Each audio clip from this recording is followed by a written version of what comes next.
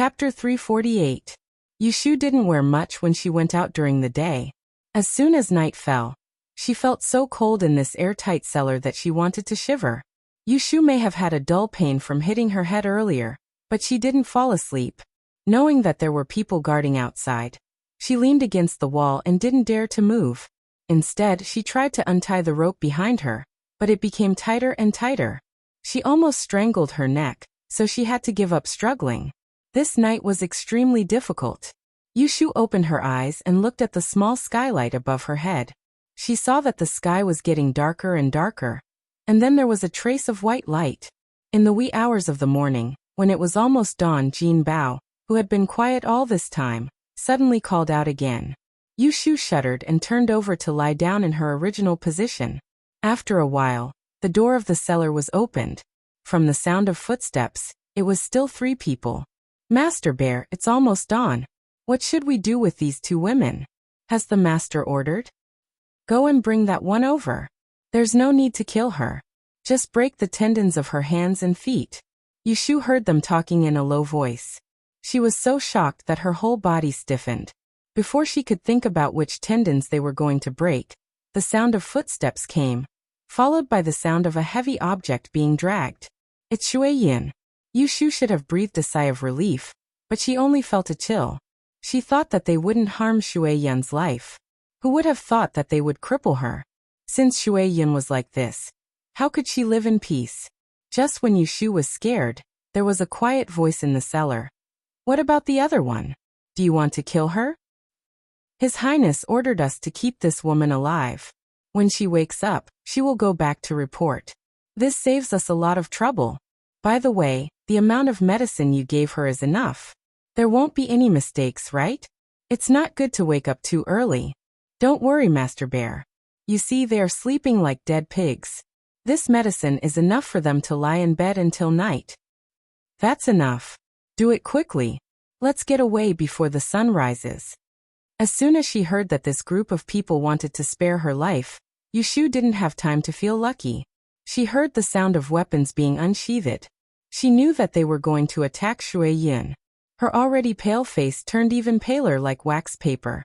Her heart was in a dilemma. It's not that she didn't want to help, but in the current situation, if she made a sound now, if he tried to stop them, he would most likely be silenced, and Shui Yin might not be able to keep her life. Perhaps there was a sliver of hope that would make these people feel fear, allowing Shui Yin to escape this calamity. But the chances were slim. How could she gamble with her own life for the safety of others? If it was for Xiaoxiao and Zhao Hui, she could protect them with her life. But Shui Yin, she was Jing Chen's junior sister. Because of Jing Chen, as Yushu's heart wavered, she suddenly remembered the divination she had given before. Water disaster, water disaster. Did this water refer to Shui Yin, who had the word water in her name? If so, wasn't it a fatal disaster? One wrong thought, and she might lose her life because of this word water. As soon as this thought came to mind, Yushu's heart was alarmed. In a short moment of hesitation, she clenched her teeth. She made up her mind and closed her eyes. She heard the sound of weapons being rubbed a few steps away. It was mixed with a few muffled groans, but she just turned a deaf ear to it. Until the tip of her nose smelled a faint smell of blood, her stomach rolled, and she almost vomited. "It's done, Master Bear. Just leave her like this. When night falls, she will be useless." "Well done.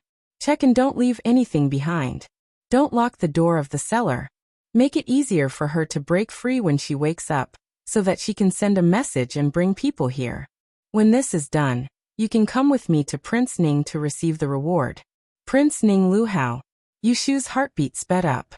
She never thought that she would be able to hear who the mastermind was. She tried to calm her breathing. When someone approached to untie her, she acted as if she was dead. She knew that if they found her awake now, even if she had 10 lives, she wouldn't be able to be silenced. But after a moment, Yushu's heart was in her throat, and she really wanted to faint. "All right, it's almost dawn. Let's go." The footsteps gradually faded away, and the cold wind came in through the crack of the cellar door. Yushu shivered and silently counted 100 times in her heart. When she was sure that those people had really left, She took a deep breath and struggled to get up from the ground. She desperately pulled the ropes on her body and spat out the cloth in her mouth. With the help of the faint light, she tremblingly crawled to Shui Yun's side. Shui Yun. Yushu called her in a low voice while feeling her hands and feet. When she touched them, she felt that her hands were sticky, making her heart cold. That knockout drug was really powerful. She was injured like this, but Shui Yun didn't show any signs of waking up. Anyway, her godfather was a doctor. They usually chatted, so Yushu knew a little bit about the key to saving people. She forced herself to calm down, untied the sweat towel on her waist, and tore it into several pieces with her teeth. She searched for Shui Yun's wrists and ankles and tied them up tightly. This way, even if they didn't work, they could still buy time. Kim Bao came out from the crack of the wall and didn't dare to come close, shouting around her. After settling Shui Yun, Yushu sat on the ground and gasped for breath for a while. Because of dizziness, she reached out and hit her head a few times. She didn't dare to delay and wanted to quickly escape and ask for help. She grabbed Kim Bao with one hand and stuffed him into her arms. She climbed to the entrance of the cellar and opened the door. She turned her head to look at the limp figure on the ground. After hesitating for a moment, she turned her head and climbed out. It was not that she didn't want to escape from this damn place with Shui Yun, but Shui Yun was in such a condition. The tendons of her hands and feet were broken, and she was unconscious. If she moved here and there, she would only waste more time. When Yushu climbed out of the cellar, it was already dawn. She looked around at the strange environment and recognized the direction. Then she stumbled along the path to the west. It seemed to be the backyard of a rich family, but she didn't know why it was deserted. The road was overgrown with weeds and wild crows. Yushu calculated the direction of the life gate and the death gate. She successfully found a dilapidated back door and escaped. Shui Rui and Lu Tan waited for the news in the Forgotten Machine building for an entire night. Unfortunately, that group of people was very clean. They only managed to find a few clues, but they gave up halfway. Even until dawn, they still couldn't find out the whereabouts of Yushu and Shui Yun. When they guessed that Jing Chen had already left the palace, Shui Rui and Lu Tan hurried to the princess's residence on horseback. Around 7 a.m., the two were waiting anxiously in front of the front hall. Lu Tan couldn't help but suggest, "Why don't I wait for him outside the palace?" Shui Rui's face was gloomy. Obviously, he was losing his patience. Wait a little longer. After a while, they finally saw a figure striding from the direction of the gate. It was Jing Chen, who had just left the palace and returned to the mansion. He heard the urgent report from the gatekeeper. "Martial uncle." Lu Tan hurried to greet him. He didn't care about etiquette and dragged Jing Chen into the hall. He ordered the guards to guard outside and slammed the door. Jing Chen got up early in the morning. He looked at the morning stars on the way and felt something was wrong. Just now, he vaguely heard that someone was missing at the door. Now seeing Lu Tan's flustered look, the first thing he thought was that something had happened to Shui Yun. What happened? Where is Shui Yun? Lu Tan had always been mature. At this moment, he couldn't help but show a bitter face. "Martial uncle, youngest martial aunt has been taken away." "What?" Jing Chen was shocked. He pressed on Lu Tan's left shoulder and asked in a low voice, "When did this happen? Who took her away? Tell me quickly." Shui Rui stood at the side and didn't interrupt. Lu Tan was ashamed and angry. He said, "This is all my fault. Youngest martial aunt went with me to the Twin Sons Society and ruined the limelight of my brothers. They must have been dissatisfied because of this, so someone took advantage of her going out yesterday to take her away. Now we don't know if she is alive or dead. She was taken away with her." Shui Rui said with a cold face. It was understandable that Lu Tan didn't care about Yushu, but Jing Chen couldn't be indifferent to Yushu's danger. He clearly saw how much Yushu cared for Jing Chen. Even if he couldn't get what he wanted, he couldn't tolerate others not cherishing this feeling. As expected, Jing Chen's complexion greatly changed. Now that he knew that two important women were in danger, he could no longer maintain his calm demeanor. A cold light flashed in his eyes, and he didn't pursue the matter of Lu Tan telling him a night late. He immediately turned around to leave. "Martial uncle, where are you going?" I'm going to the palace to report to His Majesty. Since it was His Highness who took action, then let them release her. It wasn't that Jing Chen was very scheming, but he was naturally quick-witted. That was why he could think of the key point so quickly and find a countermeasure. Wait, Shui Rui reached out to stop Jing Chen. He wasn't in a hurry to let him leave. He said, if Daozi intends to enter the palace like this, do you know how to speak in front of His Majesty? If you say the wrong thing, I'm afraid you won't be able to save them, but will harm them instead. This was also the reason why Shui Rui let Lu Tan delay for one night and wait for Jing Chen to return to the Fu this morning before making plans. He already had a candidate in mind regarding who was the mastermind this time.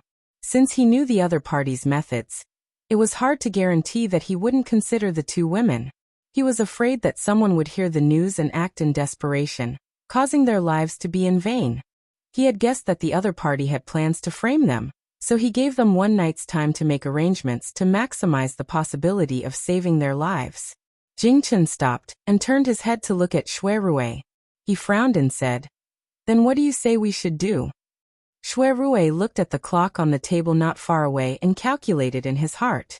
He said, it's only past the hour of the morning and the officials have just started court. Today's court session will end in 2 hours.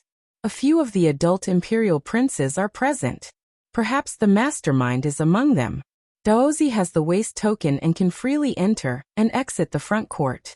I will rush with you to the Hall of Tai Brilliance to meet His Majesty in court and tell the whole story.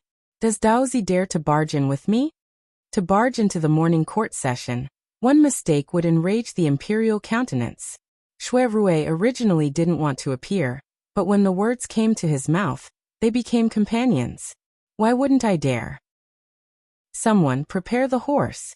Jing Chen turned and walked away in quick steps. Shui Rui turned his head and exchanged a look with Lu Tan. He said in a low voice, Your Highness, stay here. There's no need to wait for us. If there's any news, send someone to look for them as soon as possible. Don't delay. In front of His Majesty, I will handle it properly. Lu Tan thought that Shui Rui's actions were planned for him. He felt very grateful and nodded his head. He sent them to the door and watched them leave quickly. Not long after they left on the South Street in the morning mist, a thin figure was holding on to the top of the wall and hobbling towards the door of the Princess Fu. Chapter 349. Let's not talk about how Jing Chen and Shui Rui entered the palace to disturb the court. After Yu Shu escaped from the cellar, she found herself in the north of the city. The first thing she thought of was to go to the princess mansion to ask for help. In the early morning, not even a covered carriage could be seen on the street.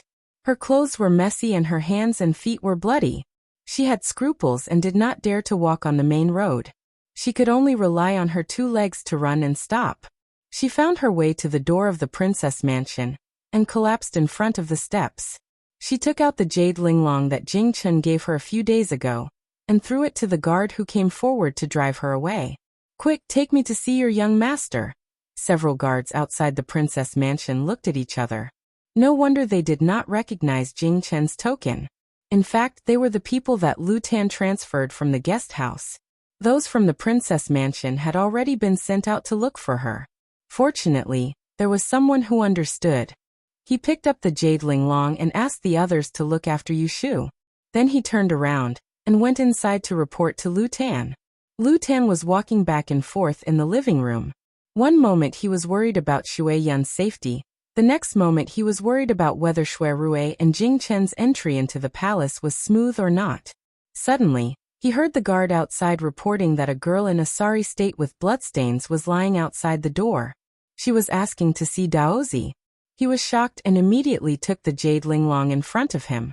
Seeing that it was a pass from the princess mansion, he already had an 80% guess about the girl's identity. He was about to walk out.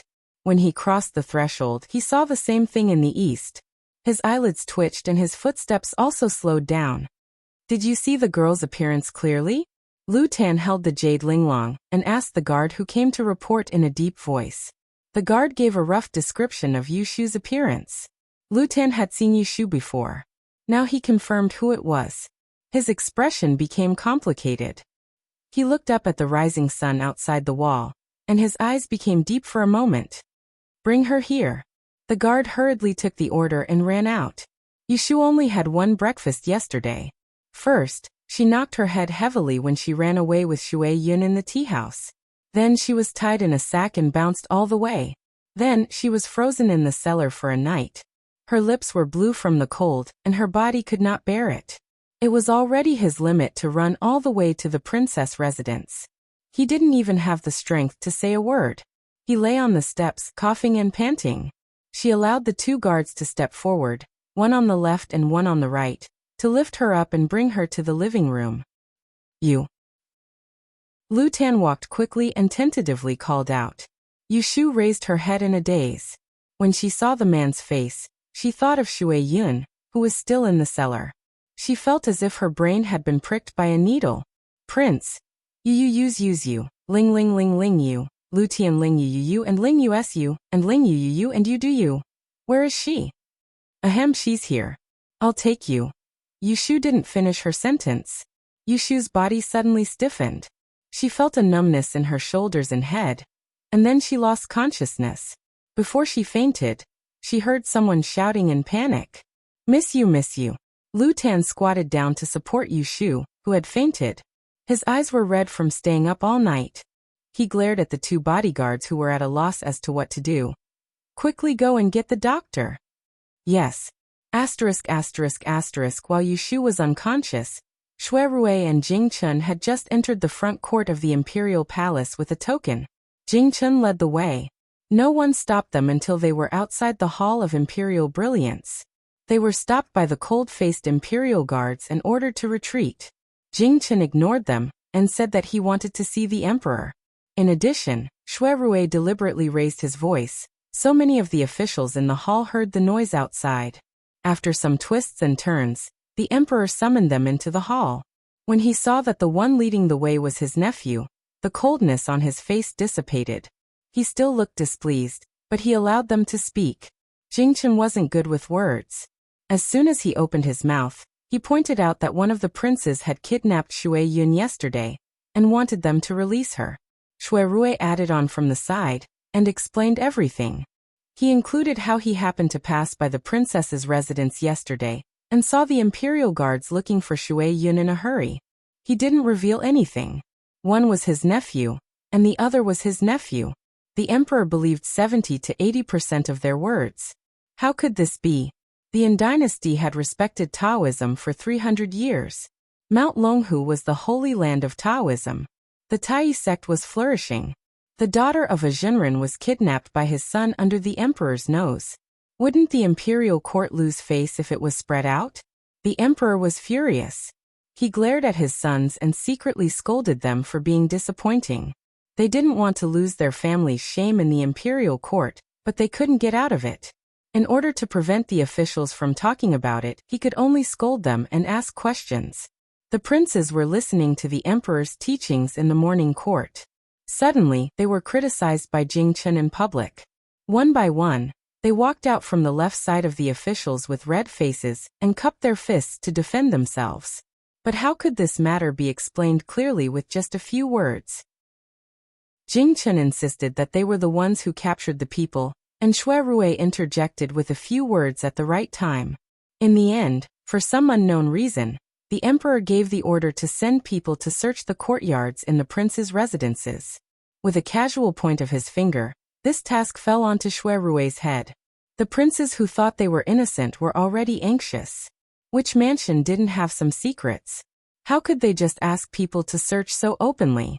However, the emperor's words were like gold and jade. The imperial edict had been issued. Who dared to disobey it? Even though the officials in the imperial court wanted to persuade them, they were afraid of getting into trouble. They wanted to say something, but they didn't dare to do so. As a result, the unlucky princes were left in the Hall of Tai Brilliance, waiting for people to come to their courtyards. Lu Haojing was among them. Compared to his other brothers, he was much more indignant and wronged after being suspected by the emperor. However, when his gaze swept past Shui Rue and Jing Chun, a trace of coldness unconsciously flashed past his eyes. He had not expected that these two people would make a ruckus until the morning court session. and it disrupted his original plans.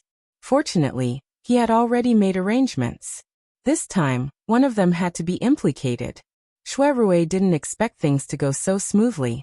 He came without an announcement and intruded into the morning court. He had come with the intention of getting beaten. Who knew that the emperor didn't even scold him? Instead, he said everything and went along with Jing Chen. A trace of suspicion was buried in Shui Rui's heart, but he didn't think too much about it. He glanced at his grandfather, who was standing at the head of the officials from afar.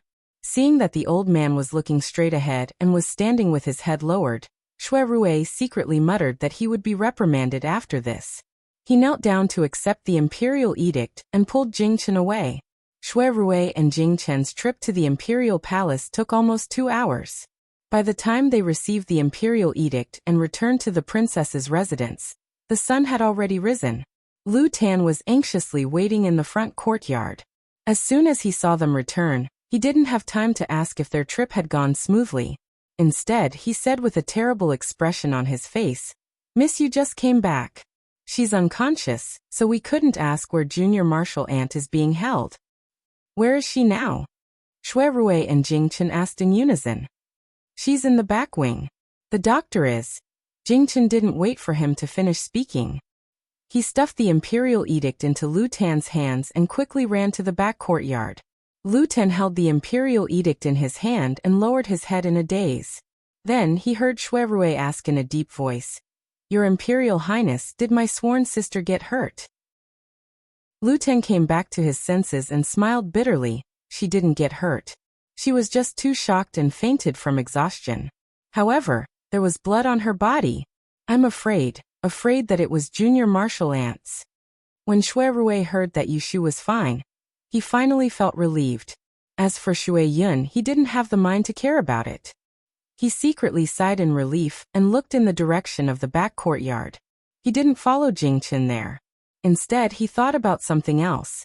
His expression changed, and he pressed down on the imperial edict in Lu Tan's hand. In a low voice, he told him what had happened in the morning court. Lu Tan's eyebrows twitched as he listened. In the end, his voice changed in surprise. "Imperial father ordered you to search their residence?" Shui Rui nodded. Lu Tan hesitated. "It's good if Miss Yu is awake. She can show you the way and save you the trouble of offending people. However, we don't know when she will wake up. If we delay for too long, I'm afraid that Junior Marshal Aunt will be in trouble." Aye. Shui Rui saw that he was in a dilemma. He frowned and opened his mouth to persuade him. However, he suddenly remembered the advice of his grandfather, Shui Lingnan, so he didn't say anything and waited for him to make a decision. Lu Tan saw that Shui Rui didn't want to answer. He hesitated for a moment, gritted his teeth, and pushed the imperial edict forward. A touch of determination appeared between his eyebrows. "Thank you, cousin." Shui Rui looked at the young man in front of him who seemed to have grown a few years older overnight. In his memory, there was always a quiet and clingy child beside imperial concubine consort. His vision became blurred. He gently pursed his lips and his eyes flashed. He took the edict in his hand and said softly, "I'll arrange it. Your Highness, listen to me." Lu Tan looked at him gratefully. He didn't know why. Looking at Shui Rui's back as he left, the previous struggle and regret in his heart disappeared. Holding the imperial edict in his hand, Shui Rui led a few groups of imperial guards to search from the prince's mansion in the north of the city. They searched the mansions one by one. And in addition to the clues they already had, they finally found Shui Yin in the cellar of a deserted mansion in the evening. And this mansion was under the name of the fourth prince, Jiao Wang Lu Si. Shui Rui sent people to carefully carry Shui Yin back to the princess's mansion. He turned around and reported to the palace. After the emperor heard this, he called Lu Si to the imperial study and smashed an inkstone on his head. Half of Lu Si's face was swollen. He was panic-stricken and didn't know what to do. He knelt down and cried out that he was wronged, but he was powerless to clear his name. In a rage, the emperor stripped him of his title and demoted him to a third-class duke. He ordered him to pack up and go to the Qianzhou in the south to reflect. At this point, the princes who had stood in the Hall of Tai Brilliance for a whole day were allowed to leave the palace and return to their mansions. After Shui Rui reported his orders, he brought along 2 imperial physicians and rushed back to the princess's mansion without stopping. He followed the servants to the wing room in the backyard to treat Shui Yun. On the way there, he inquired about Shui Yun and found out that Yu Shu was still unconscious. Yu Shu and Shui Yun were arranged to live in the same courtyard. There were 2 doors on the east and the west. At a glance, Shui Rui knew that the person lying in the room Lu Tan was guarding outside the door was Shui Yun. He glanced at the deserted room outside the door and hesitated for a moment. Then he went to Lu Tan and comforted him. Lu Tan's expression was gloomy. He smiled bitterly at Shui Rui and blamed himself. Martial uncle is inside to treat youngest martial aunt. He said that it would be difficult for her to walk for the rest of her life. Fortunately, Miss Yu stopped her bleeding. Otherwise, her hands and feet would have been crippled. Chapter 350. When the moon was in the middle of the sky, Yu Shu woke up. She groaned and opened her eyes to see the dim yellow gauze curtain above her head. There was an unfamiliar fragrance in the quilt on her body, which made her realize that this was not her bedroom. Cough, cough. There was phlegm in her throat, so she couldn't help but cough. She wanted to sit up, but she vaguely heard a man's low voice outside the room. Then the door was pushed open, and a man ran to her and hung up the bed curtain. With the candlelight in the room, Yu Shu saw a young face. Yindo? In a daze, Yu Shu looked at her maidservant who shouldn't be here. She stretched out her hand for the maidservant to support her, and put a pillow behind her back. Miss, you're awake. I'll pour you some water. Yindo's eyes were red. She tucked Yu Shu in the quilt and hurriedly picked up the soup and tea that was simmering on the stove. She held the cup and fed it to Yu Shu's mouth. Yu Shu felt that her mouth was dry, so she took a small sip and took a breath. She felt a slight pain in her head. Her eyes were dull for a while, and she said, "Where is this?" "Miss, we are in the princess mansion." Yindo answered carefully. The princess mansion. Yu Shu suddenly looked over and sat up straight. She looked at the hazy night outside the window and said with a pale face, "The 9th prince, Jing Chun, cough, cough, cough." Shui Yun, Yu Shu was too anxious to speak, so she coughed hard. She blushed and wanted to get out of bed. Yindo was shocked and didn't know whether to stop her or not. At this time, a voice came from outside the door. The tone was gentle, but it was clearly conveyed with a sense of comfort. "Ah Shu, you don't have to panic. Miss Shui has been saved." "Big brother?" Yu Shu asked uncertainly, looking at the swaying figure on the door. "Yes, it's me." Yu Shu seemed to be emptied. She lay back down, panting, and closed her eyes. He asked softly, "How is she?" Standing behind the door, Shui Rui can almost imagine Yu Shu's hesitation at the moment. After a moment of hesitation, he avoided the topic and dwelled on the trivial. "There are Daozi and imperial physicians taking care of Miss Shui, so you don't need to worry about her. You should take care of yourself first. Lie down for a while, I'll call the doctor over." There was no sound in the room. Shui Rui paused for a moment. As he had been standing there for too long, his legs were a little numb. He had to take a few slow steps before his qi and blood flowed smoothly. Yindo stood at the head of the bed and timidly looked at Yu Shu's sallow complexion. She timidly said, "Miss went out yesterday and didn't come back. Master and Madam were worried. It was Mr. Shui who sent a letter last night. I hid it from foreign and told Master that you lost your footing and fell into the river. Today, I brought this servant over to take care of you." Master originally wanted to follow, but he was persuaded by Mr. Shui. Yu Shu was not surprised that Shui Rui would come forward to help her lie. After all, the matter of her and Shui Yun being taken away had a lot of implications. How could it be spread around? Moreover, from Shui Rui's tone, Shui Yun's situation didn't seem to be good.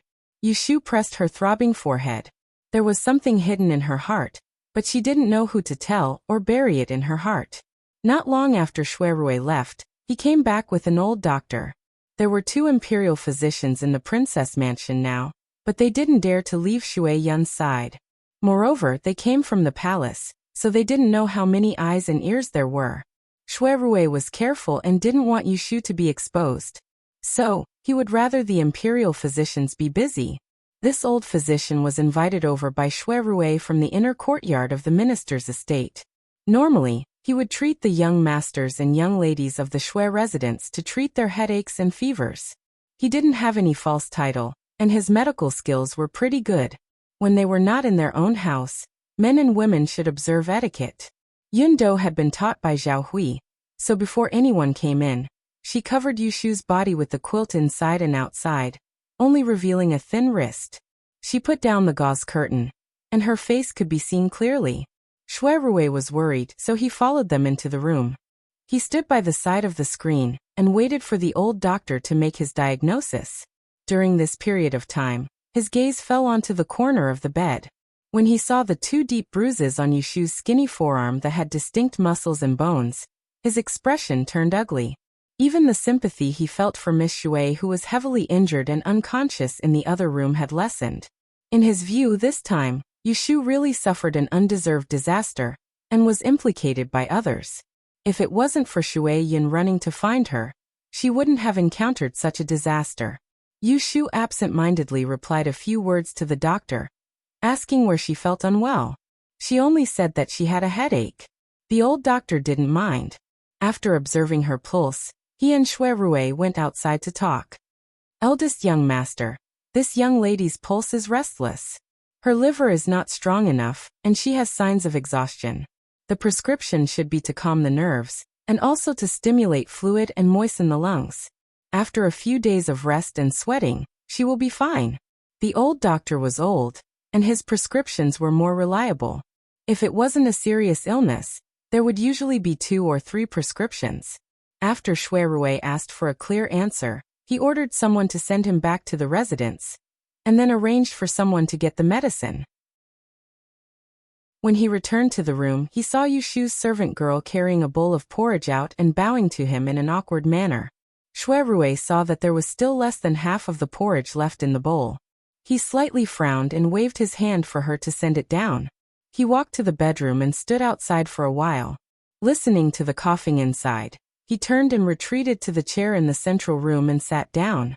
Even if he had something to ask Yushu, he didn't want to do it at this time. He would wait until she felt better tomorrow.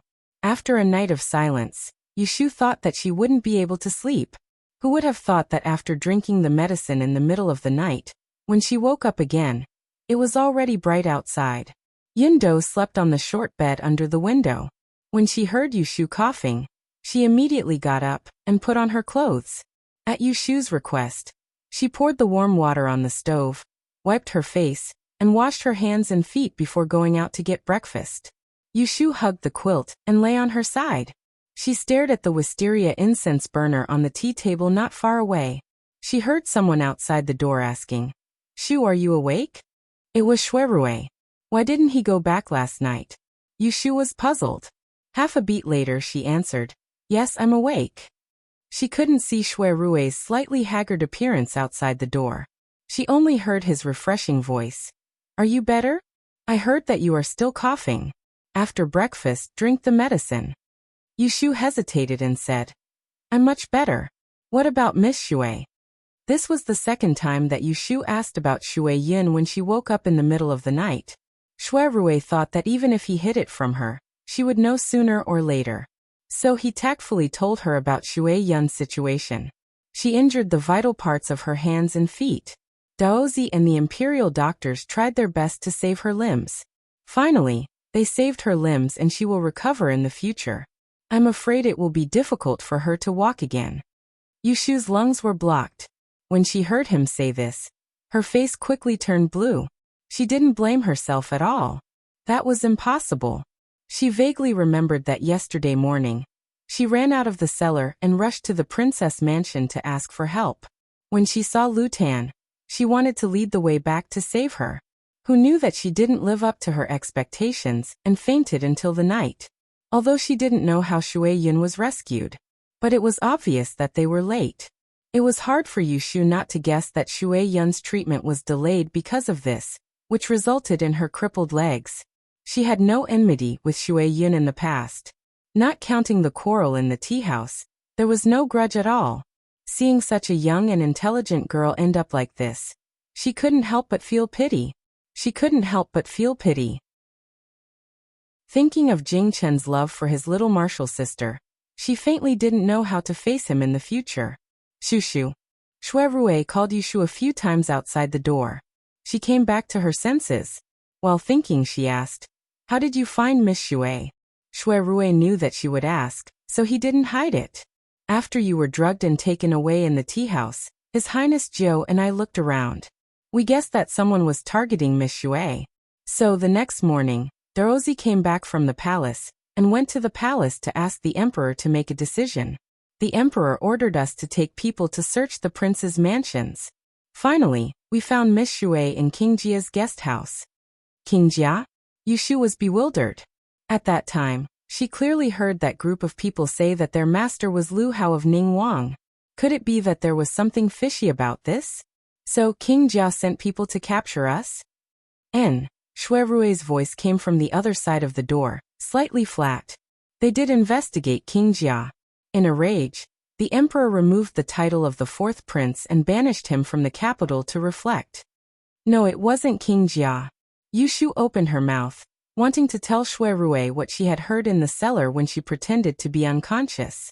The words were on the tip of her tongue, but she suddenly became alert and swallowed them back. No, she couldn't say it. Things had gotten to this point.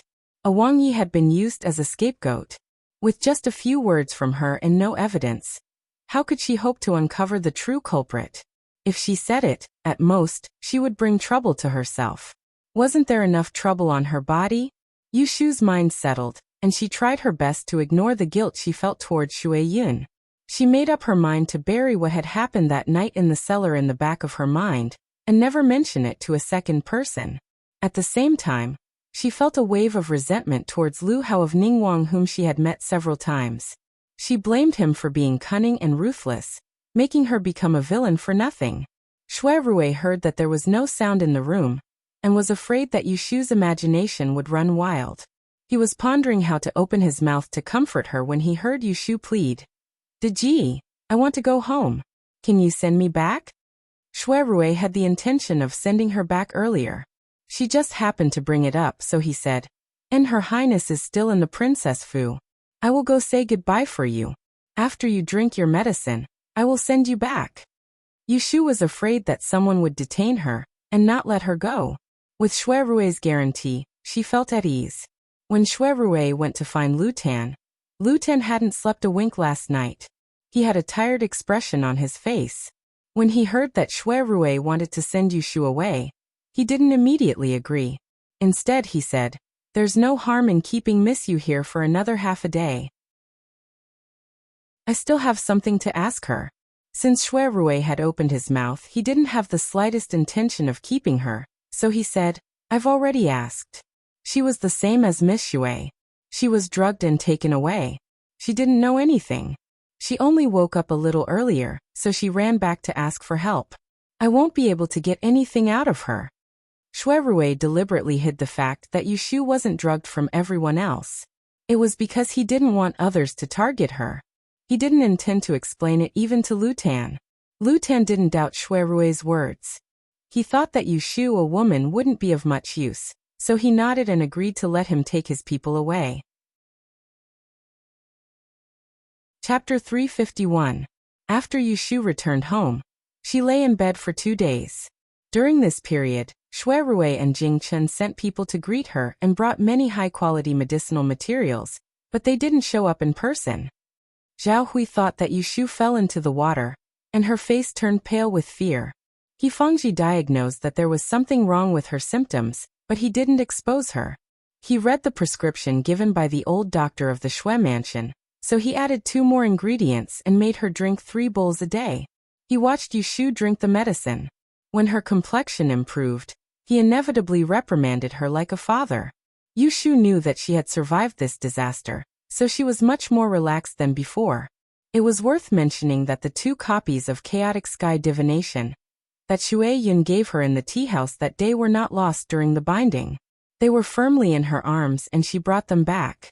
However, because of Shui Yun, Yushu was not in the mood to read them for the time being. She put them in the cabinet and locked them up, waiting to see Jing Chen. Kim Bao made another contribution this time. Although Yushu couldn't fulfill her promise to make a golden nest for it, She released the golden abacus given by Pei Jing for it to play with. The cut on Yu Xiaoxiu's head just healed a few days ago.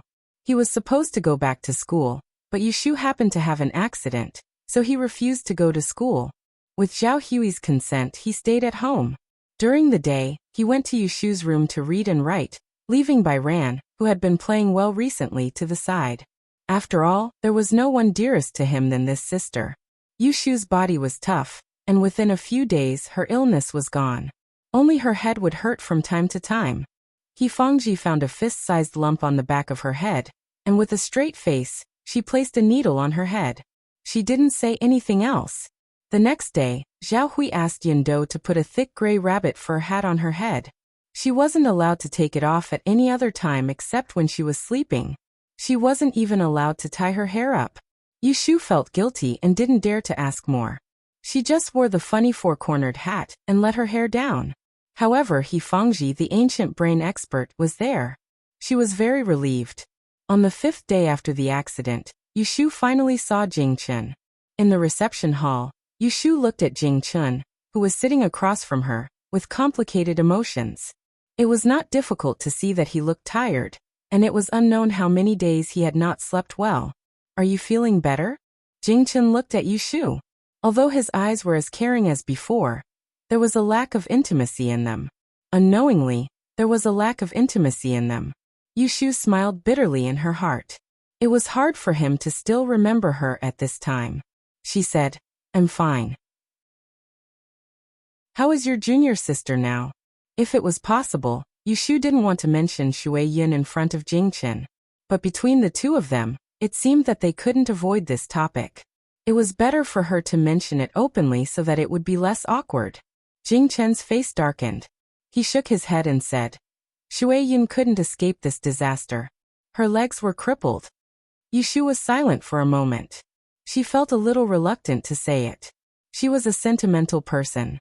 She couldn't be more honest with Jing Chun, who was her best friend. She was too pitiful. "Actually, Miss Shui's situation is all my fault. It was a delay. That day when I went to the princess mansion to ask for help, if I could have held on for a quarter of an hour and brought people to find her earlier, maybe you could have saved her in time. She wouldn't have been crippled. I'm sorry." Yushu's apology came out. The breath that had been stuck in his lungs for many days. Finally, she vomited it all out. She thought that Shui Yun's danger had nothing to do with her. But the fact was that she had escaped unscathed, while Shui Yun had become a cripple. No matter what, this couldn't be justified. Even she couldn't help blaming herself, let alone others. To Yushu's relief, Jing Chen didn't show any resentment after listening to her apology. Instead, he said very sensibly, "It's not your fault. Shui Yun should have had this disaster. People who practice Taoism have a strong moral nature. They won't lose their will because of this. Shui Yun is fine." But she felt sorry for implicating you and her. Yesterday, when she woke up, she asked me about you and asked me to apologize to you on her behalf. Hearing that Shui Yun experienced such a disaster and could get over it so quickly, Yushu was both surprised and impressed. She said, "If it's convenient, can I go to the princess mansion to visit her tomorrow?" Who knew that Jing Chen also had the same idea? "It's just right. Shui Yun also wants to see you, so she asked me to invite you." Yushu's eyes flickered. She thought that Shui Yun must have thought that she would mind her aggressiveness in the tea house that day. So she asked Jing Chen to come in person. It seemed that Jing Chen didn't know what they talked about in the tea house that day. Nodding, Yushu also didn't intend to tell Jing Chen about the conversation that day. Instead, she told him another thing. "A few days ago, Miss Shui sent me the astrolabe you mentioned, as well as the 2 copies of Astrolabe Divination that you copied." Jing Chen said, "You can take a look at the copy first. It's best to memorize it from the beginning. As for the astrolabe, I'll have time to teach you how to recognize it after this period of time when Shui Yun's injury gets better." "All right." Yushu comforted him in a gentle voice. "Miss Shui has no relatives in Anling City. You are the only senior brother she can trust. Even if she is sad and depressed, she can only talk to you. You should accompany her more these days, so that you can enlighten her at any time. I'll visit her tomorrow morning. I have nothing else to do here." You can go back first. Yushu tactfully asked him to leave. Regardless of whether Jingchen had anything else to say, she got up to send him off. And because Jingchen was concerned about Shui Yun's situation, he didn't notice that Yushu was more or less alienated. "Oh right." Yushu sent him to the door. Then she remembered and said, "I don't need the treasures you lent me last time. You can take them back." Jingchen said, "You keep them. Those worldly possessions are useless to me." Yushu smiled faintly. "Then don't leave them here. I'm afraid that thieves will remember them. Wait here. I'll go get them." After that, she didn't let him refuse again. She called Yin Do to the bedroom in the backyard. She found the Guanyin statue, the Bixia sword, and the literary star scroll. She let the guards take them and carry them to the carriage. "Then I'll wait for you tomorrow." And Yushu stood at the door and watched as the carriage of the princess's residence turned around. She didn't wait for it to go far before she turned around and entered the courtyard.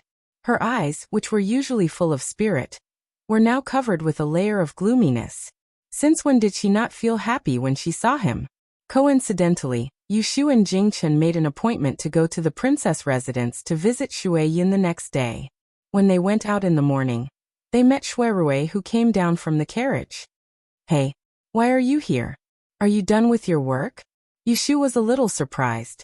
Shuirui sent Lao Chui to send her some herbs the day before yesterday. The letter said that he was busy recently, so he couldn't come to see her. He asked her to take care of him. Shuirui first looked at her complexion. Seeing that her complexion was rosy, he smiled and said, "Not yet. I'm just passing by here. So I came to see you." As he spoke, he carefully looked at Yushu again. He saw that her long hair was hanging softly at the back of her head, and she was wearing a gray fur hat that covered her entire forehead. Her bangs were black and tidy. Only a pair of almond-shaped eyes could be seen. She looked like a naive mole. Although she looked a little ridiculous, she was so cute that she looked a lot younger. He raised his hand and pressed on the brim of her hat. He said intimately, "Why did you come out like this?" Yushu also knew that her image was not good. She awkwardly stroked her hair and muttered, "There is a bump on the back of my head. Godfather said that I can't be exposed to the wind. He didn't let me pull my hair, so I wore a hat." "You knocked your head?"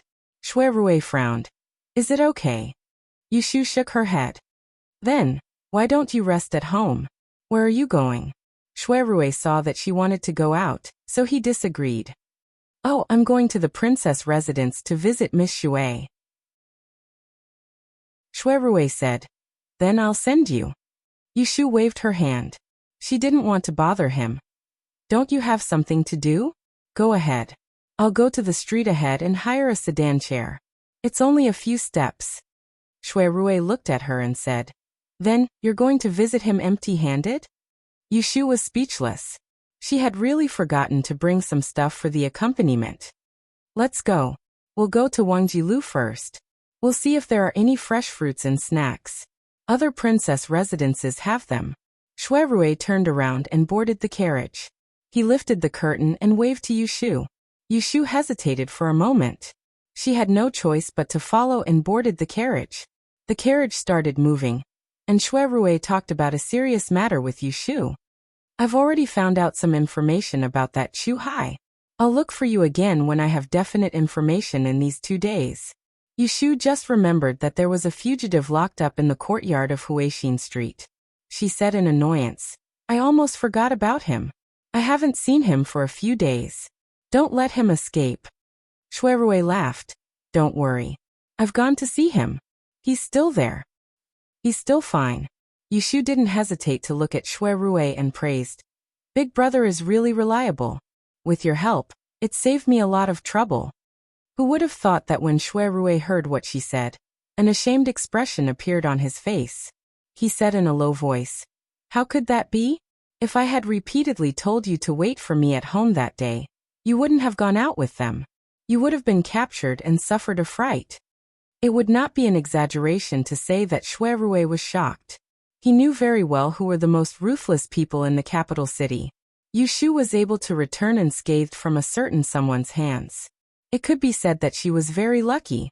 Seeing that he couldn't blame himself, Yushu hurriedly said, What does this have to do with you?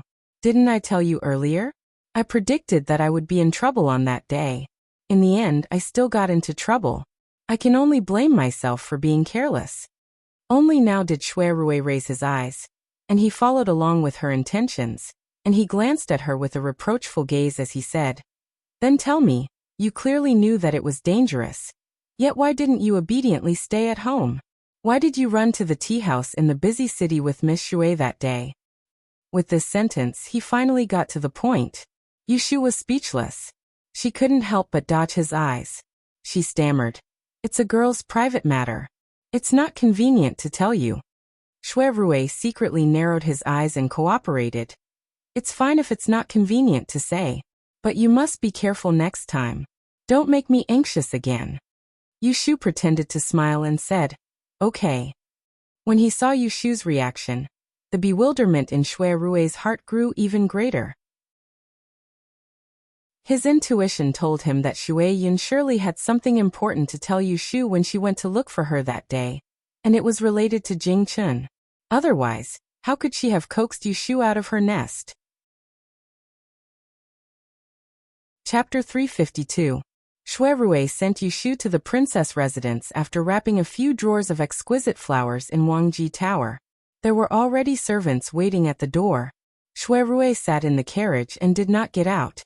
He only let Lao Chui leave after he saw Yushu being led into the door. After visiting the princess's mansion again, Yushu was no longer in the mood to covet the row of royal court wood planted horizontally in the front yard. She followed the servants through the garden corridor and came to an independent hexagonal embroidery building in the backyard. There was a pair of graceful maids standing at the door. The one on the left bowed to Yushu and said, "You must be Miss Yu. Please come in with me. Young master is waiting upstairs." Yushu nodded and followed them through two purple cloud cabinets. This embroidery building was decorated very elegantly. Obviously, it was specially built for a beautiful woman. She guessed that it was the favorite residence of the late Princess Royal Liyue. Even the calligraphy on the wall had an ancient charm. It was a pity that Yushu didn't know how to appraise, so she passed by without paying much attention. "Young master, Miss Yu is here." On the second floor, the maid stopped at the door of the bedroom to report. Hearing the response from inside, she rolled up the curtain and invited Yushu to come in. When Yushu came in, Jing Chen had just fed Shui Yin medicine. He turned around with a porcelain bowl in his hand, revealing a pale girl lying on the bed. Her red and swollen eyelids were slightly closed, and she seemed to be asleep. Yushu stood at the door and hesitated. She was afraid of waking up Shui Yin. "Come in, she is not asleep." Jing Chen saw Yushu and signaled her to come in. "Okay." In the end, Yushu still walked in and stopped 4 or 5 steps away from the foot of the bed. As soon as she stopped, Shui Yin opened her eyelids without warning and met Yushu's eyes. She blinked and revealed a weak smile. "You're here." Yushu felt strange seeing her like this. Yesterday, she heard from Jing Chen that Shui Yin was not worried. She thought that this little girl was pretending to be strong. Now that he saw her, she didn't seem to be complaining at all. In her previous life, she took care of Yu Lei, whose legs were paralyzed. She had seen her younger brother's depressed and suicidal side. How could she be like Shui Yin, who calmed down in just a few days? "Senior Marshal brother, I'm in better spirits today. It's rare for Miss Yu to visit me, so I want to talk to her. You've been busy since morning and haven't had breakfast yet. You should go now." Shui Yin gently sent Jing Chen away. Yushu understood that she had something to say to her in private, so she said to Jing Chen, "I will accompany you here. You should go and eat something." Jing Chen nodded at Yushu and took the bowl of medicine downstairs. Now there were only Yushu and Shui Yin in the large bedroom. The door was separated by a screen, so the maidservants guarding outside the door couldn't hear their conversation, unless they pressed their ears against the door. However, the servants of the princess's residence were all carefully selected from the imperial palace, so they wouldn't be so unruly. "Sit." There was an armchair next to the bed. Shui Yin motioned for Yushu to sit down. She slightly twisted her neck and faced her. Her eyes swept over her face.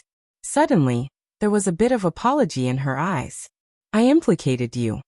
Yushu didn't know how to respond. She was indeed implicated, but compared to Shui Yun's fate, what else could she complain about? Shaking her head, Yushu could only say, I came today to apologize to you. That day, I escaped first. Originally, I went to the princess's residence to find someone to save you, who knew that I would faint and couldn't save you in time. I'm really sorry. After hearing Yushu's blame, Shui Yun didn't blame her. Instead, she looked at her meaningfully and faintly said, There's no need for you to feel guilty. I should thank you. If it weren't for you, I'm afraid I wouldn't have been able to escape this time. How could I have kept my life? There was a hidden meaning in her words. Yushu cleverly heard that there was something wrong. When she saw the lucky expression on Shui Yun's face, she immediately became suspicious. Does Miss Yu know that it's a tribulation? Shui Yun asked inexplicably. Without waiting for Yushu to speak, she muttered to herself. The so-called tribulation is a great disaster. The so-called number is a fixed number. It means that it's hard to escape a great disaster. It's not easy for us Taoist disciples to cultivate. We know that there are 3 great tribulations in one's life. One is death, one is wealth, and one is sex. Only 1 in 1,000 people can escape these 3 great tribulations. If one is lucky enough to escape, then one's good fortune and longevity will increase by 1 level. After a great disaster, one will be fortunate. This time, I came down the mountain to experience the death tribulations. Yushu had heard about Shui Yun when she asked Jingchen to borrow the yellow frost stone. Now that she mentioned it again, it seemed that there was a hidden story. My father, Taoist Master Huai Yun, has been cultivating for 50 years. He studied the 3 great tribulations and was able to see through them. He predicted that senior martial brother and I would each have a tribulation. Even if there was an entanglement between us, senior martial brother's tribulation was the death tribulations. A few months ago, my father asked me to go down the mountain to find senior martial brother, in order to break our tribulations. He said that if I could find the one related to the death tribulations in him, he would help me deal with the death tribulations. Speaking of this, Shui Yun looked at Yushu meaningfully. I observed senior martial brother, and it wasn't difficult to find that he had a different opinion of you. I guessed that you were the key. So a few days ago, I felt that my great tribulation was coming, so I avoided senior martial brother and avoided getting involved with you. Sure enough, with a little trick, I transferred 3 parts of the tribulation to you. Only then did I save my life and escape one of the 3 tribulations.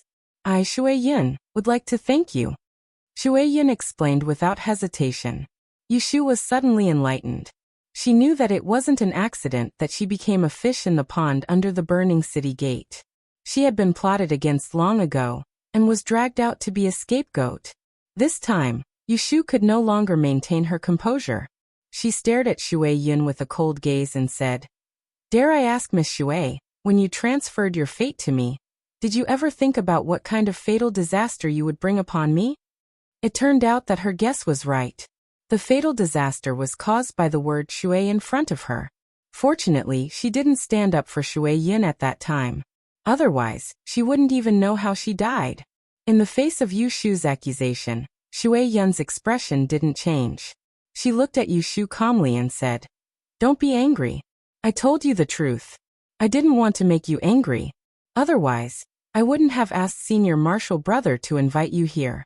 Today, I'm trying to remedy it and show you a bright path. A bright path? Yushu smiled coldly. She wasn't in a hurry to turn hostile. She wanted to see what other tricks Shui Yun had up her sleeve. Tell me, what bright path can you show me? I'm currently bedridden, and can no longer accompany martial nephew Zhongyun to the Double Sun gathering. Go in my place, Shui Yun said. Go in her place to attend the Double Sun gathering? When this thought appeared in Yushu's mind, her expression changed again.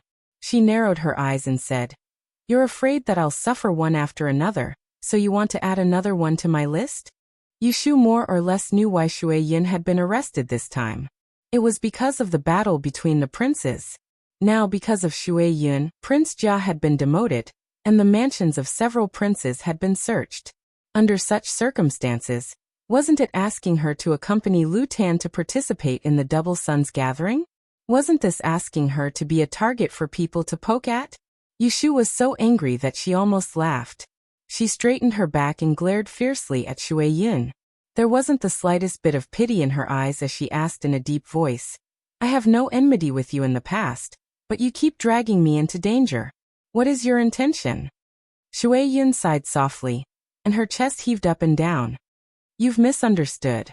I have no selfish motives in asking you to go to the double sun gathering. I just want to give you a fortuitous encounter." Now that it had come to this, how could Yushu still believe her words?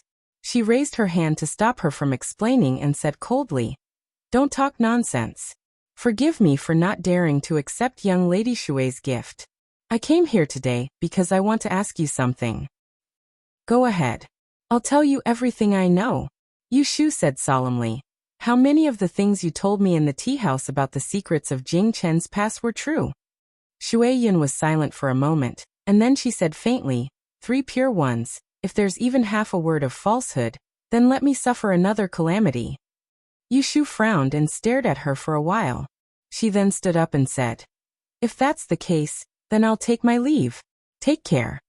With that, she clenched her fists and turned to walk out of the room filled with the strange smell of medicine. Yushu walked down the stairs with a heavy heart and saw Jing Chun, who had just returned from breakfast. "Xiaoyu, are you leaving just like that?" Yushu looked at the completely ignorant Jing Chun. She really wanted to tell him the truth about Shui Yun's scheme to deal with her tribulation, but what could she do even if she told him? Jing Chun couldn't drag her crippled junior sister out of bed to vent her anger on her behalf, right? She could see that the reason why Shui Yun dared to tell her the truth so openly was because she had no fear. She was sure that she would not say anything in front of Jing Chun, because it would be useless even if she said anything. "Okay, I'm leaving. Then I'll see you off."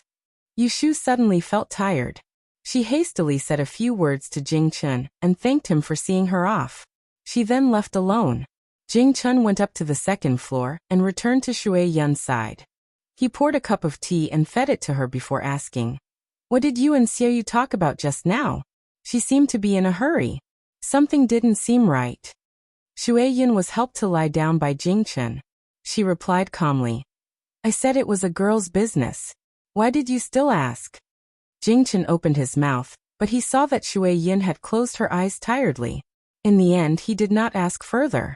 Instead, he carefully covered her with the quilt and sat back on the chair beside the bed. He picked up the ancient book on the coffee table and flipped through it while watching her sleep. Yushu still felt angry until she walked out of the door of the princess's residence. She had been calculating and calculating, but in the end, she had suffered such a big loss. She could not find anyone to settle the score with. She had nowhere to vent her anger towards Shui Yun, so Yushu was also dissatisfied with Jing Chun. She turned her head and glared at the door of the princess's residence before leaving angrily. Chapter 353. When Yushu returned home from the princess residence, the first thing she did was to take out the 2 copies of Chaotic Sky Divination from the cabinet and read them while sitting in the light. With the Greater One Dao's unique technique in her hands, Yushu previously had an awkward thought of taking advantage of others, but after seeing Shui Yun today, she finally felt that she had no qualms about it. Celestial Divination was written by Taoist Master Huaixian of Mount Longhu. This Taoist priest, who was well-read and knowledgeable about the past and present, was very organized when it came to writing. The first introduction systematically covered the content and thoughts of the entire work, and emphasized on his greatest understanding of the art of stargazing, heaven's perception. Taoist Master Huaixian believed that the heavenly Tao and the Tao of humanity were interlinked. They complemented each other and could sense each other. Heaven could interfere with human affairs, but humans could also sense the heavenly Tao. Yushu sat in front of the table for the whole afternoon and roughly skimmed through all the chapters and quotations. It was not difficult to find that the study of this strange technique could be divided into 4 stages. First, she had to learn to recognize the constellation palaces. Then she had to understand the universal astrolabe in detail. Then she had to use the astrolabe to draw. And finally, she had to think of all kinds of ingenious ideas. When it came to astrology, Yushu had been enlightened by Taoist Qingzheng in Yang City. It was not a problem for her to identify star palaces, but most of it was due to her ingenuity. She could not deduce too much information from the astrology.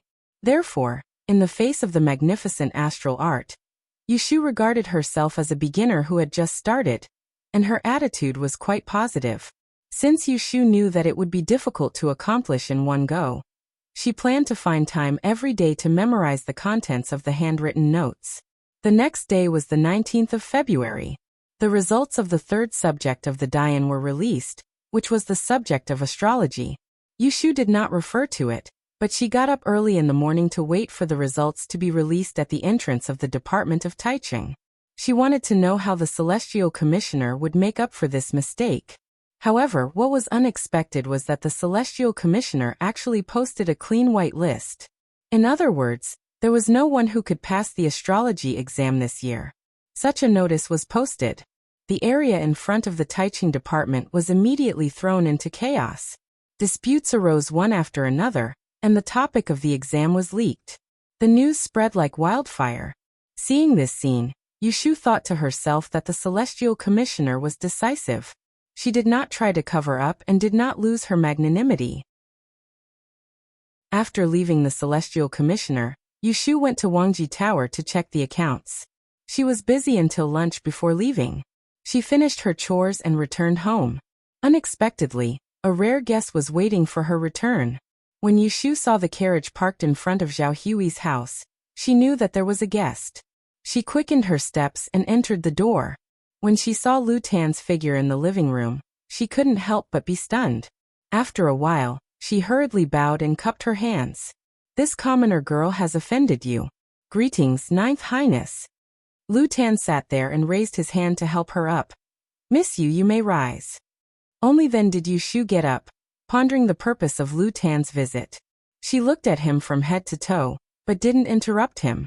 When Lu Tan saw Yushu's cautious appearance, he inwardly nodded. His expression softened as he said, "You don't have to be so formal. Sit." Yushu nodded and picked a chair not far from him. She had just sat down when Lu Tan's next words made her jump up again. "This lowly prince came here today to invite Miss to go with me to the Twin Suns gathering the next day. What do you think?" Yushu gritted her molars and cursed Shui Yin in her heart. Then she pulled out a bitter face to deal with Lu Tan. "Your Highness is really flattering me. This kind of heavy responsibility is too much for me. This commoner girl is afraid that I can't do it, and delay your official business for no reason. That would be a crime." Needless to say, Lu Tan must have been persuaded by Shui Yin to come find her. Seeing that Yushu refused without thinking, Lu Tan seemed to have expected this. He raised his eyebrows and calmly smiled at her, saying, "I won't let Miss work for nothing. If you are willing to be my guest until the end of this year's Twin Suns gathering, I will write a letter and recommend you to study at the Imperial Historian's Library." When she heard these words, Yushu's heart suddenly jumped. She looked up at Lu Tan in disbelief. Did she hear wrong? Did he just say that he would recommend her to study at the Imperial Historian's Library? Could these words be believed? That was the Imperial Historian's Library, which people from the north and south could not easily enter. Even if Lu Tan was a noble prince, he might not have a say in it. Seeing her doubt, Lu Tan was not angry. The corners of his mouth curled up as he explained. "Miss probably doesn't know. Every year when there is a Twin Suns gathering, the great tipping point will allow the princes who attend a place to enter the Imperial Historian's Library." Yushu swallowed a mouthful of saliva. She was indescribably moved. She had originally hoped to perform smoothly in this year's Dian examination, so that she could be chosen by the Celestial Commissioner and be sent to study at the Imperial Historian's Library. But she also knew that with only 3 subjects and one of them being unimportant, her hopes would most likely be dashed. Now that Lu Tan had presented this opportunity to her, she could not bear to reject it. However, there was no free lunch in this world.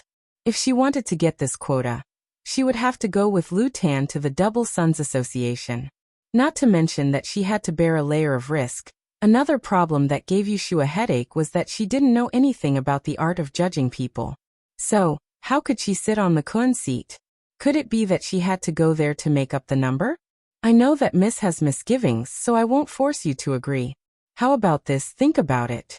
Tomorrow, I will send someone to hear your reply. Lu Tan still remembered that the relationship between Shui Rui and Yu Shu wasn't shallow, so he didn't seize the opportunity to bully her, nor did he put on a forceful attitude. He stood up after leaving these words behind. Many thanks, Your Highness. This commoner will see you off. Yu Shu lowered her head and respectfully sent this honored guest off on the carriage. Then she stood at the gate with a conflicted expression, eating the wind. With such a piece of meat thrown down, the fragrance assailed her nostrils. Should she bite it or not? Under this sort of difficult situation, Yu Shu quickly thought of Shui Rui, and she said in her heart, I can only discuss this matter with him before making a decision. Well, she still had to make a trip to Wangji Tower. Are you saying that the 9th prince went to find you and asked you to go with him to the Twin Sons Association, and he will give you a place to enter Taisher Library? In the evening, in the backyard of Wangji Tower, Shui Rui, who had just entered the door and had not had time to change out of his official robes, asked Yu Shu with a frown as he washed his hands. Yu Shu followed behind Shui Rui and attentively folded a dry handkerchief and handed it to him. She nodded and said, That's what he said. Big brother, do you think I should agree? Shui Rui wiped the water droplets on his hands and silently walked to the tea table to sit down. Under the candlelight, the expression in his eyes was unclear. Yu Shu waited for a while before she heard him say, I originally intended to ask him for this place. Yu Shu stupidly answered, Why do you want this place to enter Taisher Library? Shui Rui angrily glanced at her. Of course it's for you. After saying that, he did not say anything again. Yu Shu laughed dryly and looked at him eagerly, waiting for him to help her make a decision. Forget it. Since he asked first, I can't let him give it to me for free. It wouldn't be good for me to let him give it to me for free again. You should agree to this matter, Shui Rui said. But I don't know physiognomy and can't help him much. I'm afraid. Yu Shu looked at Shui Rui hesitantly. Shui Rui understood what she meant. He looked at her angrily and smiled, saying, How can I let you suffer a loss? Chapter 354. The next morning, Lu Tan sent someone to ask for a reply. Yu Shu readily agreed. The person who came said, His Imperial Highness said that if Miss Yu needs to prepare anything, you can leave it to our subordinates to handle. If there's nothing else, we will send a carriage to take Miss Tu An from the guest house tomorrow morning. Why would Yu Shu bother Lu Tan's people to run errands? She immediately declined and said that she would wait for someone to pick her up at home tomorrow morning. As soon as Lu Tan's people left, Yu Shu went out with Yu Xiaoxiu.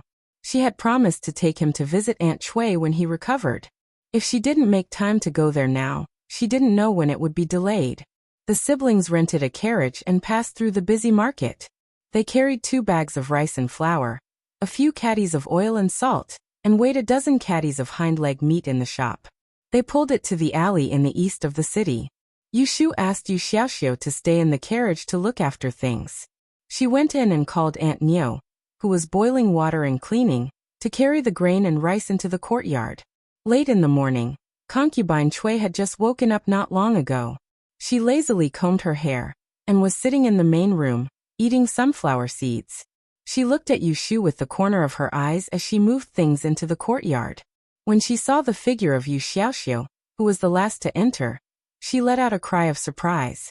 She waved the sunflower seed shells on her knees and ran up to her son in small steps. She hugged her son tightly and cried out sweetly, forcing out a few tears. You bastard, you separated our son. I thought I would never see you again. My son, you are so thin. Do you want me to die? The bastard. Yu Shu rolled her eyes and put down the oil pot in her hand.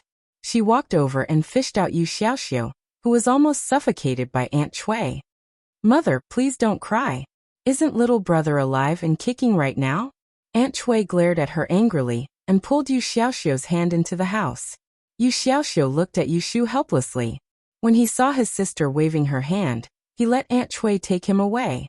Mistress Cui pulled Yu Xiaoxiu into the room and closed the door. She muttered something to herself, but Yu Shu didn't want to listen. She went to the kitchen to take a look. Seeing that all the pots, bowls, ladles, and bowls were present, it seemed like they cooked every day at home. She went out and called for her maid Xiang Sui to a corner to question her. I haven't been here for a while. How does my mother spend her days? Xiang Sui understood that both of them now had to rely on Yushu, so she was very honest in front of Yushu. Inyang sleeps until the morning every day. After breakfast, she lies in the room and talks.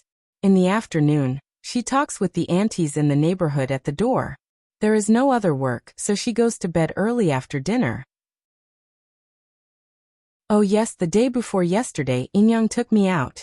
We went around the city and said, Inyang didn't let me tell you. Yushu raised her eyebrows and gave her courage. Don't worry, it will be fine. Xiang Sui stammered. From Inyang's tone, it seems that she wants to find her former master in the capital. Master? Yushu was puzzled and suddenly remembered Aunt Chui's background. Aunt Lu, who lived in a large courtyard, once mentioned to her that her mother used to be a maid in a rich family. Her and Xiaoxiu's father was a scholar.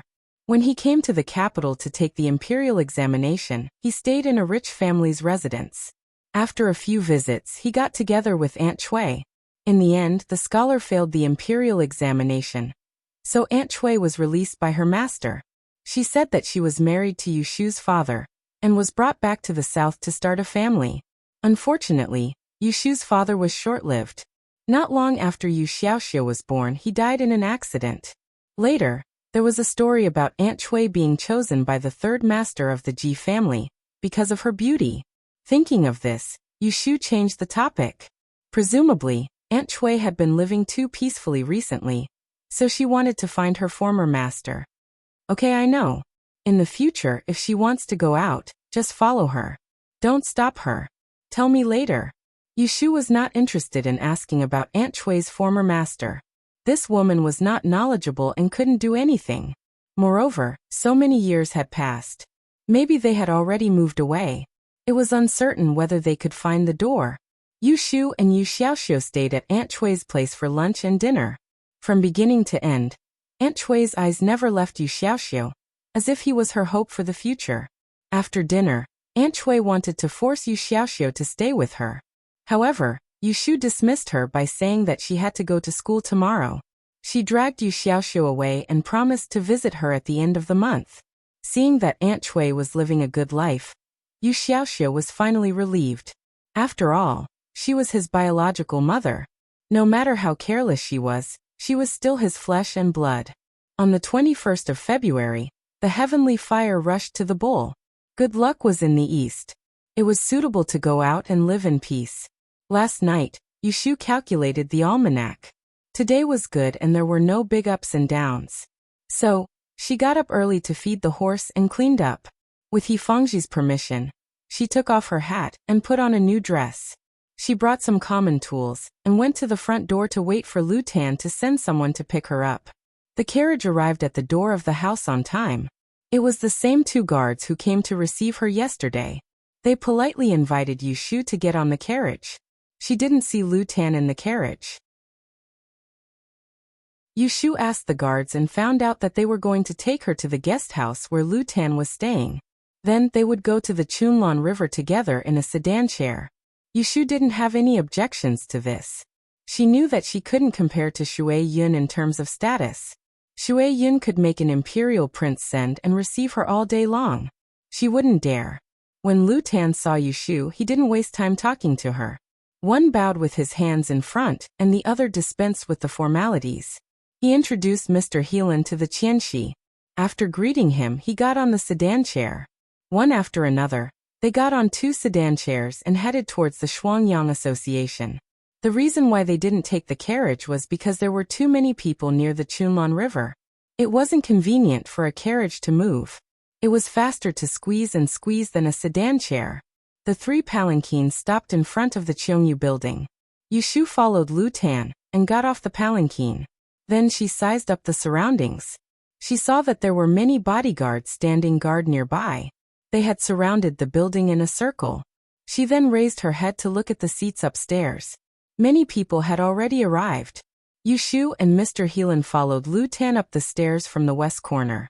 Just as they were thinking about how to kill time later, they heard Lu Tan suddenly stop and say, "The seat next to seventh brother is the young lady of the Ji family."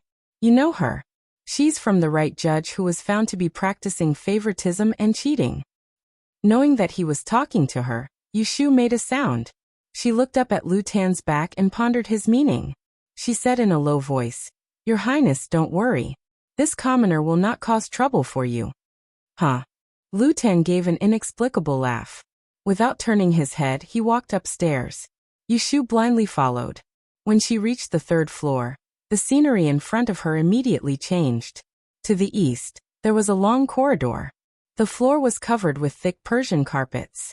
There were rows of tea tables and soft chairs. To the south, there was a railing with carved sculptures. Facing the Chunlan River, the view was vast.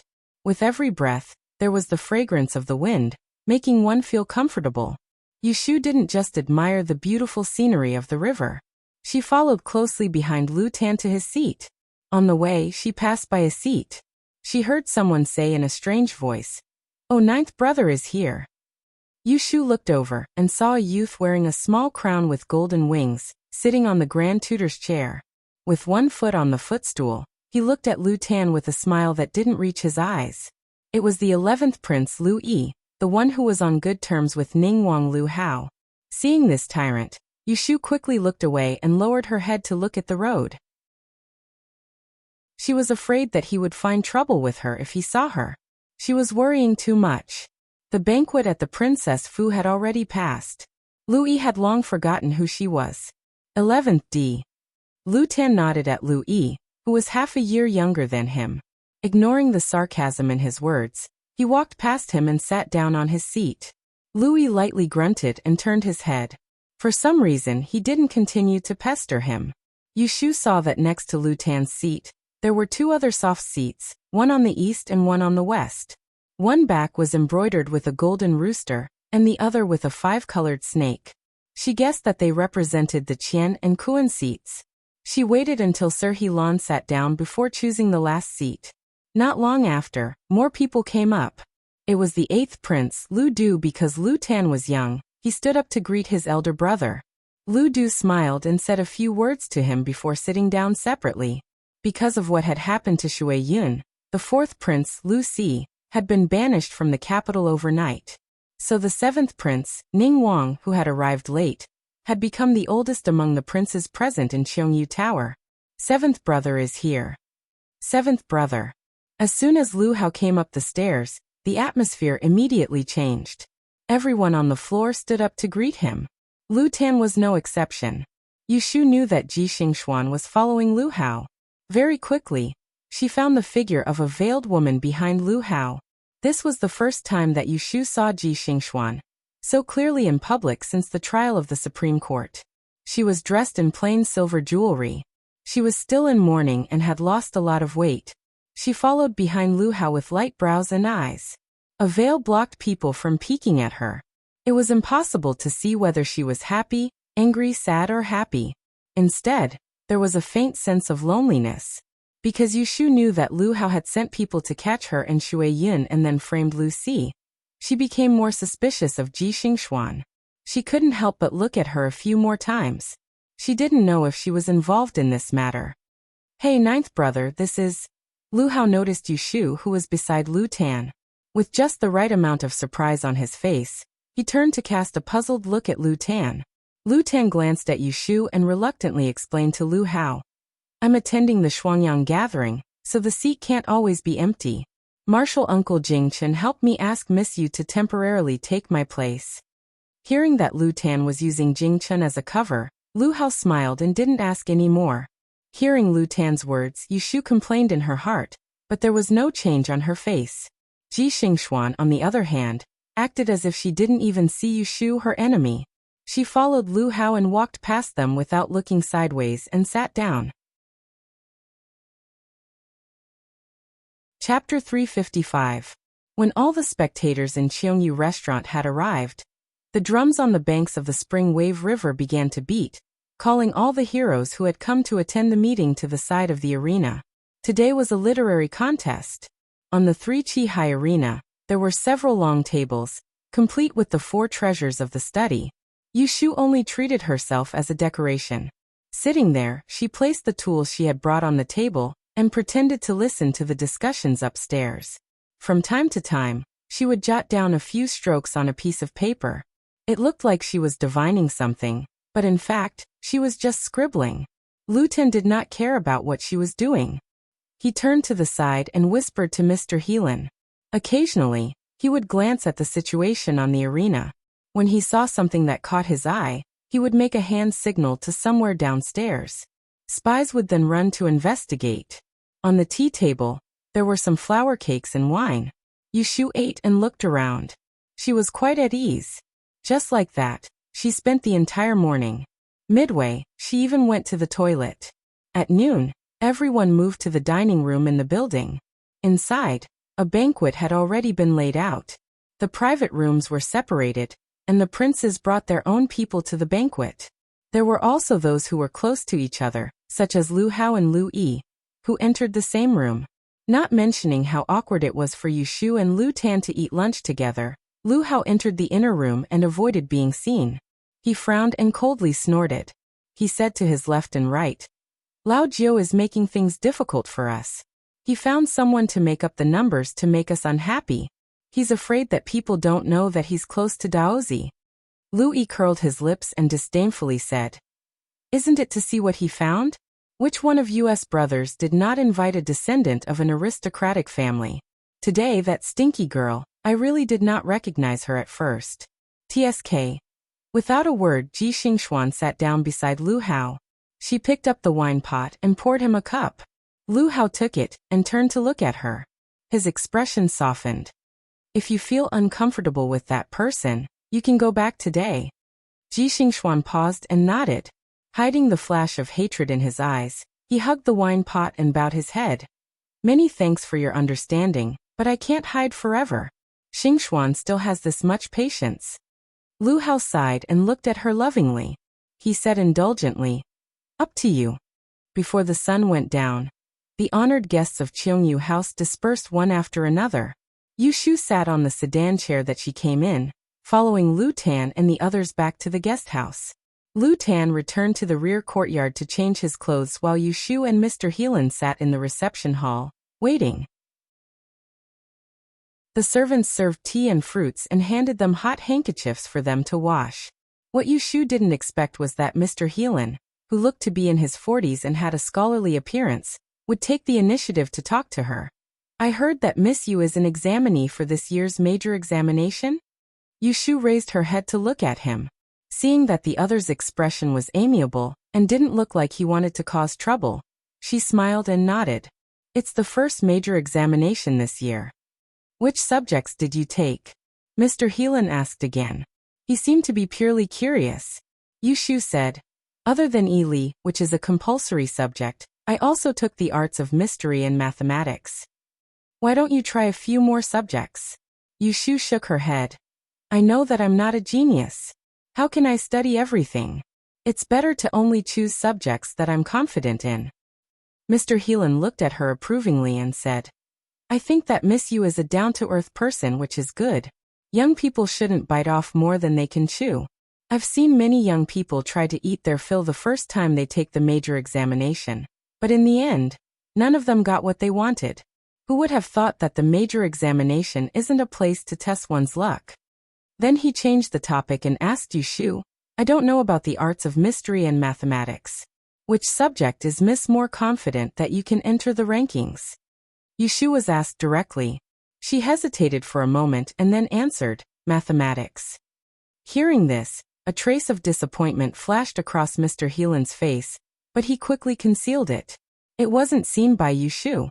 The two chatted for a while more before Lu Tan changed into casual clothes and entered the reception hall. Yushu and Mr. Heelan stood up and bowed. "The two of you please sit and serve some tea." Lu Tan was actually only 16 or 17 years old, but he already had some experience in his conduct.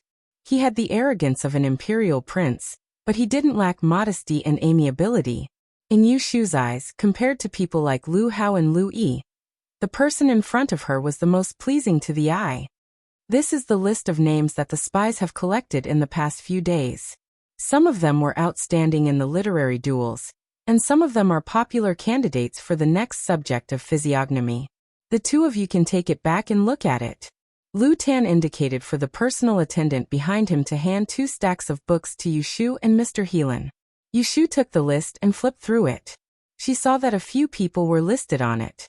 Their names, birthplaces, dates of birth, as well as their strengths and weaknesses were all listed in great detail. The next Great Yuan examination results will be released on the 26th.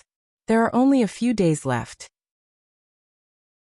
I'll have to trouble the two of you to draft a list as soon as possible, so that I can send someone to post it. Is there a problem? Lu Tan's last words were clearly directed at Yushu. Yushu immediately felt a headache coming on. She was clearly here to mingle, so how could she help Lu Tan choose talents? However, she couldn't show any fear on her face. Otherwise, if Lu Tan regretted asking her to be his substitute, then what would she do if the quota for the Taisher library flew away? I will definitely do my job well, but how many people do you want on this list? Will it only include the examinees of the Great Yuan examination, or will it include the scholars? Yushu was puzzled. She was still unfamiliar with this new business, and didn't want to make a mistake while being muddle-headed. Lu Tan glanced at Sir Heelan. The latter understood and explained on her behalf. Miss has seen the list that His Imperial Highness gave you. You only need to select the best. Usually it's fine to limit it to 3 to 5 people. You need to separate the scholars and martial artists from the merchants. You just need to rank them according to the ones who have the highest chance of passing the examination. Yushu thanked him. Then I understand. Thank you, sir, for your guidance. After they finished discussing business, Lu Tan said to Yushu, if there's nothing else, miss, you can go back first. Servants. Lu Tan called the servants to send Yushu home. Yushu could see that he and Sir Heelan still had things to talk about, so she tactfully got up to leave. Little did she know that after she left, the subject of their conversation was none other than someone else. What does Sir think? It's hard to say. I saw that this woman seemed to have a card up her sleeve, but when I asked her about it, it turns out that she's an expert in mathematics. You have to know that there are 2 direct disciples of old mathematician Han, who are taking the mathematics exam this year. It's not a joke that there are 3 mathematicians in one subject. In this way, the chance that this self-taught Miss Yu will amaze the world with a single brilliant feat is very slim. Lu Tan frowned and said with uncertainty, but my martial aunt has predicted that this woman has great luck and has already shown signs of a bright future. She will rise greatly in the imperial examinations, so it shouldn't be false. Sir Heelan stroked the short beard on his lips and smiled slightly. Since the immortal aunt said so, then there must be a reason. Your Imperial Highness, there's no need to worry yourself.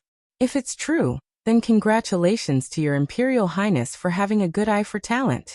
You'll definitely be able to sweep away the previous dark clouds and not make this trip to the Shuangyang Imperial College a waste. If it's a failure, then it's just a waste of a place to enter the school. But you'll also owe eldest young Master Shui a favor. You won't lose anything, so why not? Lu Tan mulled over his words, and the suspicion between his brows gradually dissipated. He cupped his hands toward Sir Heelan and said with a serious expression, Sir is willing to work for me and do your best for me. This humble prince is grateful for this and will definitely treat you well. This Sir Heelan, whose real name was Cho, was 39 years old this year. If one were to look into it, he was a famous person in the early years of Anling City. He was originally a talented person recommended by Shui Rue after Lu Tan returned to the capital. However, it was unknown what happened in between that allowed Lu Tan to surpass Shui Rue, and finally recruit him for his own use. When Yushu returned home in the evening, the food had already been laid out. After washing her hands, she was called over by Zhao Hui. Why are you only back now? You haven't recovered for a few days, and you're running around again. Zhao Hui held her stomach with one hand, and sat down with the other on Yushu. She had a worried expression on her face as she scolded her. I'll come back earlier tomorrow. Yushu touched her nose. She was afraid to startle Zhao Hui, so she didn't dare to tell them that she was now going out with a prince. She only said that she had found a proper job outside. Zhao Hui thought that she was working for someone in a barter house. To prevent Zhao Hui from asking, Yushu hurriedly changed the topic and asked Yu Xiaoxiu. Today is the first time you took Bai Ran to the academy. Did you see Shui Wenjie? After visiting Aunt Chui yesterday, Yu Xiaoxiu had no worries and went back to school today. Yu Shu couldn't send him because she had something to do. He Fangji naturally took the task and sent the two children to school. He also paid for the tuition fees. When Shui Wenjie was mentioned, Yu Xiaoxiu was annoyed and said, "The academy is only so big. Of course I saw him." Yu Shu noticed that his tone was not right. She frowned and asked, "Why? He dared to bully you? You didn't let Bai Ran beat him?" Ahem. He Fangji suddenly coughed twice and glanced at Yu Shu. She blamed her for not teaching Yu Xiaoxiu well. Yu Shu noticed the dissatisfaction of the elder and smiled apologetically at him. But she didn't change her words. Seeing this, Yu Xiaoxiu hurriedly said, "It's nothing. Last time, I had to apologize to him. He was so embarrassed that he didn't dare to provoke me. He just stared at me a few times. It was really annoying." Yu Shu snorted. "It's him who does things immorally. He still has the face to stare at you. He is several years older than you. He doesn't look like a boy. Don't learn this kind of temper. It's so useless." Yu Xiaoxiu said gloomily, "I won't learn from him." "Okay, good boy." Yu Shu smiled as she picked up a piece of braised pork and put it in his bowl. Zhao Hui saw that the siblings were getting along well, and her face was filled with motherly love. She touched her round belly and thought about how she would soon have a child. With such an elder sister and brother taking care of them, they would not be lonely in the future. They would definitely grow up well. She did not ask for this child to become a dragon or a phoenix. As long as she could see them with her own eyes start a family, marry a wife and have children, and live a safe and sound life, she had nothing else to ask for in this life. Chapter 356. One update. At night, Yu Shu lit up the candlestick on the desk and took out the list of candidates given by Lu Tan. She studied it while thinking about countermeasures. Lu Tan's intention was for her to select the best and rank these people in first, second, and third place. However, she didn't know how to judge people at all, so how could she judge whether these people's future was good or bad, let alone speculate which one of them was likely to enter the honor roll? Helpless, Yu Shu stared at the list for half an hour. Finally, she had a brainwave and came up with a compromise. Since she couldn't see their future, she would have to see if their luck was good or bad. The next list would be released on February 26th. She would calculate the misfortune of all the people on the list on that day using her time of misfortune law.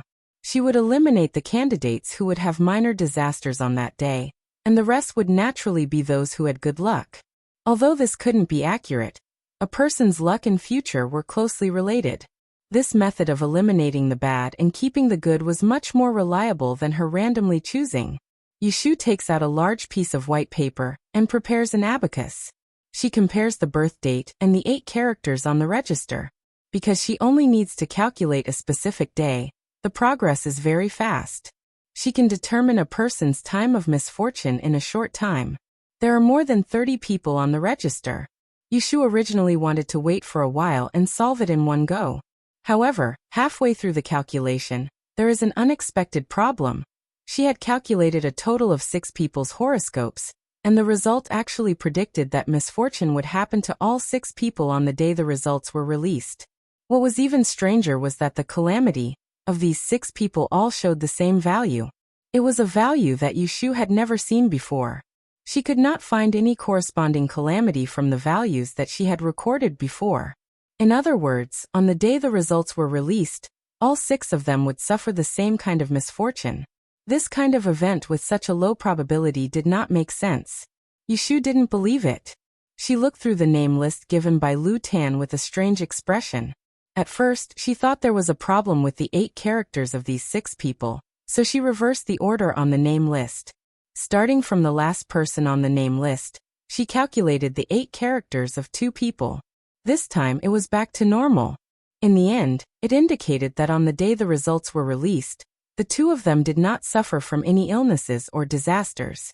This time, Yu Shu was even more confused. She frowned as she looked at the 8 people whose time of misfortune had been calculated.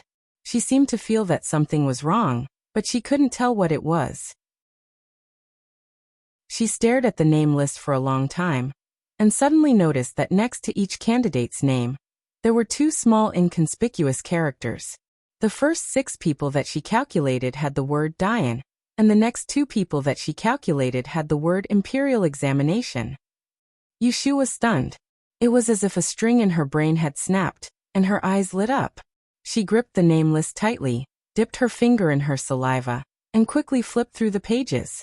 When she reached the 7th person, who was also a candidate with the word Dian, she held a pen in her hand and quickly used the formula of the time of calamity.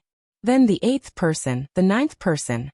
By the time the 10th person had finished counting all the people on the name list, the sky outside had turned from dark to dawn. Yushu finally stopped writing. She grabbed a thick stack of paper and examined the densely packed numbers on it. Her eyes were red from working too hard, and the corners of her mouth curled into an extremely excited smile. Ha!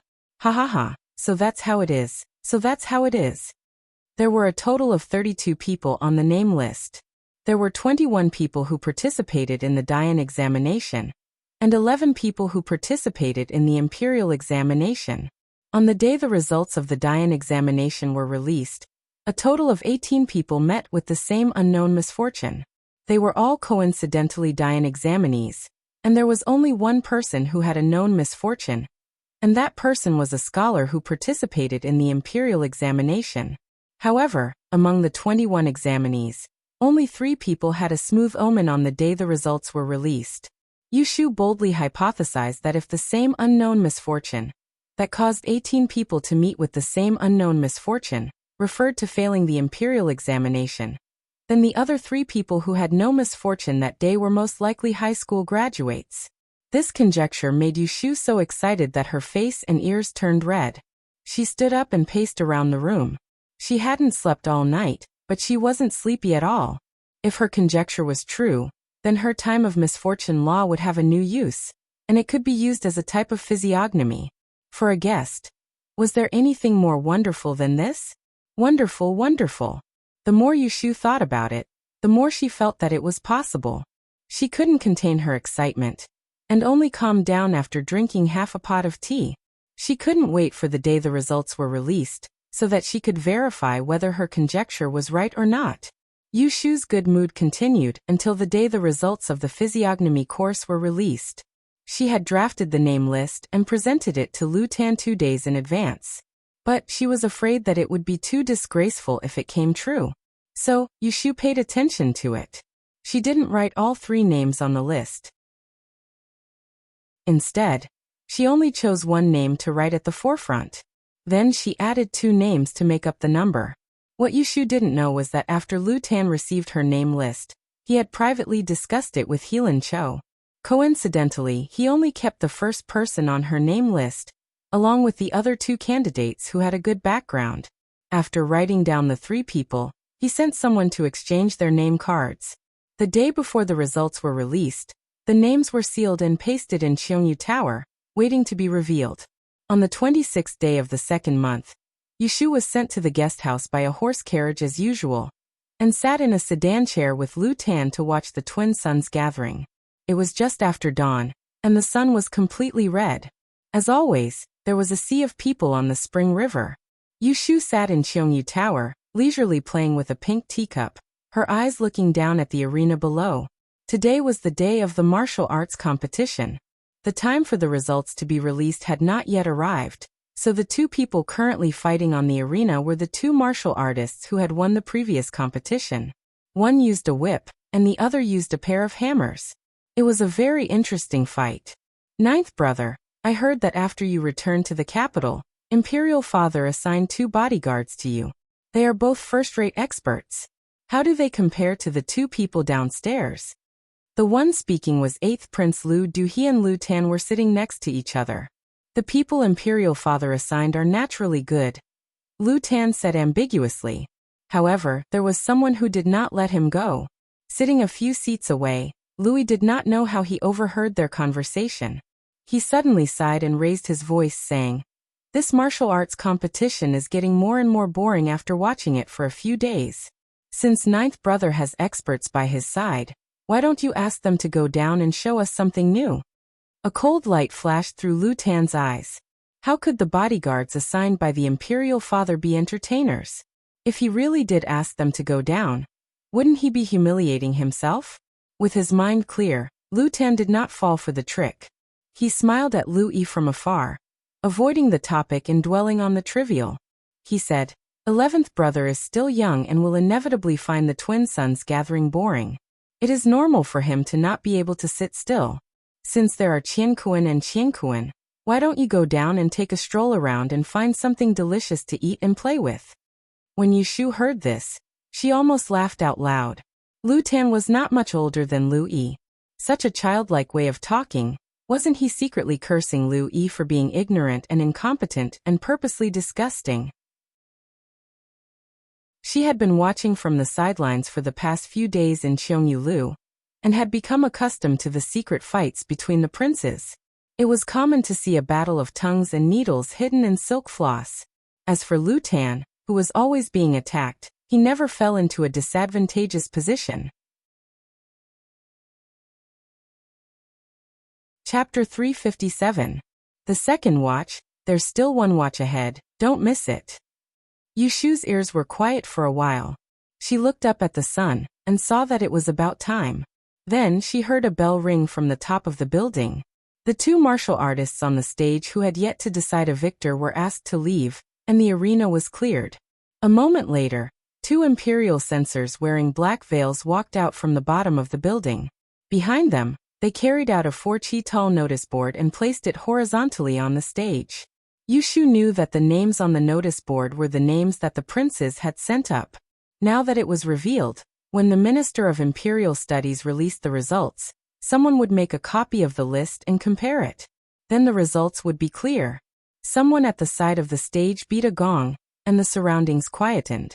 An imperial censor came forward to remove the seal on the notice board, and started to read Ning Wang's name list. Yushu perked up her ears to listen. There were 3 people in total. When the last one read Ji Xingxuan of the Imperial Historian's Library, she was not surprised at all. 4th Miss Ji of the Yishu aristocratic family was most skilled in astrology and physiognomy. Yushu had heard of this before. Ji Xingxuan was truly talented. Otherwise, she would not have been able to coax Ning Wang into publicly bringing her to the Shuangyang gathering after her family fell. A few days ago, Yushu had received the name list from Lu Tan. Originally, she had found it strange that Ji Xingxuan's name was not among the candidates for the subject of physiognomy. After thinking about it, she understood. Ji Xingxuan was clearly Ning Wang's person. If Lu Tan chose her again, regardless of whether she passed or not, it would be putting gold on Ning Wang's face. Therefore, she decided not to consider it. Following that, the imperial censor announced the names of Lu Du, Lu Tan, Lu Yi, and an unremarkable 12th prince Lu Chan. Among the names, there were 2 or 3 that repeated each other, but they were not the same. For example, the Iku that Yushu had chosen with the surname Zhou was not chosen by anyone else. Ning Wang Lu Hao's name list, there was a name that overlapped with Lu Yi's. It was not known if they had discussed it privately. After the list was announced, the imperial censor wrote it down on the notice board. Another hour passed. Yushu stretched her neck and waited anxiously. Suddenly, she heard a series of drum beats from the shore. Thump, thump, thump, thump. He raised his head and saw someone riding a fast horse rushing over from the riverbank. "We're here," Lu Tan said softly. Yushu looked around and saw that many people upstairs had left their seats and stood up, approaching the railing. The official in charge of copying the results stopped at the edge of the arena and nimbly dismounted. He held a roll of names in his hands and jumped onto the stage, handing it over to the imperial censor. Yushu watched as the imperial censor unfurled the name list. She cleared her throat and reported in a clear voice. Year Zhaoqing, Year 14 of the Great Yen Examination's second month spring roll, Section 4. Physiognomy. A total of 46 people have ascended the roll. Rank 46, Shaanxi's Taiyuan examinee Qiu Yuping. Rank 45, Jin Province's Huai County examinee Zhou Yan. 44th place. The imperial censor started reading from the last name. Occasionally, there would be a commotion from upstairs and downstairs. When it came to the 37th name, Louis suddenly laughed loudly and shouted, "Got it, got it!" He ran over to Lu Hao's side and congratulated him. Yushu thought for a moment. The 37th name seemed to be the person that Lu Yi and Lu Hao had chosen. When it came to the 22nd name, Louis shouted, "Got it again!" He congratulated Lu Hao and did not mention himself. Yushu looked on coldly. She glanced back at Lu Tan and saw that his expression was calm. It was as if he was not displeased that Lu Hao had chosen 2 people in a row. Following that, the imperial censor read out a long list of names. Upstairs was silent. Soon, the top 10 names were announced. Yushu still had not heard the name of the examinee with the surname Zhou. This made her a little anxious. She was afraid that her hopes would be dashed, and she would be happy for nothing. She could not help but stand up and walk to the railing to look down, wanting to listen more carefully. 9th place, no. 8th place, no. 7th place, 6th place. No, none of them. Just as Yushu was feeling vexed and disappointed as she returned to her seat, a melodious announcement came from downstairs. 3rd place, Huzhou's Linen County, Zhou Jiming. Yushu stood there dumbfounded for a moment before she reacted. She could not contain the joy in her heart. She clenched her fist and shook it lightly. She said in a low voice, "Got it." When Lu Tan heard Yushu's shout, he was stunned for a moment. However, before they could rejoice, they heard a commotion from the other end of Cheongyu Tower. The commotion almost drowned out the imperial censor's announcement downstairs. 2nd place, Taisher Library, Jixingxuan. The smile that had not appeared on Lu Tan's face froze in an instant. He turned to look at Lu Hao, who was surrounded by a group of people. His left hand, which was hanging in his sleeve, slowly clenched into a fist. Alas, this Jixingxuan is only a few years old this year. She has already become a great e-master. At this age, she is also a woman. I'm afraid she has never done it before. She is the 2nd. Hide one, hide one. No wonder 7th brother. Lu Du shook his head and sighed at Lu Tan with jealousy. The top 3 in the Dian exam were similar to those in the imperial examinations. The first was the champion, the second was the hide one, and the third was the xianglong. Looking around, most of the top 3 were seniors in their 30s to 50s. Jixingxuan was 17 this year. It was already amazing that a woman could become a hide one, not to mention a new great e-master. As Yushu listened to Lu Gu's rambling, she was bewildered. Only a person who passed 2 subjects in the same year would have the title of Great Master of Change. How did Jixingxuan pass 1 subject before this? Yushu looked towards Lu Dong and saw that Jixingxuan and Lu Hao were both surrounded by people. She was dressed in an elegant blue gown and had a charming appearance. She had taken off the veil that had never left her body at some point. She walked through the crowd and met Yushu's eyes. When their eyes met, her lips curled into a faint smile. There was not a trace of warmth in her smile. It was as cold as a cicada in winter. Yushu could read too many meanings from her smile. There was hatred, disdain, and even determination. How could Yushu feel comfortable seeing Jixingxuan so proud and elated? This meant that Jixingxuan had climbed back up after experiencing that disaster. This was something that she didn't want to see. Yushu should have been overjoyed that the rules of the time of calamity had come true. However, Jixingxuan's high score had diluted her happiness. She silently sat back down and was about to pour a cup of tea to calm herself down when she heard someone say, "Miss Yu is indeed a knowledgeable person. Since you helped me invite a xianglong, I will naturally reward you according to your contributions. There are still 2 more exams in the Dian exam, as well as the spring liturgical examinations. I will have to trouble you to take care of them." This was the first time that Yushu had heard Lu Tan praise her in the past few days. She hurriedly stood up and bowed to him humbly. "I don't deserve such praise. Don't worry, Your Imperial Highness. I will do my best." Lu Tan smiled and waved his hand for her to sit back down. He stood up and straightened his robe. He changed his expression and went over to congratulate Lu Hao. It was rare for him to be able to keep his composure. Originally, a xianglong had already overshadowed the other imperial princes, who knew that a hideous master of great change would appear and firmly suppress him. It went without saying how sullen he was. Yushu leaned back in her chair and flipped an empty teacup in her hand. She listened to the people upstairs calling her Miss G again and again. She sneered and flipped the teacup upside down on the table. Chapter 358. Because the results were released today, the Double Sun meeting ended in the afternoon. The only ones who were happy were the guests whose names were on the list, and the princes who liked to find talents. Yushu followed Lu Tan back to the guest house. The three of them sat in the hall where they conversed daily. Helinshu praised Yushu generously. Perhaps he was afraid that she would be discouraged by the Hyde One from Prince Ning's side, so his words were full of encouragement, with the intention of urging her not to be discouraged, and to continue working hard. I was able to choose a fragrant husband because of the reliability of the list your highness gave me. Yushu modestly accepted these words, and pushed the credit back to Lu Tan. She saw that Lu Tan's expression was good, so she took advantage of the situation and said, "It's true that the list given by His Royal Highness is very thorough. But the number of people that I can compare with is somewhat small. May I ask your highness if you can relax the limit on the number of candidates so that I can have more candidates?" Yushu had made this request to Lu Tan after careful consideration. This time, it was a coincidence that there were 3 people on the list that Lu Tan had given her. The reason why Yushu had deliberately chosen the fragrant boy surnamed Zhou to hand over to Lu Tan wasn't because she had blindly guessed it. Although these 3 people were people who had no calamity on the day the list was released, but according to the data value calculated by the law of calamity, the one surnamed Zhou's luck was the smoothest. She couldn't see what was good about him, but she could completely infer which one was the least bad. Reality proved that this kind of inference was not wrong. In this way, as long as she was willing to spend time, she had enough candidates in her hands.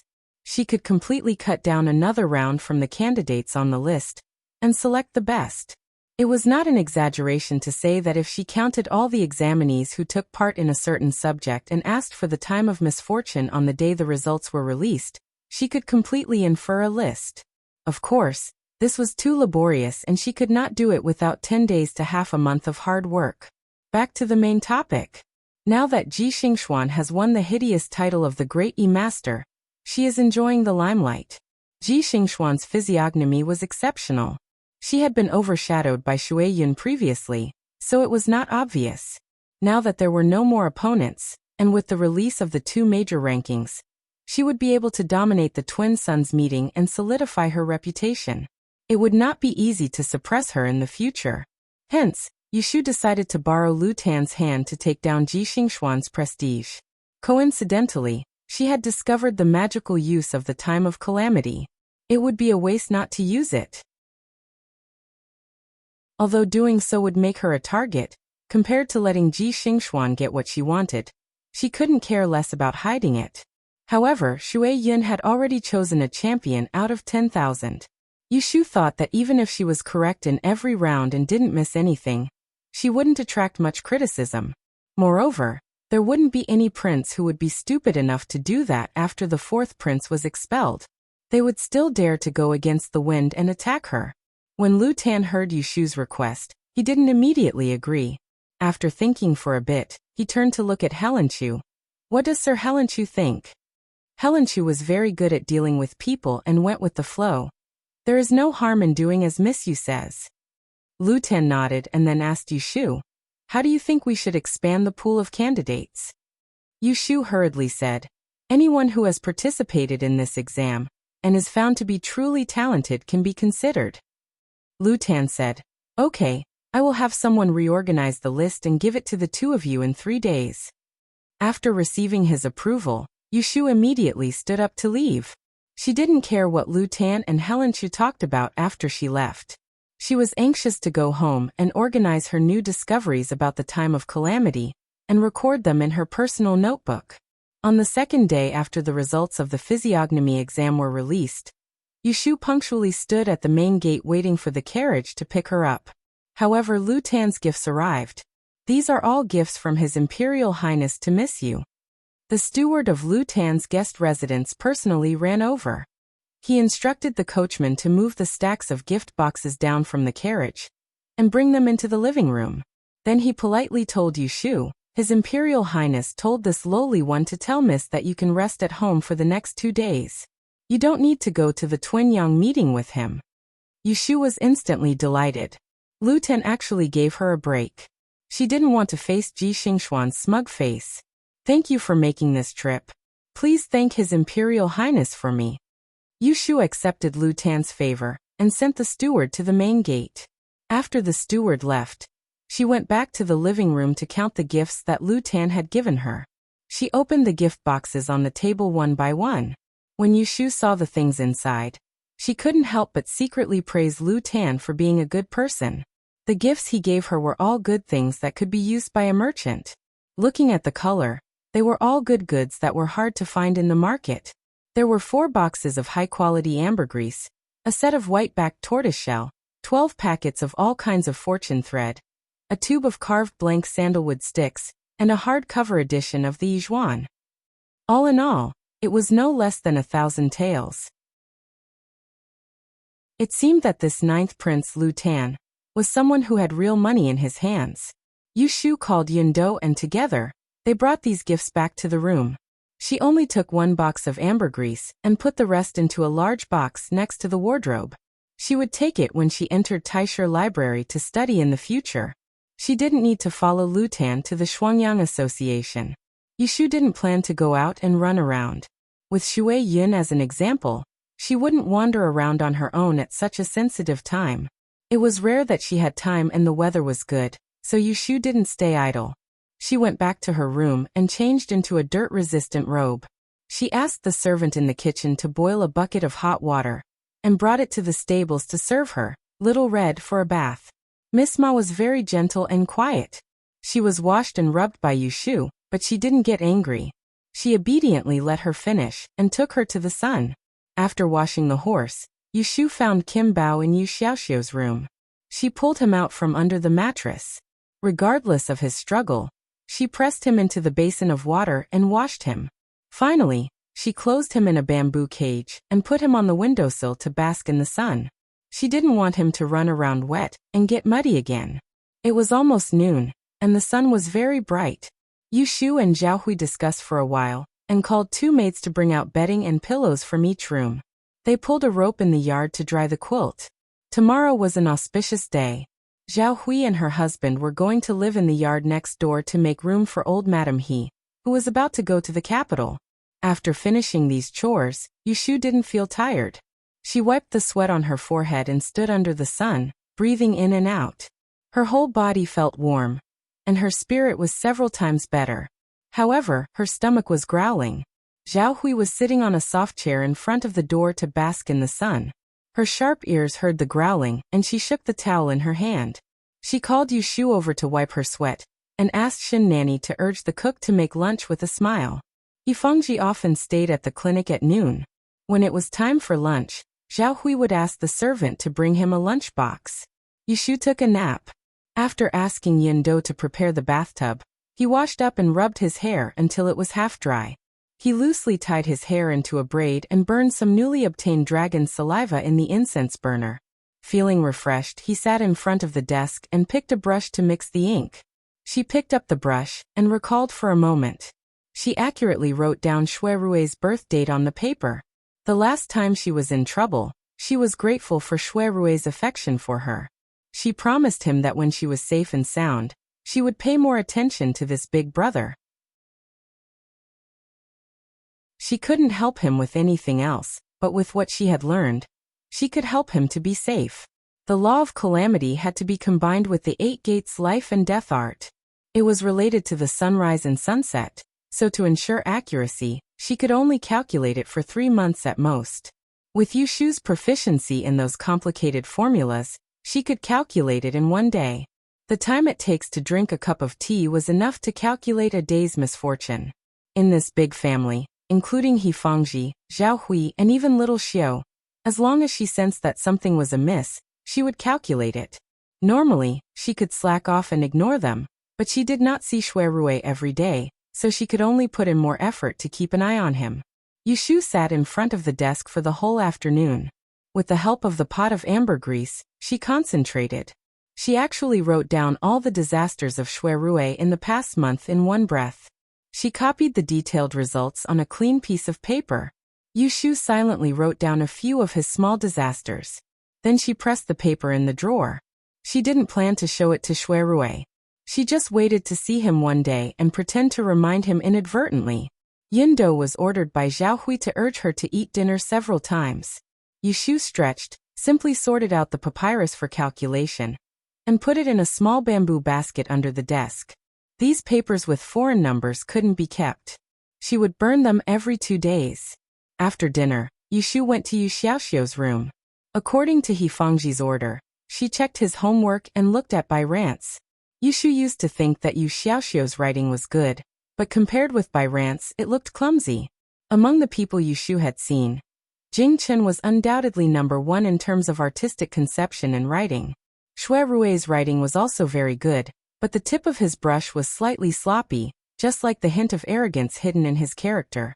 However, both of their writing were not as neat and beautiful as Bai Rance. The horizontal and vertical strokes were as if they had been measured with a ruler. It was so neat that it made one's hair stand on end. It could be imagined how many years of hard work they had practiced. Yushu couldn't help but praise Bai Ran. She also told him to correct Yu Xiaoxiu's strokes. Bai Ran modestly agreed. Yushu saw that the desk was big enough, so she simply asked Bai Ran to bring a chair over and sit down. She reviewed his homework with Yu Xiaoxiu. She took one of Yu Xiaoxiu's textbooks and walked around. The room was full of books. Suddenly, they heard Yundo's crisp voice outside the door. She was calling Yushu. Mr. Shui is here. He is waiting for you in the front. When Yushu heard this, she stopped in her tracks. When she heard that Shuirui had come, her face instantly lit up with joy. She didn't know what this big brother of hers had been busy with recently. Ever since she went to look for him at the forgotten airport, because of the matter regarding the enrollment quota, she hadn't seen him for quite a few days. If he still didn't come to look for her, she was prepared to look for him tomorrow. Got it. I'll go there. Yushu walked quickly to the door, and found that she was still holding the book in her hand. She quickly turned back and put it down. She said to Yu Xiaoxiu, "Be good and review. I'll go talk to your brother Shui for a while. I'll call you later." Yu Xiaoxiu nodded and watched her walk away with her hands behind her back. He turned his face and saw Bai Rance's dazed look. He stretched out his hand and waved in front of him. He said, Bai Ran, what's wrong with you?" Bai Ran suddenly came back to his senses and realized that he had lost his manners.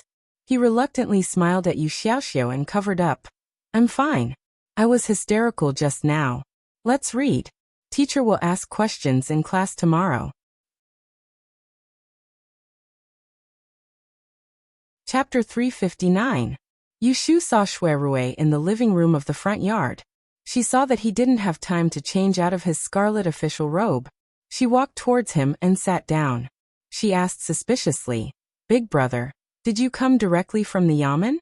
Shuirui nodded.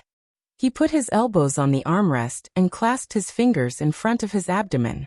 Because he had been working for a whole day, he looked a bit lazy. He said in a hoarse voice, "I have investigated Chu Hai's case. You should release him as soon as possible." Yushu asked in surprise, "What's going on? What did Big Brother find?" Shuirui raised his hand and pressed his 2 fingers between his eyebrows. He said in a low voice, "Chu Hai is in trouble. It has nothing to do with you. You will only arouse suspicion if you keep him. I will go outside the capital tomorrow for 5 to 6 days. So I came to you at this time to inform you. You should release him tomorrow." Yushu was curious. She hesitated and asked, "Is it convenient for you to tell me what happened? I always feel that Chu Hai has something to do with me. If I don't figure it out, I will feel disgusted." Shuirui put down his hand and looked up at her face. He seemed to be thinking about whether he should tell her or not. Yushu felt a bit uncomfortable under his stare. She twisted her shoulders and said considerately, "It's fine if you don't want to tell me. It's not that Chu Hai wanted to fake his death to escape from prison. Someone wanted his life," Shuirui suddenly said. Yushu was surprised at first. Then she felt confused. She didn't understand what Shuirui meant. She asked, "What do you mean?" Shuirui said, I've sent people to investigate in private for many days and found out that on the night Chu Hai committed suicide in prison, there was an outsider who entered the prison to visit him. The jailer who was on duty that night and found Chu Hai's corpse was transferred away the next day. I asked someone to find him to inquire about it, and after some investigation, I found out that there was indeed a person who claimed to be Chu Hai's brother who entered the prison. Not long after that person left, the jailer found out that Chu Hai had died after hitting his head on the wall. I knew it. Yushu slapped her thigh. He interrupted. It's not like he's sentenced to death. Was there a need to risk his head and pretend to be dead to escape from prison? There must be something wrong with that prison scout. Shuirui nodded. He told her. Chu Hai is not a native of Anling City. He used to be the deputy leader of a small gang in the south of the city. I investigated his family and learned that he only has a wife and a daughter, and no brothers. Yushu suddenly understood. He has a wife and children? No wonder. No wonder a fugitive like him would take the risk to stay in the capital and refuse to leave. He must be worried about her. Chu Hai's wife and young daughter jumped into the river 2 months ago. Shuirui's cold words stunned Yushu. It took her a long time to find her voice. Dead? Yes, they were already gone before Chu Hai escaped from prison. Shuirui used his finger to press his aching brows again. He slowly told his speculation to Yushu. The gang that Chu Hai used to be in was backed by the assistant minister of the Ministry of Rights, Song Sixian. Later on, Song Sixian was impeached by the censor for corruption. The Evergreen gang then scattered after the fall of the tree. Chu Hai was a killer in the pugilistic world. He had done many bloody things for others in secret, but his hands and feet were very clean. Who knew that he would be killed by you and be executed? According to my speculation, it should be one of the rich men who hired him to kill. When he learned that he was arrested, he was afraid that he would leak something to the authorities. So he made the first move and sent someone to threaten him in prison. Most likely he used the lives of his wife and daughter to force him to commit suicide. Yushu's mouth opened wide. Only now did she understand what Shuirui meant. She took a deep breath and continued. But Chu Hai was worried about the safety of his wife and daughter, so he faked his death.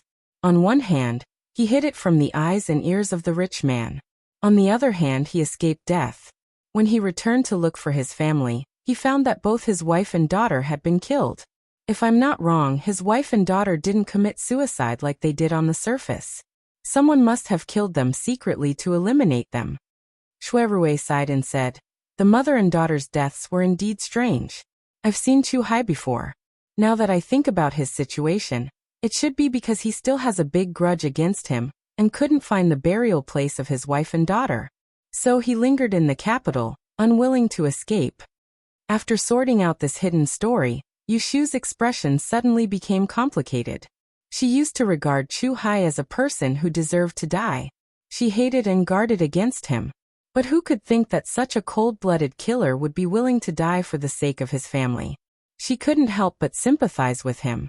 Sure enough, a pitiful person must have something hateful. After explaining these, Shuirui warned Yushu with a serious look. I think it's not a trivial matter. Maybe there's a bigger implication. We don't know who wants to kill Chu Hai. The other party is in the dark, while we are in the light. It's really inappropriate for you to keep Chu Hai as a hot potato. Why don't you let him go? Yushu deeply agreed. She thought for a while and said with a headache, according to what you said, Chu Hai probably wants to take revenge now. If he can't figure it out, he will vent his anger on me for the death of his wife and daughter, and come to me again. What should we do? Instead of letting him go, it's better to send him back to the yamen and lock him up again. Shuirui shook his head and said, he won't come to you for revenge. Seeing his resolute attitude, Yushu was not convinced and said, why not? Shuirui flicked his fingers on his knees and taught her in a light voice. That pitiful pair of mother and daughter had no one to hold a funeral for them, so their corpses were randomly buried in the countryside by the memorial hall. Chu Hai was a fugitive who hid in the capital city, and he couldn't even find the place where they were buried. You told him the place where his wife and daughter were buried. A hot-blooded man like him wouldn't even have the time to kowtow and thank you. So how could he possibly seek revenge from you? Yushu stared straight at Shuirue. She couldn't hide the admiration in her eyes. She moved her lips and squeezed out a dry sentence. Thank you, big brother. When Shuirue saw her awkward expression, a thought flashed across his mind. He turned around and smiled, then intentionally said, I've solved a difficult problem for you, yet you're only going to thank me? Show me something practical, don't just say empty words. Hearing his words, Yushu's face blushed. She scratched the back of her right hand with her left hand. She can't use her usual cleverness at this moment. She doesn't know what benefits she can give him. After thinking for a while, she simply asked, Then tell me, how do you want me to thank you? Shuirue was just teasing her. Seeing that she took it seriously, he couldn't help but feel itchy. He curved his lips and tentatively said, Is it okay if I say it? Yushu felt that she owed Shuirue a great deal, and she couldn't help but lose some confidence before Shuirue. So she didn't fuss about it so much and nodded. Just say it. So long as it's within my ability, I'll surely do it without delay. Shuirue narrowed his eyes and said, Aren't you afraid that I will make things difficult for you? Yushu rolled her eyes and said, You don't know how. Yushu didn't know that when she said this, she unconsciously said it with a tone of trust. In the ears of Shuirue, it was very useful. He felt that he didn't worry for her in vain. This little ungrateful wolf finally knows how to be close to him. Shuirue was happy in his heart. The fatigue of the past few days disappeared.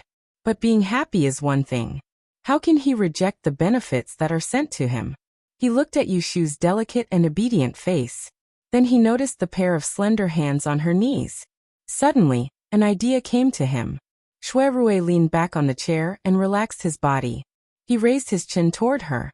With a smile hidden in his eyes, he ordered, Come here and massage my back. Yushu was stunned for a moment. She didn't expect that Shuirue would make such a request. She suddenly hesitated whether she should listen to him or not.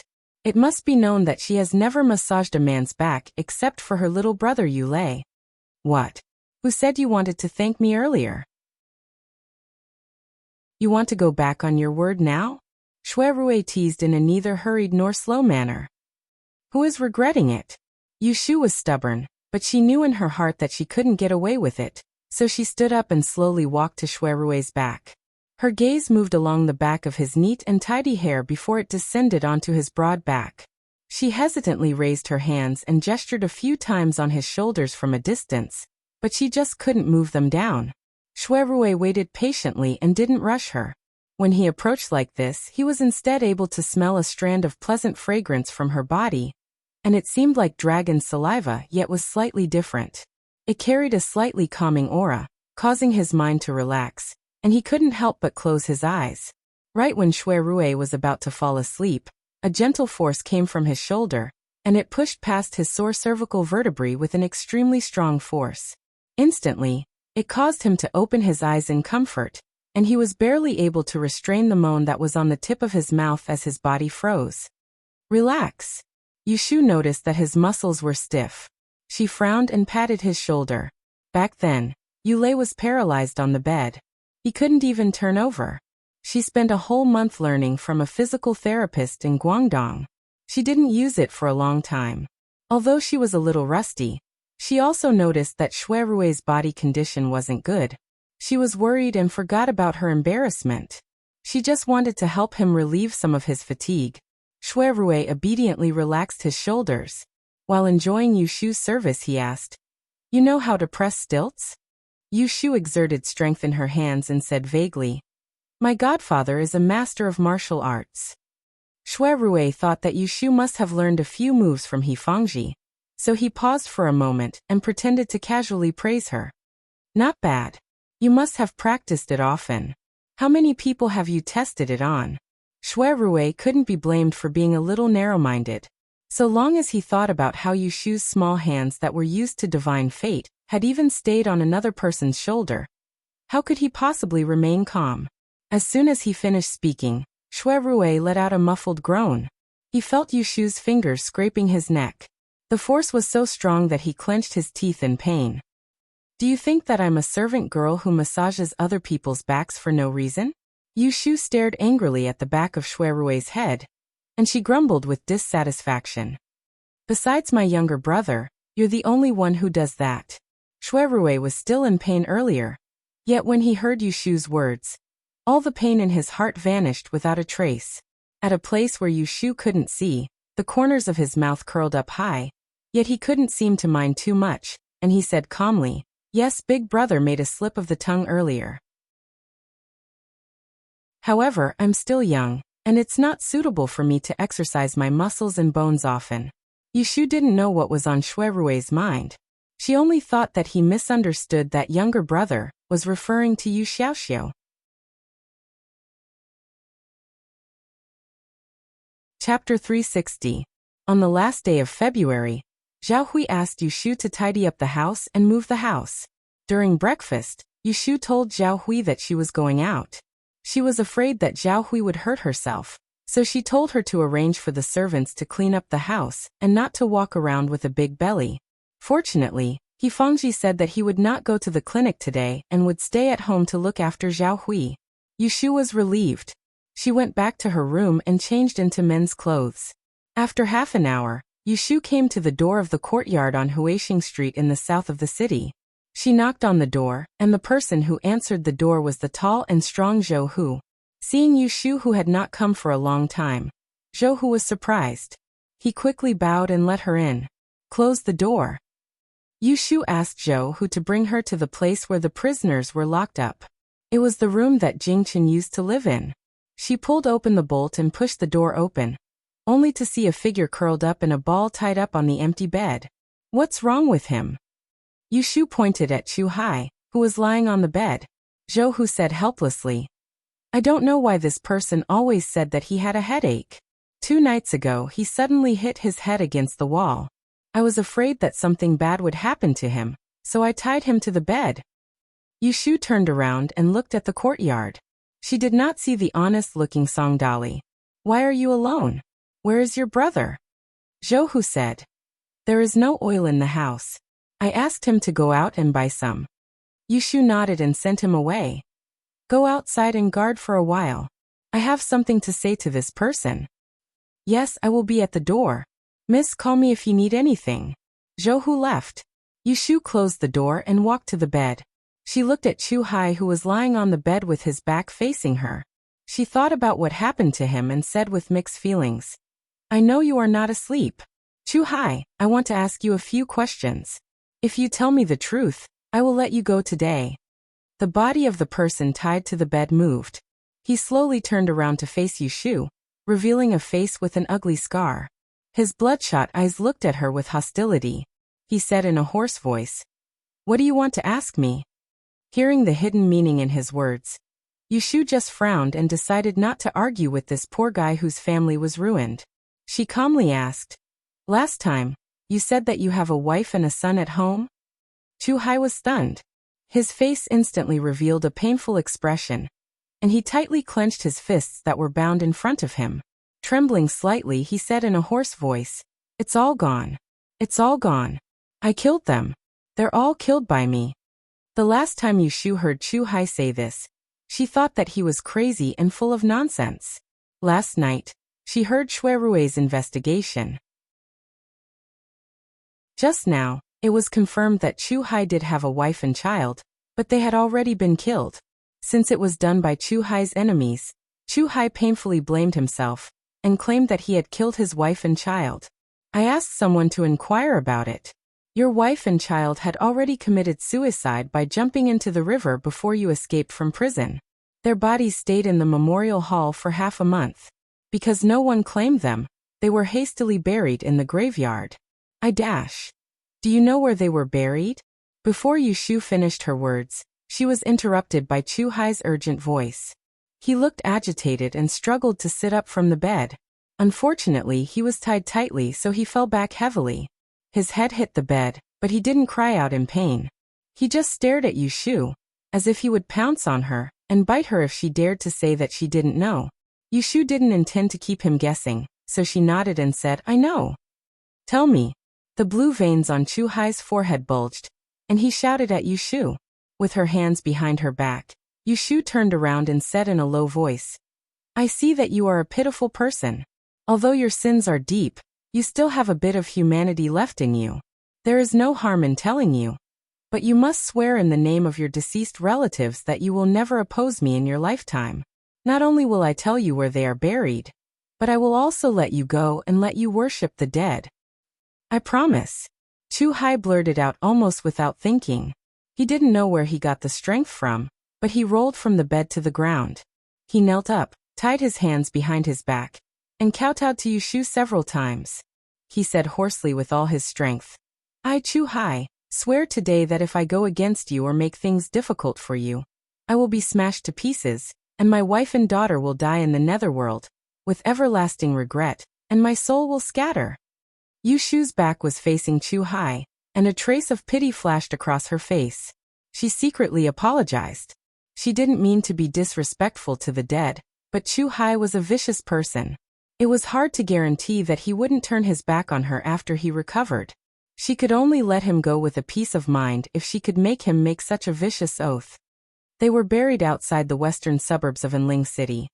Yushu squatted in front of Chu Hai, slowed down her voice, and told him the place where his wife and daughter were buried. Because the place was remote, she repeated it twice, and Chu Hai nodded to show that he remembered it. In fact, Yushu was very curious about the person who could send people into the prison to threaten Chu Hai, force him to fake his death to escape from prison, and then kill his own flesh and blood. However, if she inquired about it at this time, it was inevitable that she would be suspected of blackmailing a dead person. It was not for self-protection, and Yushu did not want to do such a thing that would damage her virtue, so she had to avoid trouble. After Yushu and Chu Hai reached an agreement, she opened the door and called Zhou Hu in. She pointed to Chu Hai, who was kneeling on the ground, and said, Untie him. Zhou Hu was surprised and said with uncertainty, Miss, you want to let him go, but this person. Yushu raised her hand and interrupted him. It's okay, let him go. Zhou Hu took out a dagger from his waist, stepped forward and cut the rope, but he was in a defensive position. As long as Chu Hai made a move, he would capture him. Chu Hai didn't pay attention to his little movements. When the rope was loosened, he got up from the ground, moved his hands and feet a few times, and then looked up and asked Yushu, Can I go now? Yushu took out the money bag that she prepared in her sleeve, and threw it to Chu Hai. Take this money. If you can find a place to live, bury the dead well. Be careful not to be caught. Chu Hai caught the pouch and held it in his hand. He nodded to Yushu and said gratefully, Don't worry, Mississippi. Although I am a vicious and evil person, my words carry enormous weight and I will keep them. I owe you a favor, and I will repay it in the future. Yushu looked at him and secretly sighed that this person did have the courage to achieve great things, but unfortunately he didn't take the right path. If he took one wrong step, he would never be able to turn back. She nodded and moved to the side of the door, indicating that he could go. Chu Hai cupped his fists towards her and quickly walked past her. Without looking back, he opened the courtyard door and disappeared in a flash. With Chu Hai gone, Zhou Hu and Song Dali had nothing to do. As for where they should go, Yushu thought about it for a while. Zhao Hui's family already had a lot of people, so she didn't lack people to order around. In a few days, old Madam He would enter the capital, so there would be no place to settle them. It would be very inconvenient, so she decided to leave the two of them in this small courtyard and give them other tasks in the future. When Song Dali came back from buying oil for the lamp, Yushu left enough money for their daily expenses and said to the two of them, I told you, I am a barter. Now that the Dian results are released, I have no distractions. Stay here for a while, and I will give you other tasks later. Zhou Hu and Song Dali were happy that no one was controlling them and readily agreed. Yushu told Zhou Hu to send her back to her residence in the west of the city. Before noon, she left Huixing Street again. Yushu rested for 2 days and just finished dealing with the chores around her. On the morning of the first day of the 3rd month, Lu Tan sent someone to take her to the guest house again. The weather was getting warmer, and Zhao Hui was pregnant, so it wasn't convenient for her to take care of the household. The clothes for this season hadn't been cut yet, so when Yushu came to the capital, she was empty-handed. She only had clothes for autumn and winter. She couldn't even find a skirt for spring. This morning, She delayed getting up for a long time before she put on an autumn robe as a spring outfit. However, she looked energetic and her complexion had been nourished by Hifangji's 3 bowls of Chinese medicine a day. She wore a man's robe with a belt and her hair was neatly combed at the back of her head, which made her look taller and more attractive than in women's clothes. When Lu Tan and Helan Cho saw Yushu's attire, they both looked at her a few more times. The former subconsciously furrowed his brows while the latter shook his head and recited, "People don't recognize the joy of the heart." It's said that slacking off to learn from youths, Yushu didn't understand what he meant. She only smiled and followed behind Lu Tan onto the sedan. The journey to Cheongyu Lu was silent. When it was time, everyone was seated. There were still the same few people, but Ning Wang's side was more lively than usual. Yushu took a closer look and saw that it was Lu Du and Lu Yi's seats. They were all leaning against Ji Xingxuan's side, talking and laughing intimately around her. This wasn't strange. As a young Haidwandi master, her future was limitless. There were many in the trade who wanted to get close to her. Moreover, there was also Ning Wang's face. One could imagine how popular Ji Xingxuan was now. Yushu's mouth twitched. She looked to the other side at 12th Prince Lu Chan's seat, which was as lonely and ignored as she was. There was a 13 or 14-year-old girl with large eyes. Who would have thought that the little girl was also looking at her? When their eyes met, Yushu couldn't help but smile kindly at her. The little girl's eyes lit up and she actually pulled on the sleeve of Lu Chan, who wasn't much older than her. She mumbled a few words and Lu Chan nodded. She stood up and left her seat, rushing excitedly towards Yushu. 9th Prince. The little girl first bowed to Lu Tan, who was sitting on Yushu's seat. Her eyes glanced in Yushu's direction. Lu Tan didn't make things difficult for the little girl. He nodded and pointed to Yushu, introducing, "This is the seat I invited, Miss Lotus Room. This is my 12th brother's seat, 6th Miss of the Xian family." When Yushu heard the word family, she then realized that this child-looking girl in front of her was from a famous school. She stood up and bowed. "Miss Xian. Miss Lotus Room." 6th Miss Xian winked at Yushu. "May I sit next to you and we can talk?" Yushu turned to look at Lu Tan, waiting for his signal. Lu Tan still gave Yushu face. He waved his hand and ordered the attendants behind him, "Set up a seat for Miss Xian." Chapter 361. Miss Xian of the Xian family sat together with Yushu. At first, she was a little shy, but after a while, she revealed her lively nature. She shook her feet in her kingfisher embroidered shoes and complained to Yushu in a low voice about the boredom of the Shuangyang Association. "I found it interesting a few days ago, but it's getting more and more boring recently. On this stage, if it's not fighting, then it's writing and drawing without a sound. Sitting upstairs, there's no one to talk to, and they're not even allowed to doze off. If it weren't for my father coaxing me and saying that he would send me to Taisher Shuangyang Association, I wouldn't have come." Xian Lu's words were naive, and Yushu laughed to herself. Because Lu Tan was not far away, it was not good for her to say that it was indeed boring to sit upstairs and watch the Shuangyang Association. But she agreed with her in her heart. Hearing her mention Taisher Shuangyang Association, Yushu thought of the quota in the hands of the princes. Presumably, the 12th prince's quota was given to this little girl in front of her. "I wanted to talk to you 2 days ago, but I was afraid that you would be like the others, with eyes on the top of your head, and I wouldn't be able to talk to you." When Xian Lu said this, she glanced meaningfully at a place on the east side of the building. Yushu followed her gaze and looked in the direction of Ji Xingxuan. Her eyes flashed, and she turned back and said humorously, "Then you're willing to talk to me today because you found out that my eyes are under my eyebrows?" Xian Lu chuckled, covered her mouth, and nodded. She did see that Yushu did not approach Ji Xingxuan, the favorite, today, so she thought highly of her and took the initiative to get to know her. With someone to pass the time, the morning passed quickly. With Yushu's ability to deal with people, it was not difficult to coax a young girl to like her.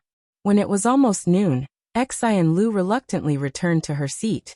She did not know how she persuaded Lu Chan, but during lunch, the 9th prince and the 12th prince successfully sat at the same table. As for Xian Lu, of course she followed. Lu Chan was a young man who had just turned 15. He looked fair and clean, and treated people gently and politely. When he smiled, there was a pair of shallow dimples on his cheeks, which easily gave people a good impression. Lu Chan's birth mother was concubine Su, the daughter of a military general. Because she was somewhat favored by the emperor, Lu Chan, who was still young, was able to catch up with this year's double yang gathering and recruit a few subordinates in advance instead of waiting for 3 years. Lu Ten cultivated in Longhu Mountain all year round. He did not have a close relationship with his brothers, and Lu Chan did not seem to have a close relationship with any princes. When the two of them sat together, their personalities were congenial, and they even had some things to talk about. They got along well. Lu and Lu Chan were Lu. In less than a day, Xi and Lu had become familiar with Yu Shu. He dispensed with the formalities and went straight to her lotus room. Yushi Lu Qian Lu, and Dao Shu, and Xian of Shu. Lu, this young lady from an aristocratic family, had been influenced since she was young. Between the lines, she had unintentionally imparted some general knowledge of the studies to Yu Shu. For example, in the capital city, there were 5 trading centers and 12 aristocratic families, all under the Celestial Commissioner. The chief supervisor of the Celestial Commissioner's surname was Zhu, and he was a junior supervisor. Under the junior supervisor were the left commander and the right commander. Under the 2 orders, they were the left magistrate and the right magistrate. Among them, the current magistrate of the right, Lady Lu, was the only woman. The 6 of them were all high-ranking officials in the Celestial Commissioner division. Even the right judge, who was ranked the lowest among them, was a Celestial Commissioner. He was also a 4th-ranked official in the capital, and the Great Advisor was equivalent to the position of Prime Minister, and was known as the Hidden Minister. Yu Shu was fortunate enough to see her in the Celestial Commissioner's office. She felt that her appearance and demeanor were worthy of being bestowed the title of Prince, or Prime Minister. The right commander, Lady Lu, was another ironclad proof that a woman in the imperial court could become an official. When the meeting was over, Xi and Lu said goodbye to Yu Shu, and left with Lu Chan. Yu Shu and Helen Chu followed Lu Tan back to the guest house and sat in the meeting hall. Lu Tan had his subordinates give them 2 lists of candidates that had been sorted out. The list in Miss Yu's hands was drawn up according to your requirements. The restrictions on the candidates have been relaxed. Take a look here and see if there are any problems. Lu Tan said. Yu Shu flipped open the relatively thick list in her hands, and saw that the first page indicated that there were a total of 93 candidates, which was almost twice the number of candidates from last time. When she looked at it more carefully, she found that the information on these candidates wasn't as detailed as last time. However, for Yu Shu, it was enough to have her birth date and horoscope. Everything else was secondary. This is very good. There are no problems. Yu Shu expressed to Lu Tan that she was very satisfied with this revised list. She paused for a moment, and then opened her mouth to request. Your Highness, can you allow me to stay at home for the next 2 days to do divination? I will present the list of candidates to you 2 days later. Then aren't you going to the Shuangyang meeting? Lu Tan didn't agree and said, you will be able to see a small half of the candidates on this list at Cheongyu Pavilion in the next 2 days. If you don't see them in person, how can you judge whether they are good or bad? Before the results of the subject of physiognomy were released, Lu Tan was too lazy to care about where Yu Shu fell in love with. However, after the results were released and he saw that she had some skills, he couldn't help but pay attention to her. There was a layer of hope in him, so he couldn't let her do as she pleased.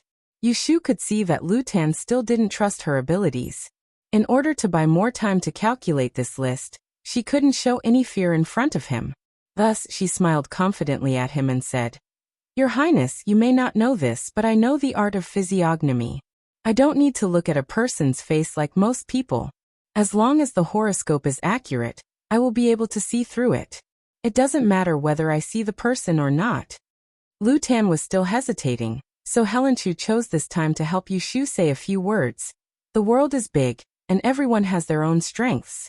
There are many schools of thought that different paths can lead to the same goal. Since Miss Yu is confident, there is no need for your Highness to restrict her. After listening to Helen Chu's advice, Lu Tan looked at Yu Shu again.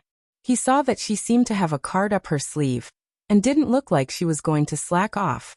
In the end, he nodded and agreed. You don't need to go with me for the next 2 days.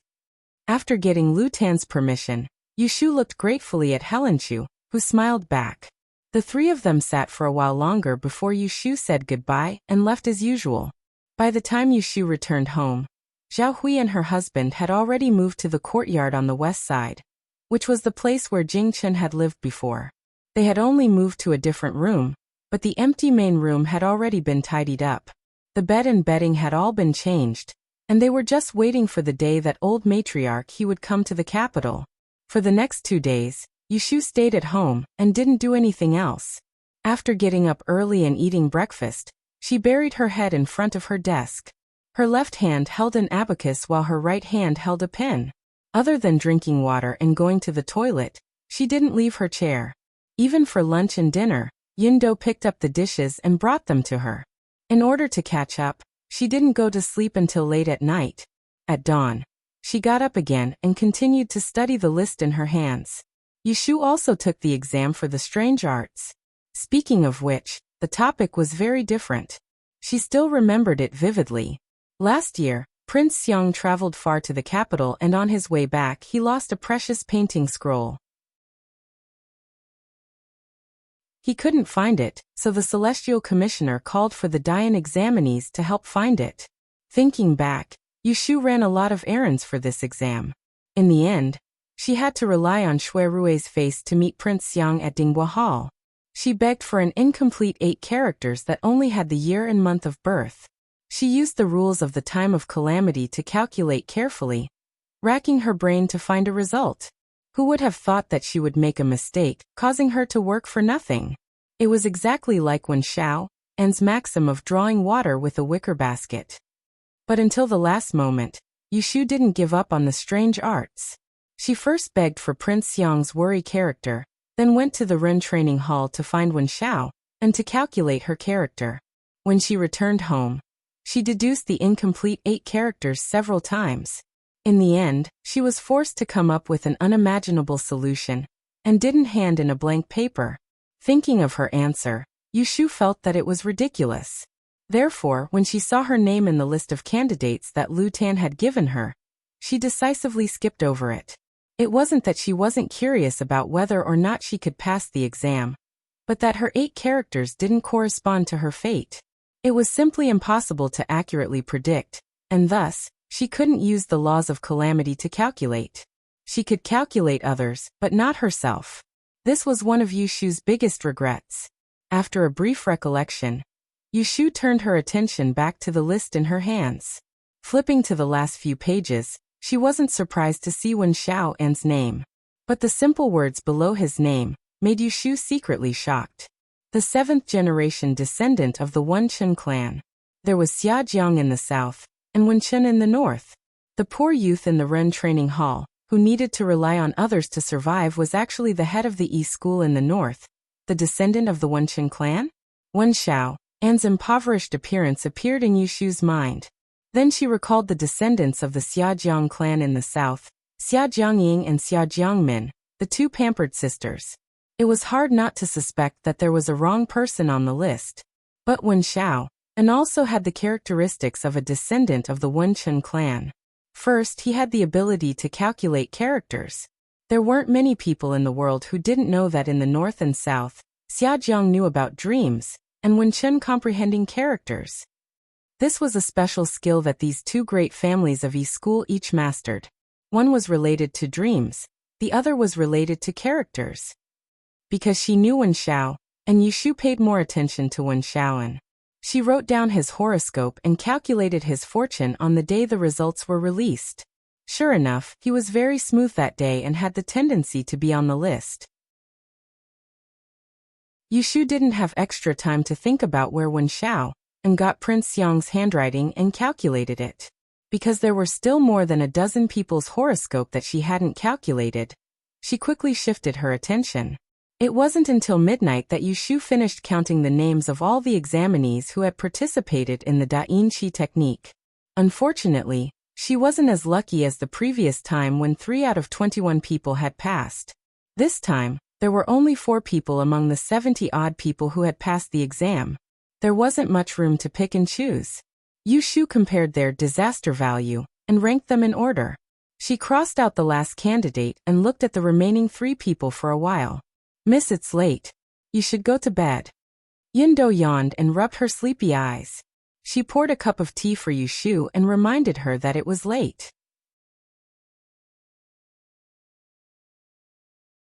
Chapter 362.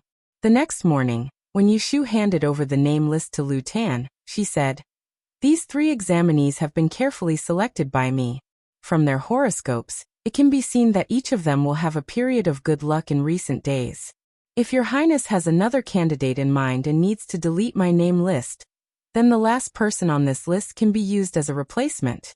Or if your Highness is willing to trust me, then it would be best to not change these 3 people." Lu Tan looked at the name list in his hand and bluntly asked Yu Shu, "How confident are you?" 8.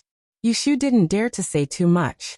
Lu Tan thought for a moment, then handed the name list to the servant behind him and ordered, "Quickly arrange for someone to change the name card." Yes. Yu Shu secretly breathed a sigh of relief. She was afraid that Lu Tan wouldn't trust her and would change 2 people on her name list like last time. That would be a waste of her hard work for the past 2 days. By the way, Lu Tan suddenly said to Yu Shu, "Shirgu's injury is getting better. My Shirshu should appear at the Double Suns meeting in 2 days." Yu Shu was already used to hearing news about Jing Chen from other people. She calmly nodded to Lu Tan, indicating that she understood. Today was the 4th day of the new year. The results of the course of strange arts would be released on the 6th day. Tomorrow, the names of the princes would be sealed in Cheongyu Lu. Today, the participants of the Double Suns meeting were a group of traders.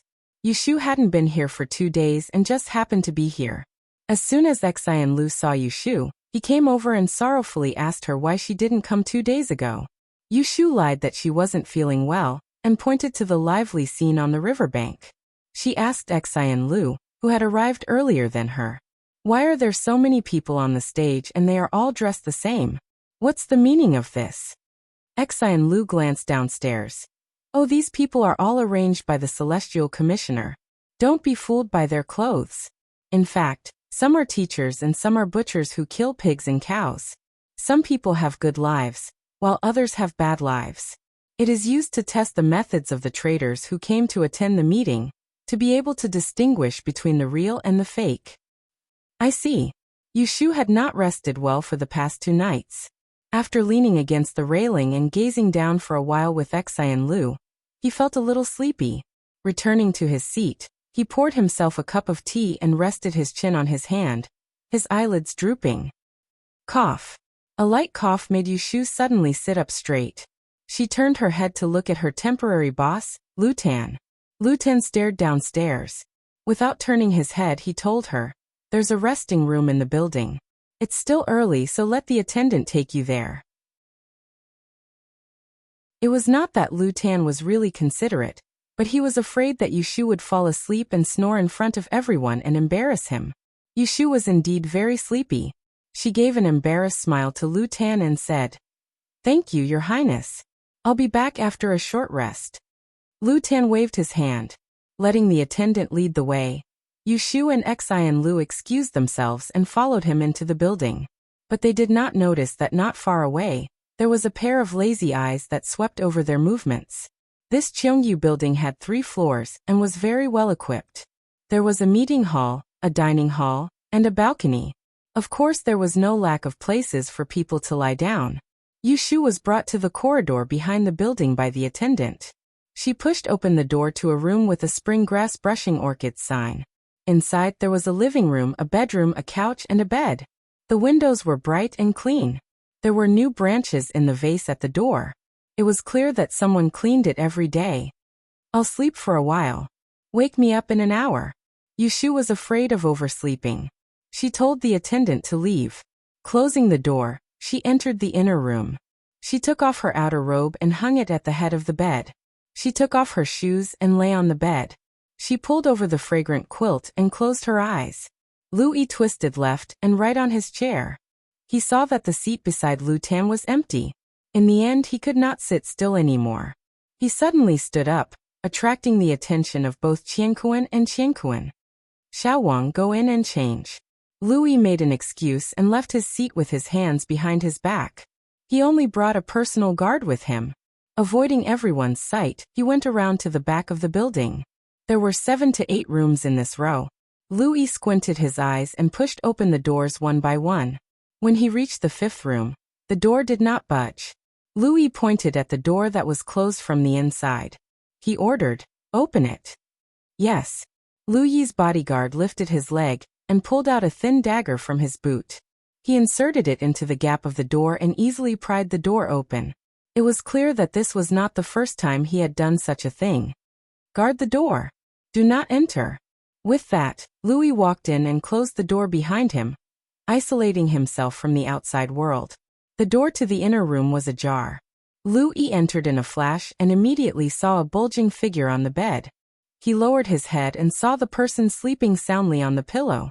Her hair was clearly tied up in a youth bun, but her cheeks were flushed red from sleep and half of her slender neck was exposed outside the quilt.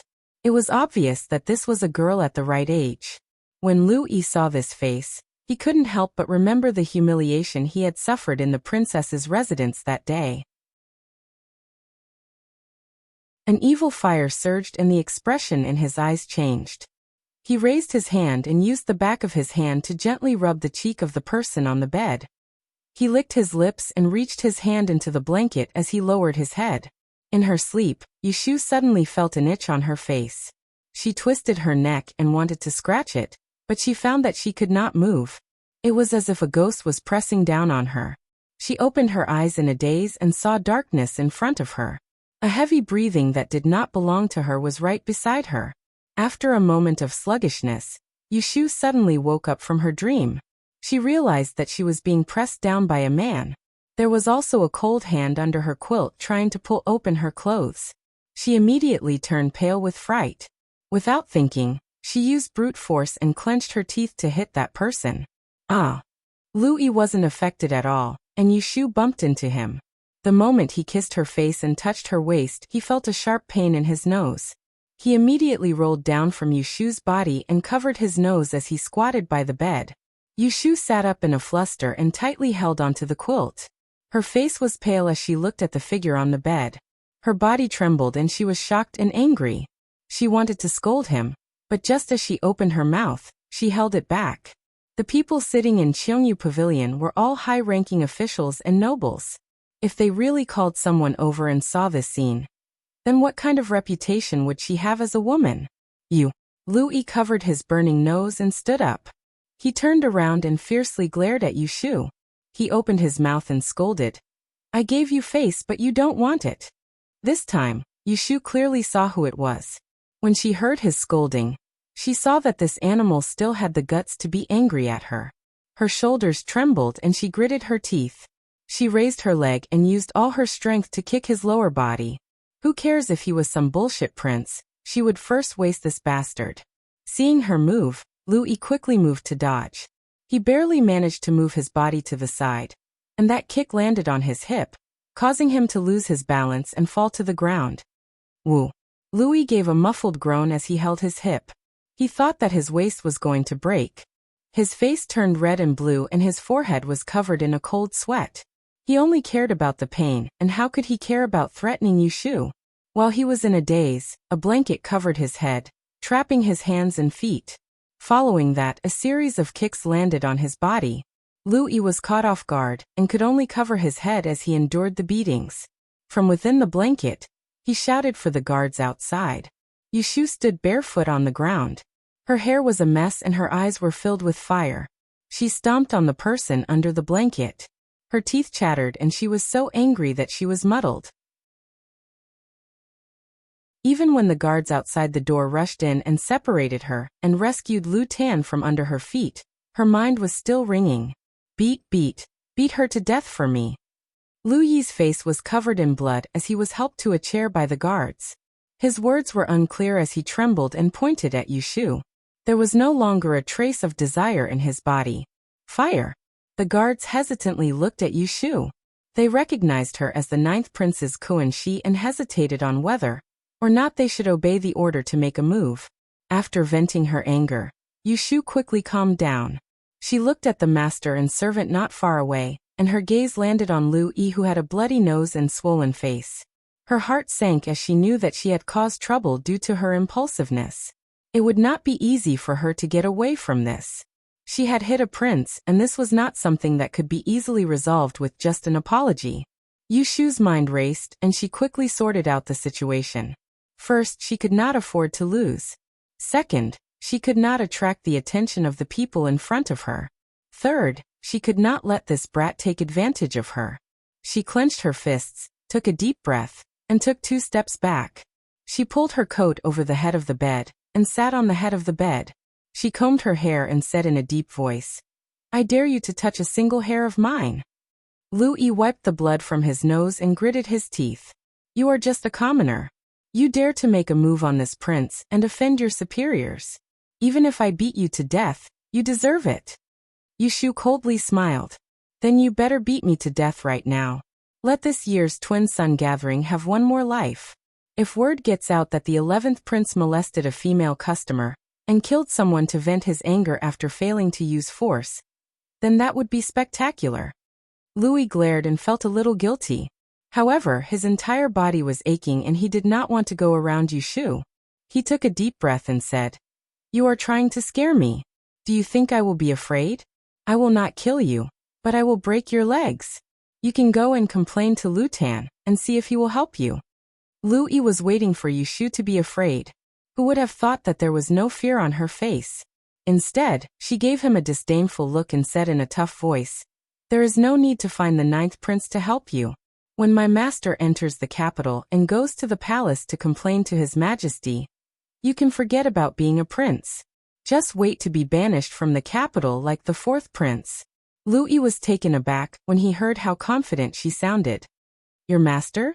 Yu Shu sarcastically said. "You are not stupid enough to think that I, a woman with no one to rely on, can escort the Daozi back to the capital, can call the eldest young master of the Shui family brother, and can be invited as a guest by the 9th prince? Let me tell you the truth. I am not afraid of you knowing. My master is a reclusive spiritual master of Mount Longhu. Even spiritual masters Huaixian and Huaisu of the Tai sect have to respectfully greet my master. I am his last disciple. It is only because my master wants me to go out and gain experience that I am not allowed to mention his name. You fool! Do you really think no one can help me?"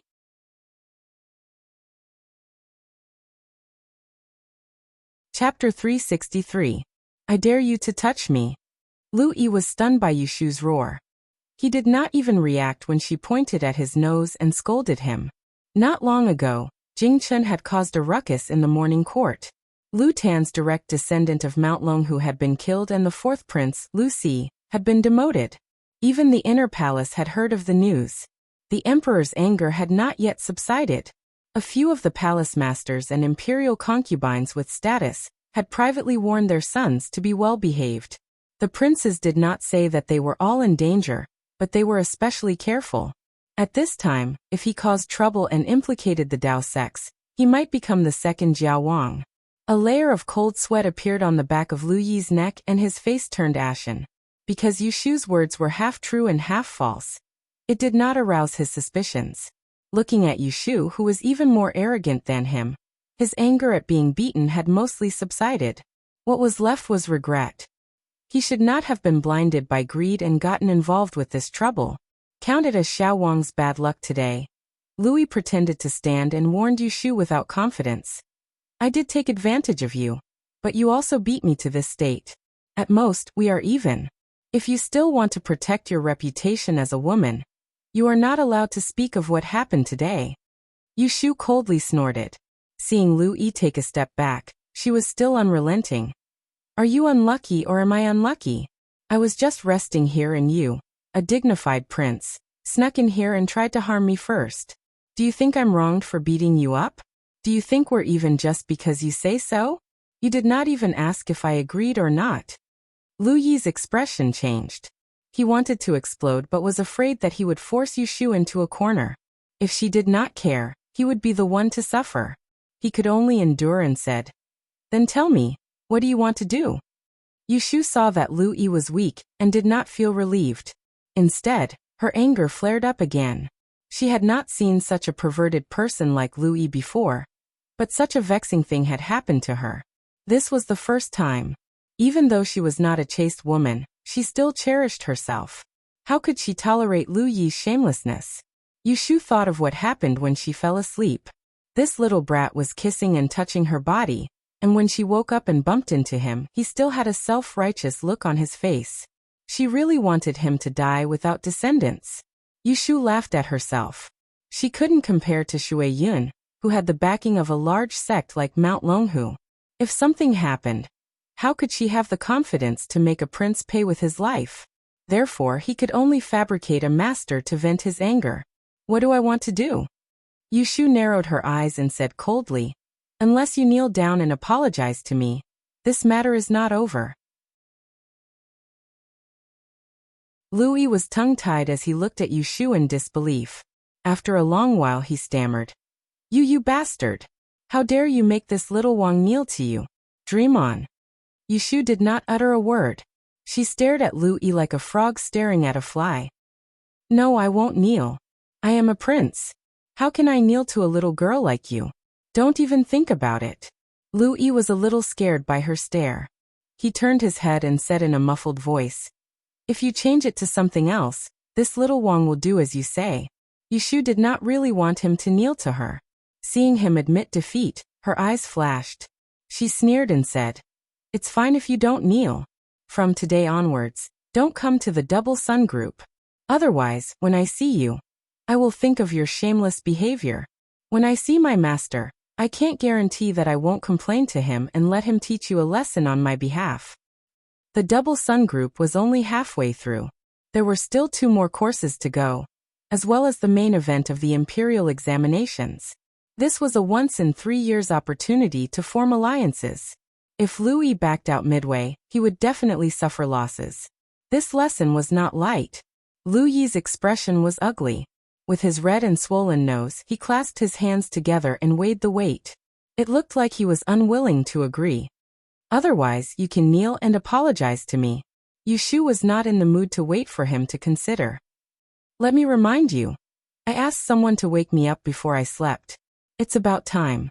When the person comes down, I want to see how you explain yourself. As the saying goes, those who have nothing to lose are not afraid of those who wear shoes. It should have been Yushu who cared about her reputation and didn't want to make it public, but she just had to act like she didn't care, which made Lu Yi worry. Okay. Lu Yi gritted his teeth and stood up suddenly. He glared at Yushu. This little Wang lost his footing and fell down the stairs. His injuries are not light, and I need to rest in the guest house. I won't come to the Double Sun group anymore. Are you satisfied now? Yushu smiled mockingly and said, As long as you don't let me see you again during the Double Sun group, when my anger subsides, I will just pretend that I was bitten by a dog and not remember. You. Lu Yi flew into a rage out of humiliation, but he could not lose his temper. He flung his sleeves, but it caused his muscles and bones to ache. He took a few cold breaths and did not look at Yushu again. He put his arm around the guard's shoulder and limped away. Yushu heard the sound of the door being slammed outside, and relaxed her cold expression. She first closed the door to the inner room, and silently returned to the bed. She sat down weakly and slowly lifted her numb legs to the side of the bed. She wrapped them around her knees and expressionlessly stared at the pile of brocade quilts on the ground in a daze. She sat there motionlessly until the servant outside the door asked her softly.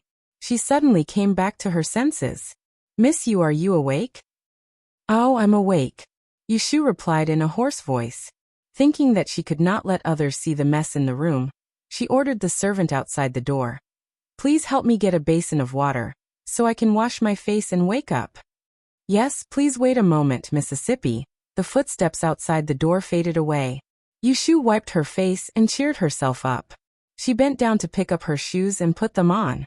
She tidied up her clothes, cleaned up the bed and the floor, and wiped away the few drops of blood from Lu Yi's nose on the floor. When the servant came back with the water, she had already returned to normal. From her appearance, It was impossible to tell that she had been wronged. Yushu tidied herself up and followed the servant back to the long corridor of Cheongyu Tower. She sat next to Lu Tan and looked over Lu Yi's seat. When she saw the empty seat between Qian Kuan and Qian Kuan, her heart calmed down. As long as Lu Yi could take the scare, she was sure that he would not find someone to testify. Regardless of anything else, it would be shameful for him to be beaten black and blue by a woman.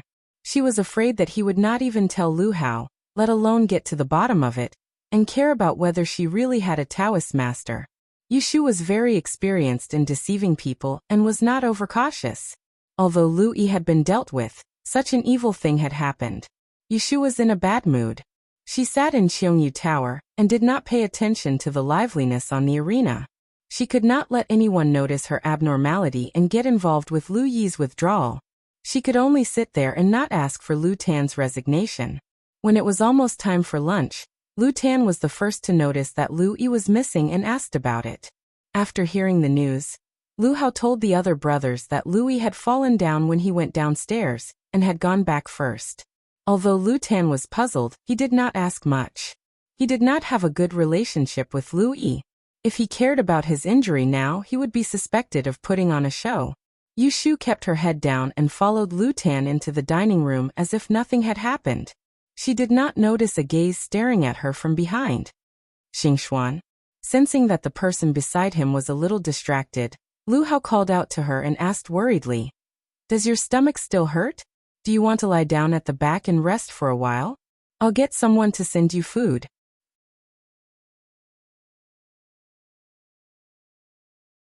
Chapter 364. That night, Yushu lay on the bed, tossing and turning restlessly. Whenever she thought about what happened in Cheongyu during the day, it was as if she had swallowed a bug. She couldn't calm down. Unfortunately, when encountering such a vexing matter, her heart was suppressed, but she couldn't tell anyone. She had a father and a mother, but she was just a commoner. She also had a sworn brother, but she couldn't implicate him. She even had a sect, but she only had a wandering master. She had yet to realize her own ambitions. To put it bluntly, she was just a guest whose words carried little weight. Just like what Lu Yi had said. No one could stand up for her. Thus, she could only bluff and come up with a backer to fool Lu Yi and scare him away. Yushu recalled the words she used to scare Lu Yi and couldn't help but laugh at herself. If I really had such an incredible master, I wouldn't have to be so timid. I'd probably be living a much easier life now. Yushu couldn't help but think of Taoist Qingzheng. He was the old man who guided her through the door of studies. He had the temperament of a reclusive expert. It was a pity that she didn't even know his real name, so she couldn't investigate his identity and background. Their master-disciple relationship had only been a few months, so it couldn't be considered a deep relationship. However, to Yushu, if she hadn't met Taoist Qingzheng, she didn't know where she would be working hard to make a living. Yushu didn't forget her promise to Qingzheng that when she had a firm foothold in the capital, she would help him find the fairy maiden Lu Run book. Right now, she was just a small guest. She didn't know when she would be able to fulfill her promise to Taoist Qingzheng. However, while she was still alive, she definitely had to find that book. Otherwise, if she really reincarnated as a mangy dog in her next life, she would definitely cry. Ai. Yushu rubbed her head and let her imagination run wild. Suddenly, she remembered that Taoist Qingzheng had given her a small item. After recalling for a while, she sat up on the bed. She put on her clothes and walked to the wardrobe. Opening it, she stuck her head inside to search. I remember that I put it away in the forest. Where did it go? Yushu muttered to herself as she rummaged through the cabinet. Finally, she found a half-worn snakeskin bag in the corner and fished out a ring-shaped hard object. She quickly took it out and showed it to Yushu. It was a ring made of black iron. Its surface was smooth, and there was not even a pattern on it. She tried it on a few fingers and finally put it on the index finger of her left hand. The size was just right. The metal felt cold against her skin. Yushu opened her palm and looked at it under the light. She vaguely recalled Taoist Qingzheng's reminder when he gave her the ring. He told her to always carry it with her. She hadn't taken it off on purpose. It was only after she escaped from the merchant ship. When she was hunting sparrows in the forest by the river, she used this ring to catch bird feathers and kept them in her bag. With so many things to deal with, he had forgotten about it. Putting it back on her hand, Yushu didn't intend to take it off again. Although there was nothing special about this ring, the thing that Master Qingzhang gave her must be useful. It wouldn't harm her. After tidying up the wardrobe, Yushu lay on the bed again and covered herself with the quilt. She gently fiddled with the iron ring on her finger and thought about future arrangements. She didn't fall asleep until dawn outside the window. On the 6th day of the 3rd month, the results of the Taoist unusual technique were finally released. Yushu didn't sleep well for 2 consecutive nights. This morning, she still woke up early to accompany Lu Tan. They went to the Spring Wave River together for the meeting. On the 3rd floor, another prince had left in the past 2 days. There were only 4 seats left in the corridor. It should have been much more empty. However, yesterday Lu Hao proposed to invite several nobles who were sitting on the 2nd floor to sit upstairs. So when Yushu arrived today, she saw that not only was the space not spacious, but there were also a few more people. She recognized some of the people who were invited upstairs. Yushu saw Prince Xiang's heir, Lu Jiong, and Commandery Princess Xuan beside him. She recognized them, but she didn't greet them with a straight face. It should be known that she had some conflicts with that young Commandery Princess. On the contrary, Xuan and Ji Xingxuan had a good relationship. Not long after, they sat together. There was another seat in the corridor. It had been empty since the day Yushu came. It was arranged on the other side of Lu Tan. It was Jing Chen's seat. Yushu heard from Lu Tan that Jing Chen might come today. When she saw that the seat was empty, she thought that he wouldn't come. Unexpectedly, Jing Chen arrived not long after the drums were beaten. He only brought 2 palace guards with him. He wore a bamboo green Taoist robe with a silver totem embroidered on the hem. He had a jade hairpin in his hair and a sword at his waist. His eyes were as calm as the mountains and rivers. When the princes saw him, although they had different expressions, they all greeted him in a friendly tone. Jing Chen politely responded to everyone. When he saw Yushu sitting beside Lu Tan, he smiled at her and sat next to them. He turned his head to talk to them. "Uncle, how is youngest aunt these days?" Lu Tan asked with concern. "She has been taking medicine every day. She is in a calm state of mind and much better." "Then I'm relieved. Last time you mentioned using warm jade as medicine. I sent someone to find one and send it over tonight." The 2 of them talked nonstop about Shui Yun's injury. Yushu couldn't get a word in, and didn't want to join their conversation. Seeing that Jing Chen looked fine and didn't look like he was overworked, she was relieved to divert her attention. She flipped through a book of that she brought with her in the morning. After some time, she heard Jing Chen call her name. "Xiaoyu." "Ah. What's wrong?" Yushu turned her head and waited for Jing Chen to speak. "How did you memorize the 2 manuscripts?" Jing Chen looked at Yushu and blamed himself. He had promised to teach Yushu the secret techniques of the sect, but he couldn't find the time to teach her. Yushu said, "I've read it once, but I only memorized 2 or 3 pages. I haven't had much time recently. I want to wait until the end of the Twin Suns gathering to study it properly. At that time, you should have time to teach me." Jing Chen nodded. Lu Tan heard what they were talking about and asked, "What manuscripts? What does senior brother want to teach Miss Yu?" Yushu glanced at Jing Chen. She wasn't sure if she could tell Lu Tan that he had taught her the chaotic sky divination record. However, when she saw Jing Chen's hesitant expression, it seemed that he couldn't say it clearly.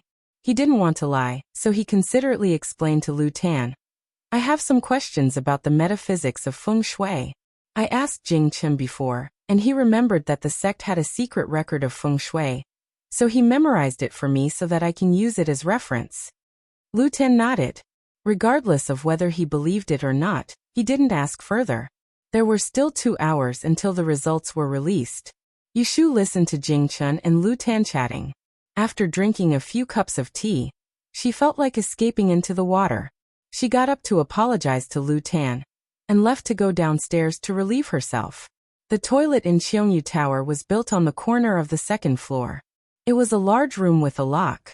The inside and outside of the room were smoked with incense, and there was fresh water on the shelf under the window. Yushu washed her hands and shook the water off as she walked out. Her head was half lowered, but a figure suddenly appeared in front of her, blocking the door and blocking her way. Yushu looked up the skirt with a jade pendant. When she saw the person's face, she frowned in surprise and asked, "What are you doing?"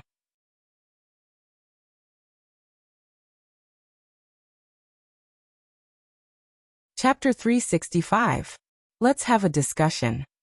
Yushu had been sitting in Qiongyu for so many days, and she and Ji Xingxuan had always ignored each other. Now that she was suddenly stopped by her and opened her mouth to talk, Yushu subconsciously became vigilant. There's nothing for us to discuss. Yushu directly bypassed Ji Xingxuan and walked out the door. She had only taken 2 steps when she heard someone say behind her, "I wasn't feeling well in the morning the day before yesterday, so I went to the back room to rest." Who knew that it would be noisy next door, and through the wall, I actually heard a good show. It was very interesting. Yushu's body froze and her expression changed. She slowly turned around and looked at Ji Xingxuan. On one hand, she was trying to discern whether she was speaking the truth, but on the other hand, she didn't believe that it was such a coincidence that she had eavesdropped on the wall the day before yesterday. It was unknown when the green veil covering Ji Xingxuan's face had been taken off, revealing an extremely elegant face. She was a typical water beauty, and every frown and every smile was as gentle as water. Especially her pair of eyes, which were full of quiet, could cause one's heart to sway and give birth to a desire to get close to her. If Yushu didn't know that Ji Xingxuan, this beauty, was born with a selfish and cold temperament, just looking at her face would make it hard for her to feel hostile. "Oh, what show did you see? Tell me, I want to hear it." Ji Xingxuan chuckled and muttered in a low voice, "I didn't know that Miss Lianfeng has a Taoist master. If you are referring to Taoist priest Qingzheng, then I can tell you that he is indeed a Taoist master, but he can't be compared to those few Taoist masters of the Greater One Path. How can he speak for you in front of His Majesty?"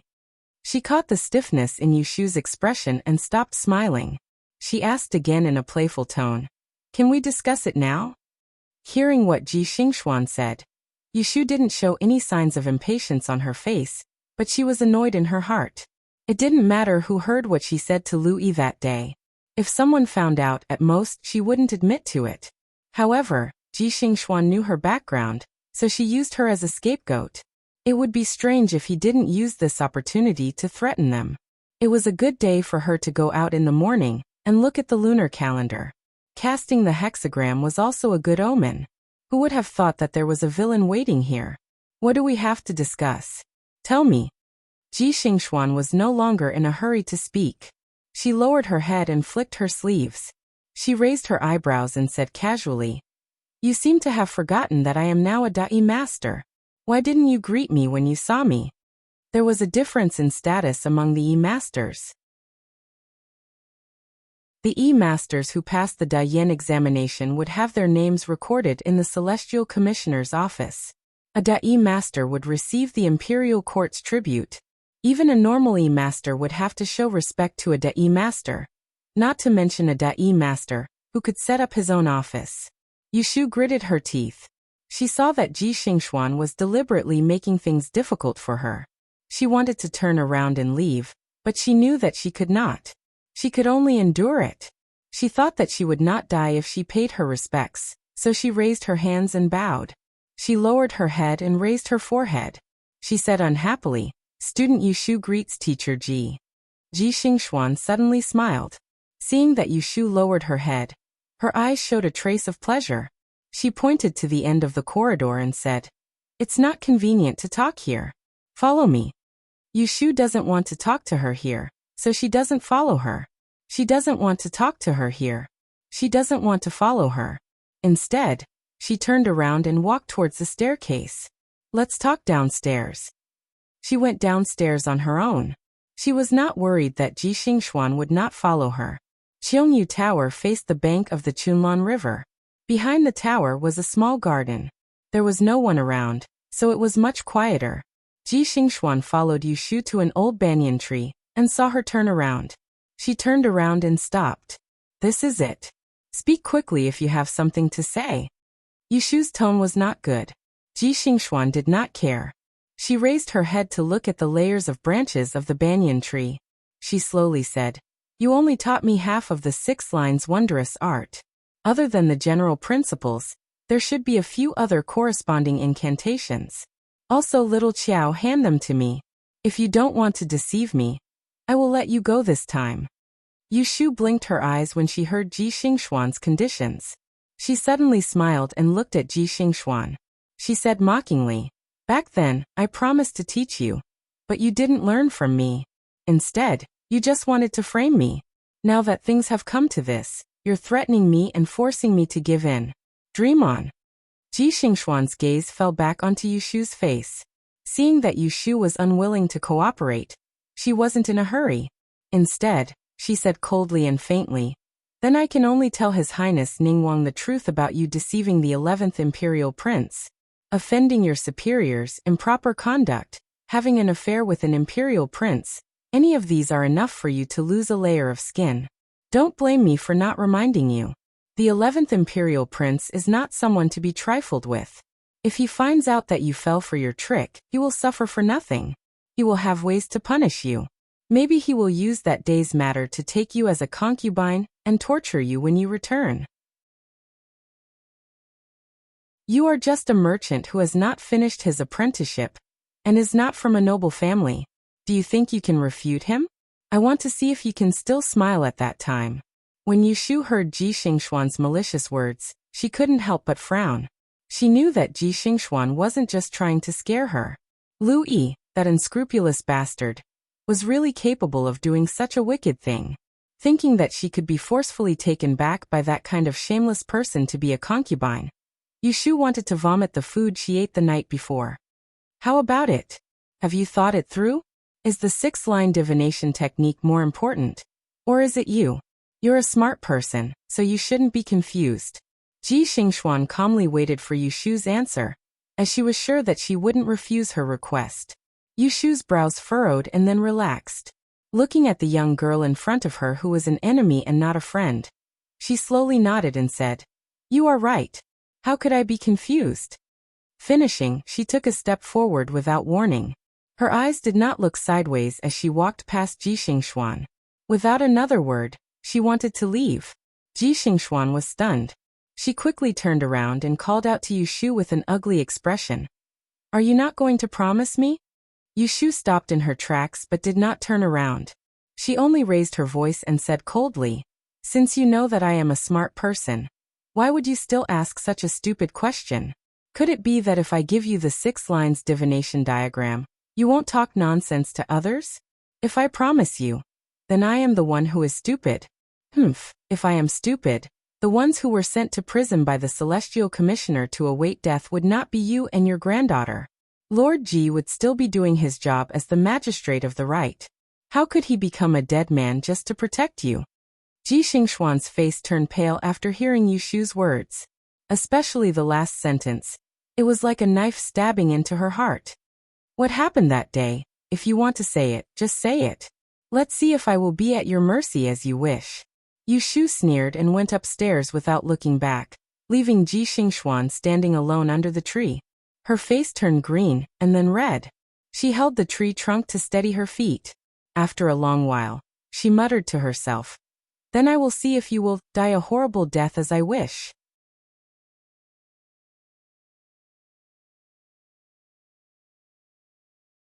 Chapter 366. I wish all my readers good health in the new year, and good luck. Congratulations on making a fortune. Here's to you. Yushu returned to her seat and gazed at the indigo riverbank in the distance. She was no longer looking forward to the results of today's release as much as before. At this moment, her mind was spinning quickly, thinking about how to deal with the troubles that might appear next. She had directly rejected Ji Xingxuan's request not because she was impulsive. Instead, she had considered the current situation. Even if Louis knew that he had been tricked and could not take it lying down, it was unlikely that he would come after her during the double sun gathering. After all, she was now Lu Tan's guest. She had replaced Shui Yun and sat in such an obvious position. If something happened, it would not look good on anyone. Therefore, at least during the double sun gathering, she did not have to worry about Lu Yi doing anything to her. She still had time to think about countermeasures. However, after the double sun gathering, she would be in a terrible situation. Based on Lu Yi's petty character, he would definitely not let her off the hook. Needless to say, Ji Xingxuan would be the same. Damn it! She could have discussed this with Shui Rui. However, her brother had left the capital 2 days ago. She did not know when he would be back. Jing Chun, who was talking to Lu Tan, gradually realized that Yu Shu had been frowning ever since she returned. She stared blankly outside the building as if she was troubled. Therefore, he walked past Lu Tan and called out to her, "Xiu Yu." When Yu Shu heard Jing Chun calling her, she stopped her train of thought and turned to look at him. When she saw his concerned gaze, her heart skipped a beat. Should she tell Jing Chun that she had hit Lu Yi and ask him for help? That way, she would be able to compensate Lu Yi. As soon as this idea came to mind, Yu Shu felt that it was feasible. Although she and Jing Chun had become estranged because of what happened to Shui Yun, their friendship was not fake. If Jing Chun knew that Lu Yi was plotting against her, he would definitely not stand idly by. Furthermore, given Jing Chun's current noble status as a Taoist, even a prince would have to be courteous to him. As long as Jing Chun was able to suppress Lu Yi, she had her own ways to deal with Ji Xingxuan. Yu Shu sorted out her priorities and immediately decided to have a chat with Jing Chun after the Shuangyang group ended today. At this point, she could no longer rely on acting smart to get by. If she didn't ask for help from a friend, was she really going to wait to be someone else's concubine? Jing Chun. Yu Shu cleared her throat and said, "I want to visit Miss Shui. I'll go with you back to the princess's mansion after this afternoon." All right. Jing Chun didn't think much about it and agreed. He didn't know that Yu Shu was looking for an excuse. She didn't really want to see Shui Yin. Yu Shu relaxed and her expression became much more relaxed.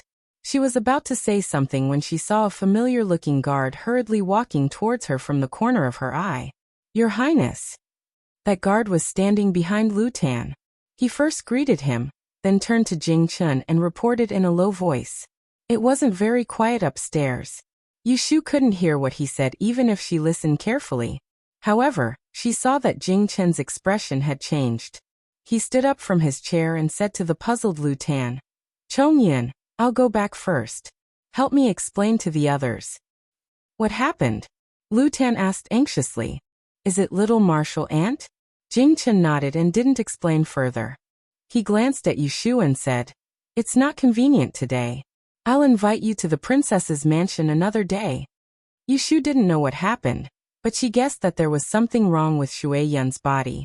Seeing that Jing Chun was in a hurry to go back, she couldn't help but sigh. She knew that she wouldn't be able to talk to him today.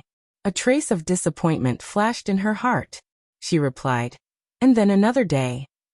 Jing Chun finished speaking and left with his people. He didn't say goodbye to the others upstairs, but many people saw him leave and asked someone to ask Lu Tan. Lu Tan played dumb with these people and didn't say that Jing Chun went back because something happened to Shui Yun. With Jing Chun's departure, Yu Shu sitting upstairs lost the mood. She listened indifferently to the applause coming from the two sides of the arena downstairs. She held a cup of hot tea until her palms turned cold. Unknowingly, it was almost time for the results to be released. The area downstairs was cleared and the imperial censor appeared. The announcement board with the list of names was carried out. Yu Shu forced herself to focus and listen to the imperial censor's announcement. She compared the candidates of the remaining 4 princes. In terms of difficulty, the number of people who took the first place in the 6 examinations of the Dian was usually the least. And those who were qualified to be on the list were rarely not from prestigious families. This phenomenon wasn't strange. It wasn't easy to learn. Ordinary people who didn't have a family background wouldn't have the opportunity to come into contact with superior techniques. Before the examination started, Yu Shu had once entered the library pavilion of the Imperial Historian's Library through Shui Rui and browsed through the examination papers of the past years. In the 200 years since the Dayan's examination started, the examination questions of the Extraordinary Arts course were strange of every description, and all of them were tricky. If one wanted to excel in the examination paper, then one must have a good reason and evidence, and moreover, one had to cite the extraordinary arts.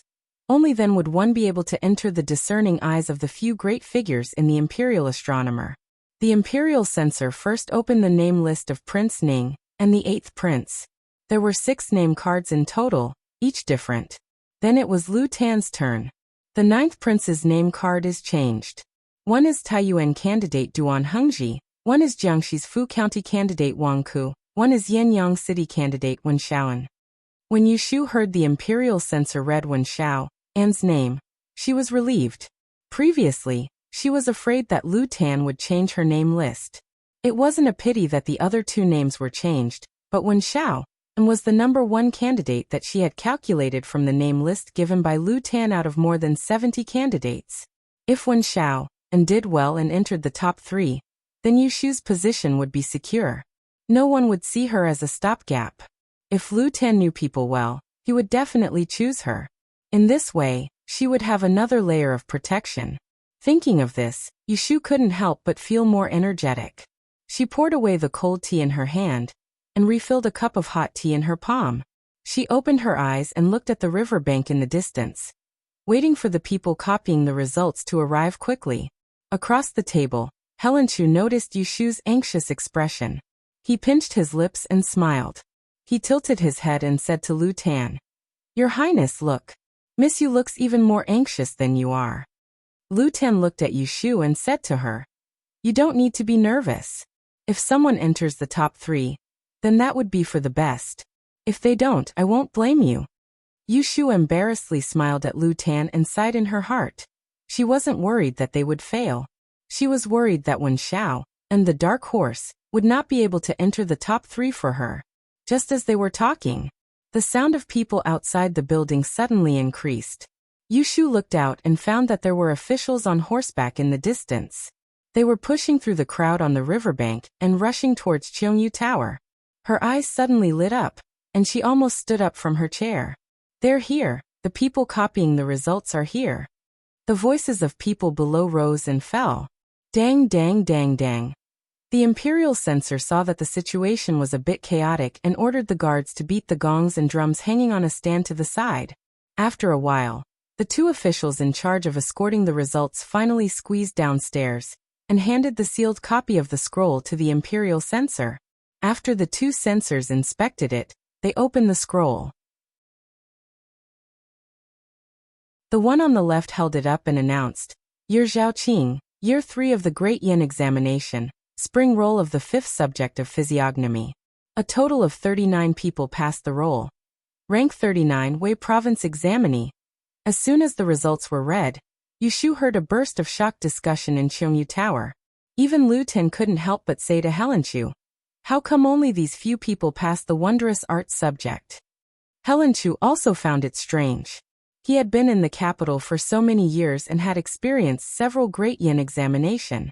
It should be known that the wondrous arts subject often gathered the descendants of aristocratic families. More than half of the people on the golden roll, which could accommodate 100 people, were considered few. But this time only 39 people passed. Could it be that the questions this year were really that difficult? Yushu didn't care about how many people passed. She only wanted to know the rankings of the 3 people she had chosen. The higher they were, the happier she was. As long as they could surpass the people that Ji Xingxuan had chosen and steal her limelight, that would be satisfying. There were 30-something people in total. The imperial censor quickly read out half of the list. The first person to pass was an examinee on Ning Wang's list. He was ranked 24th. There were many people sitting on the 3rd floor today. There were many people who wanted to curry favor and loudly congratulated Lu Hao. Lu Hao had Ji Xingxuan, the hideous great master in his prime, accompanying him. His face was flushed with success. He raised his hands towards Lu Tan and Lu Du from afar and said with a clear laugh, "8th brother, 9th brother. My apologies, this brother was ahead of you." Lu Du was envious but didn't dare to directly say anything sour to Lu Hao. He laughed dryly and turned his head to the side. Just as Lu Tan was about to congratulate Lu Hao, Helench's sharp ears heard the imperial censor read out the next name. The corners of his mouth curled up, and he somewhat unceremoniously interrupted Lu Tan's voice. He said with joy, "Congratulations, Your Highness. Another person has been chosen. He is ranked 21st. Lu Tan was stunned for a moment before he reacted. His eyes revealed a bit of joy. He nodded and looked at Yushu with a slightly profound look. Then he turned his face towards Lu Hao and cupped his hands in obeisance. He said loudly, "Thanks to Seventh Brother's happiness, I also have my eyes on someone." Lu Hao's smile paused for a moment. Without changing his expression, he replied, "Congratulations, Ninth Brother." Lu Du saw that Lu Tan had also been chosen. He was happy and turned to congratulate Lu Tan. His words implied that he was envious of his good luck. Yushu, on the other hand, did not feel excited. She used the rule of time of misfortune to be sure that the 3 people she had chosen were all on the list. The earlier the names were read out, the worse it would be. Yushu didn't want to hear the name of the person she had chosen too early. However, after a moment, the Imperial Censor read out another person on Lu Tan's list. 18th place Taiyuan candidate Duan Hengji. "Congratulations, Your Highness." Lu Tan was dealing with Lu Du suddenly. He heard someone congratulating him. With Helen Chi's reminder, he knew that another person had been chosen. He couldn't hide the surprise on his face. He turned to look at Yushu. He wanted to say something but couldn't find the words. Since when did the talents of the Shuangyang meeting become so easy to pick? His youngest Ant Master was a descendant of the Taoism sect. She had extraordinary wisdom and a rare treasure in her hands. That was why she could recognize people at a glance. However, wasn't this Yushu a self-taught genius? Where did she get this ability? Yushu was in a dilemma because of the 2 people's low rankings. She didn't notice Lu Tan's probing gaze. On the other side, because of Lu Tan's second success, Lu Hao's eyes flashed with a hint of gloom. However, there were some people who had a screw loose in their heads. They talked in a loud voice. "How is it that the 9th prince is still so lucky without the help of that fairy master? Who do you think the lady on his banquet is? I heard that she has some relationship with Daozi." Princess Xiwen was sitting beside Ji Xingxuan. She had heard about the grudge between the Ji family and Yushu. Hearing these discussions and seeing Ji Xingxuan's cold expression, she snorted and attracted the attention of both sides. "I know that Lady Lianfang. She is also a candidate in this year's Dian examination. However, she doesn't seem to have a name on the list. She is just a regular customer." There were 6 subjects in the Dian examination. Other than arithmetic, which was unique, the other 5 subjects were: anyone who passed 1 subject would be promoted to a Master of Changing. Anyone who passed 2 subjects in the same year would be promoted to a Great Master of Changing. If the customers wanted to be promoted, they could only rely on the unique arts. As everyone knew, the unique arts was the most difficult of the 6 subjects. In other words, Yushu didn't have much hope of being promoted this year. When everyone heard this, they immediately lost interest in Yushu. The topic of conversation changed. Xiwen sneered. She turned to Ji Xingxuan and whispered in her ear, "Don't be disappointed by that kind of person. You are a hideous Great Master of Changing, the most outstanding person in the Dian examination this year. Your future is limitless. Who can surpass you? Older sister has higher standards. Don't always be fixated on those good-for-nothings." Ji Xingxuan laughed at her words. She shook her head and said, "I know." "Princess, don't be angry because of me." Xiwen pouted. She thought, how could Ji Xingxuan know about the grudge between me and Yushu? Yushu did not know that someone was talking about her. She was listening attentively to the censor who was slowly reading out the names. As the censor continued to read out the names, her heart started to beat faster and faster. She was so nervous that her palms were sweating from clenching her fists. 8th no. 7th no. 6th still no. Yushu's heart was in her throat. She wanted to urge the imperial censor to read faster, but she was afraid that when Xiaoen's name would come out too early. Her mouth was dry, but she didn't even dare to take a sip of tea. 4th place, examinee of the Taisher Library, Sun Wu. When Yushu heard this name, her brows furrowed. If she didn't remember incorrectly, this person was on Ning Wang's list. As expected, in the next moment, she heard someone congratulate Lu Hao from upstairs. Turning to look, she saw that Lu Hao had already stood up.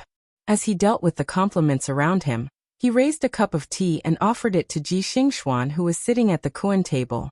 He said in a loud and clear voice, "Ben Wang uses tea in place of wine to thank koan seat." This sentence, "this cup of tea," was offered by a Wang Yi.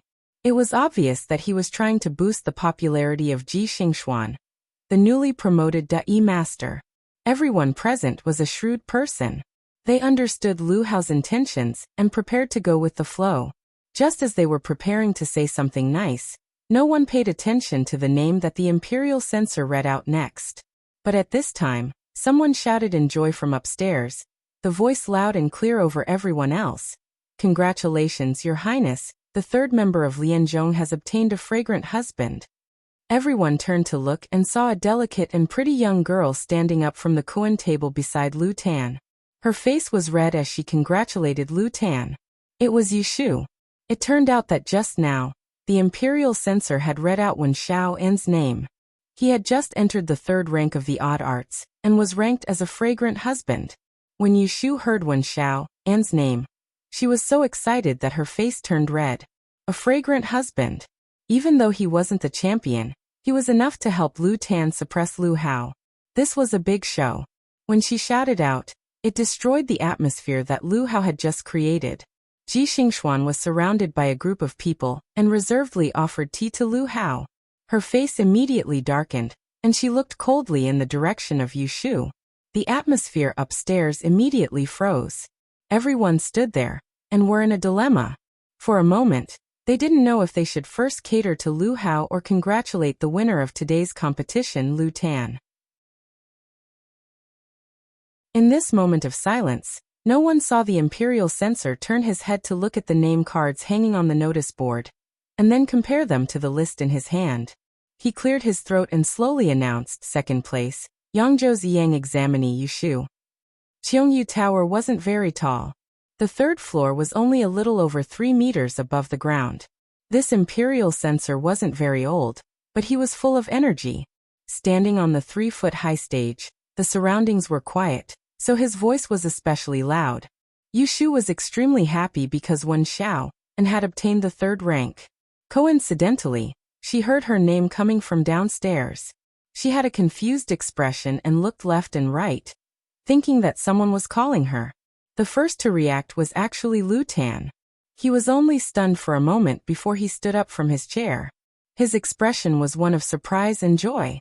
He asked Yushu with uncertainty, "Miss Yu is from Yangzhou Ziyang examinee?" Yushu nodded. Her eyes blinked and suddenly widened. When Lu Tan saw her reaction, he couldn't help but laugh. He squinted his eyes and looked at her with a different gaze. However, he said in a light tone, "Congratulations to Miss for obtaining the third rank." Heelan Cho also stood up to congratulate her and laughed as he cupped his hands at Yushu. Yushu's blood rushed to her head and her face was flushed red. She felt that everything that had happened wasn't real. She had actually passed the exam. Moreover, she was ranked second before Wen Xiaoan. She was worthy of hideous. What a great prize. Although Yushu wasn't on Lu Tan's list, she was still Lu Tan's guest. Being a guest at the table was also an honor. Moreover, she had just obtained the third rank, so she already had a fragrant husband. With the addition of hideous, wouldn't it be for more happy events? Compared to not long ago, when Lu Tan, with Xue Yun's help, won the first rank in one fell swoop, it wasn't inferior at all. The people sitting upstairs were all people who knew when the wind blew. When they heard that the momentum had shifted to Lu Tan, they forgot about the stalemate earlier. One by one, they went to congratulate Lu Tan and Yushu. The sound of congratulations rang out incessantly, and Ji Xingxuan, who was like the moon surrounded by stars, was left out in the cold. Ji Xingxuan stood there awkwardly. She forced a smile and pretended to sit back down as if nothing had happened. "All of you should be quiet. Didn't you see that even the imperial censor can't speak? The champion hasn't come out yet." Wen suddenly poured a bucket of cold water on them. Her hand squeezed Ji Xingxuan's arm under the table, hinting for her not to be impatient. The group of people then realized that the imperial censor hadn't spoken for a long time, and was left out in the cold. Lu Hao maintained his composure and waved his hand downstairs. Will the Imperial Censor please continue to read the results? The Imperial Censor's expression was strange. He held the results and studied it with his colleague beside him for a while. He cupped his hands and reported upstairs, replying to Prince Ning. This year's De Yuan Qi Arts examination has an empty first rank. There is no one above hideous.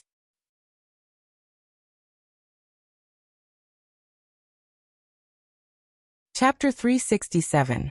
Since the inception of the De Yen examination, it wasn't that there had never been a vacancy in the top 3, but it wasn't a lot. Usually, it was because the examinee's answers didn't meet the criteria of the Celestial Commissioner to be able to enter the top 3, and among them, the number of vacancies for the champion was the highest. During the peaceful era, there was a record of only 2 champions emerging from the 6 major examinations. Therefore, it wasn't surprising that the champion of the Odd Arts course was vacant this year. To others, this might have been a pity, but to Yushu, it was an unexpected piece of good news.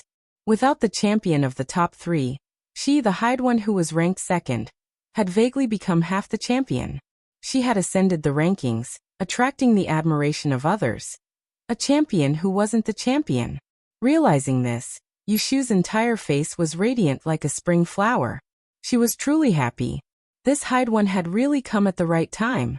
When the group of people in Cheongyu recovered from the shock of not having a champion in the rankings, they all turned to look at the lucky hired one, Yushu. Lu Chan's Kurenshi, Xian Lu, had unknowingly appeared beside Yushu. She held hands with a smile as she congratulated this new friend. She knew that Yushu had previously been a mere trader. After passing this course, she had just been promoted to a master shifter. Although it couldn't compare to the glory of a grand shifter, there were only a few grand shifter masters every year in Dian. As for the top 3 of the Odd Arts course, it had a different meaning, and was definitely worth befriending. Their Xian family was one of the 12 aristocratic families in the capital. They had been around for less than 100 years and ranked last among the 12 aristocratic families. However, they were able to firmly occupy a spot in the 5 great exchange halls. Their Xian family was good at making friends and had a discerning eye for talent. Therefore, the number of master shifter who could hold their own in the hall was the highest among the 5 great exchange halls. Lotus Room, now that you've become Mr. Hyde One, will your eyes still be under your eyebrows? Xian Lu teased. Yushu laughed heartily, unable to close her mouth. Yes, yes. Other than Yushu, the one who was most happy to see this result was Lu Tan. He exchanged a look with Heelan Cho and looked at Ning Wang in the distance. Sensing the low pressure over there, he could not help but curl the corner of his mouth. The gloom he had felt when Shui Yun had been murdered, and he had heard people talk about his incompetence, had been swept away. Looking at Yushu again, Lu Tan increasingly felt that his little martial aunt was a brilliant strategist. This woman could really help him get out of trouble. Waves rose and fell in Cheongyu Pavilion. After the ranking list was announced, it was soon time for lunch. The group of people chatted and laughed as they stood up and left the table, turning into the dining hall. Leaving aside the harmonious atmosphere in Lu Tan's private room, when Prince Ning Lu Hao entered the dining hall, he pulled a long face and sat down without a word. Ji Xingxuan also felt suffocated, and sat down on the other side with her head lowered. Seeing this, Lu Hao's Qianxi hesitated for a while before finally consoling. Your Highness, please do not be impatient. Now is not the time to be angry. The 9th prince has temporarily taken the lead, but there is still mathematics and the imperial examinations gold rankings. It is still unknown who will have the last laugh. Lu Hao said coldly, there are a total of 5 rankings. They have already taken in a champion, a fragrant husband, and today's fake champion. Do you expect this prince to find a fortune teller to suppress them in the next subject? Even though they had the hideous great E-master Ji Xingxuan, who could fight 1 against 2, the Twinyang society cared most about ranking. Quality first, quantity second. As a result, the number of people chosen by Lu Tan's side was no less than that of Lu Hao's. Originally, Ji Xingxuan could suppress them by a head, but with the unexpected appearance of Yushu, it was clearly not enough. Unless there was a fortune teller in the next subject, there was no way to reverse the situation. However, the The candidates of the Grand Yen examination were not cucumbers in the market. They could not be spread out for everyone to pick and choose from. This Lu Hao's Qian, she was also a rather reputable scholar. After being humiliated by Lu Hao, he felt ashamed and decided to keep quiet. Ji Xingxuan raised her head and sighed softly. She stood up and lowered her head towards Lu Hao, saying, "It is all my fault for delaying your highness's important matter. Please forgive me." Lu Hao was a man who cherished beauties. When he raised his head and saw Ji Xingxuan's remorseful expression, he could not bear to blame her for being inferior. His expression softened as he said, "What are you doing? This prince did not say anything wrong. Sit down." Ji Xingxuan looked at Lu Tan with a docile expression. "Thank you for your highness's understanding. However, Xingxuan cannot do as you wish and I feel guilty. However, your highness, please rest assured. In the next subject, you will definitely turn the tables." Hearing the hidden meaning in her words, Lu Hao questioned, "Are you confident that you will be able to enter the top 3? Ji Xingxuan shook her head and revealed a slight smile. She confidently said, "It is not me who is confident. It is your highness who is confident." Lu Hao frowned. "What do you mean by that? Your highness was in a moment of anger. How could you be muddle-headed? Have you forgotten? I have mentioned to you before that when I was studying at the Taisher Library, I had met many great philosophers. Among them was Mr. Han Wenguang, who had 3 fortune-tellers. This year, he had 2 direct disciples who were participating in the Dian examination. I happen to know them and have seen their faces. According to my judgment, the fortune-teller is one of them. Your Highness, please send someone to exchange for their name card. I believe they will give your highness face." There were rules for the selection of the princes in the Twin Sons Assembly. Before the results of the previous subject were released, the examinees were not allowed to change the name card of the next subject. Thus, Ji Xingxuan knew what was going to happen in the mathematics section, but she didn't say it. She was waiting for this crucial moment to curry favor with Lu Hao.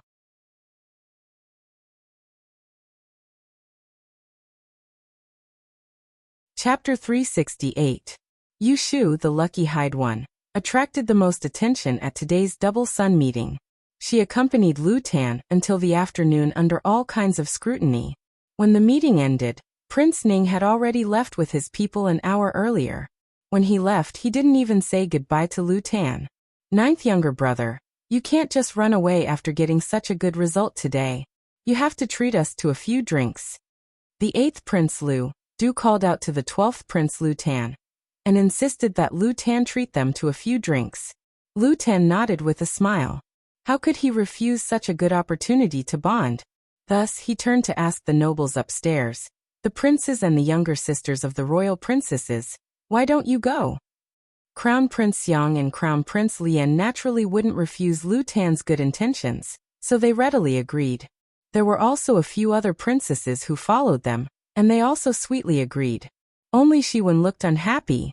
She pulled her elder brother's sleeve and said, "Elder brother, I'm not feeling well, so I can't go with you. Can you apologize to the 9th prince on my behalf?" Lu Jiong nodded and left her to talk with the other girls. He went over to talk with Lu Tan and the others, and then went downstairs with a smile. When everyone came, they all came in a sedan chair, so it wasn't good to travel together. Thus, Lu Tan booked a restaurant in the north of the city that catered to nobles, and arranged to meet in the evening. Now, everyone went back to their manners to freshen up. When Yu Shu and Helen Chu followed Lu Tan back to the guest house, the sun hadn't set yet. Lu Tan wasn't in a hurry to go back to the inner courtyard to change clothes, so he sat in the reception hall and talked with them. His expression wasn't as calm as before, and there was a hint of lightness on his face. "Haha. Miss you is really unexpected. You gave me a pleasant surprise." As soon as Lu Tan sat down, he first praised Yu Shu. "Not to mention your highness, even I didn't expect it myself." Yu Shu sighed with a smile. With regards to today's results, Yu Shu was no less surprised than Lu Tan. She spent the whole afternoon in bliss. Only now did she feel that it was real. She had not had much hope in the magic exam. Moreover, it was a true Hyde one.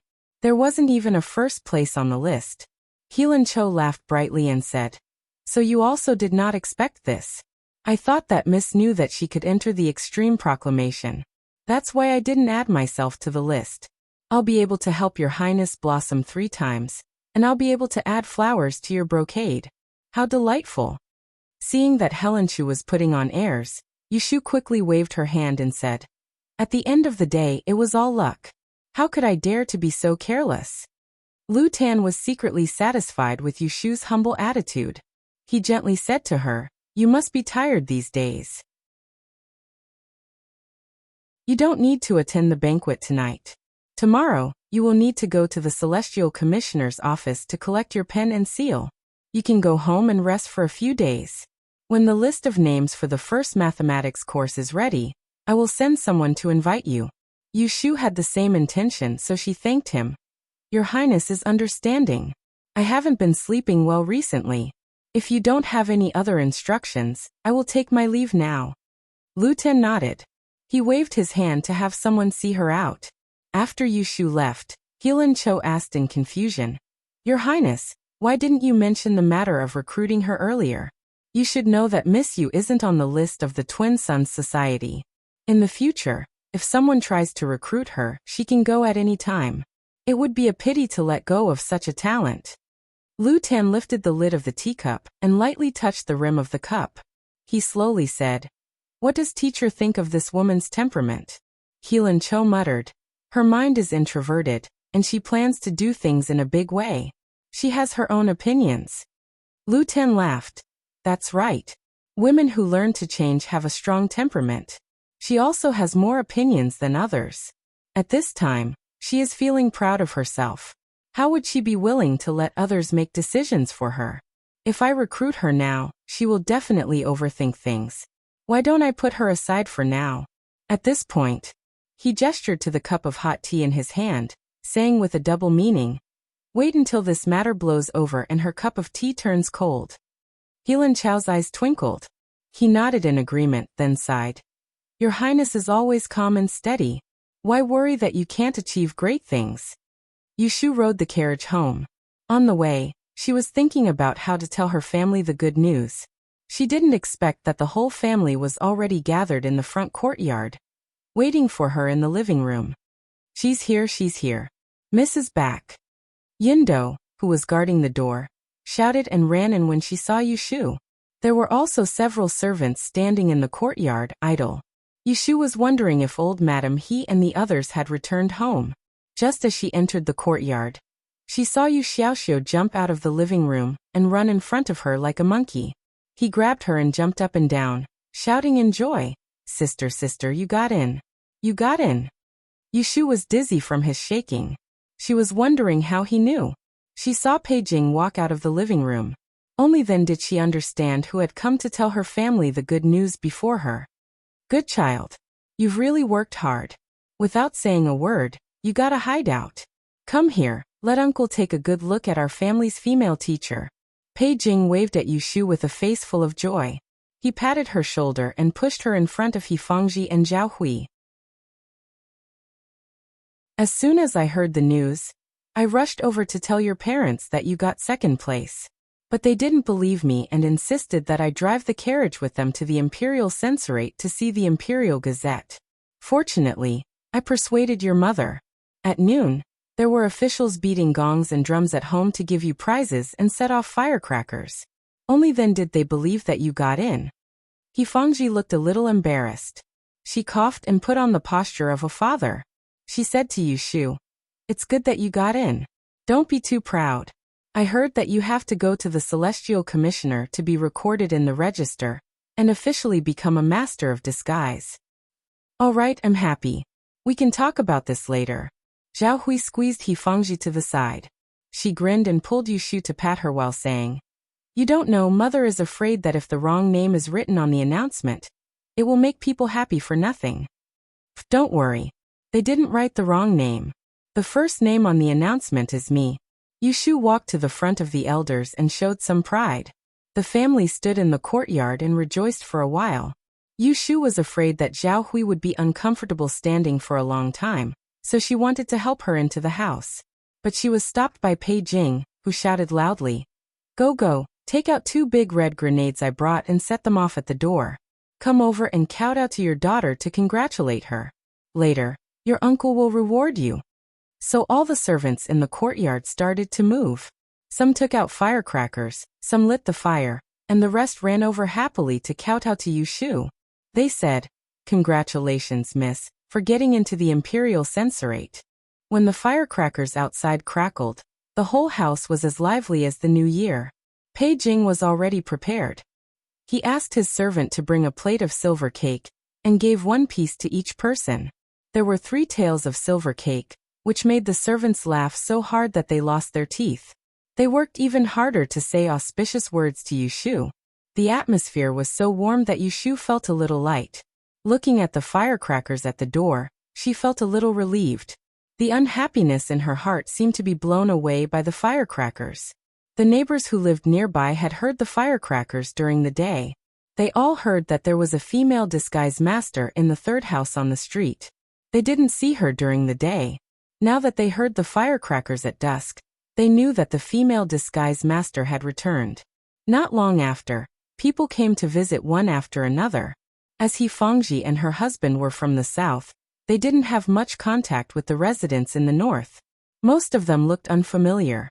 Zhao Hui was pregnant, so it wasn't easy to receive them. Fortunately, there was Pei Jing, who was smooth and slick. He accompanied Yushu to receive the guests and easily sent them away. When this group of people left, Zhao Hui hurriedly asked the gatekeeper to close the door. She urged the kitchen to cook some dishes to go with the wine. They set up a table in the big house in the backyard. The family ate and drank happily. When the moon was high, Pei Jing left in a drunken state. He Fangji also drank a lot of wine. She sent her brother-in-law out with a red face. "Mother, you should rest too. I'll get someone to clean up and go to bed. I have to go to the Celestial Commissioner's office to get my stamp tomorrow. I have to get up early." Yushu helped Zhao Hui back to her room.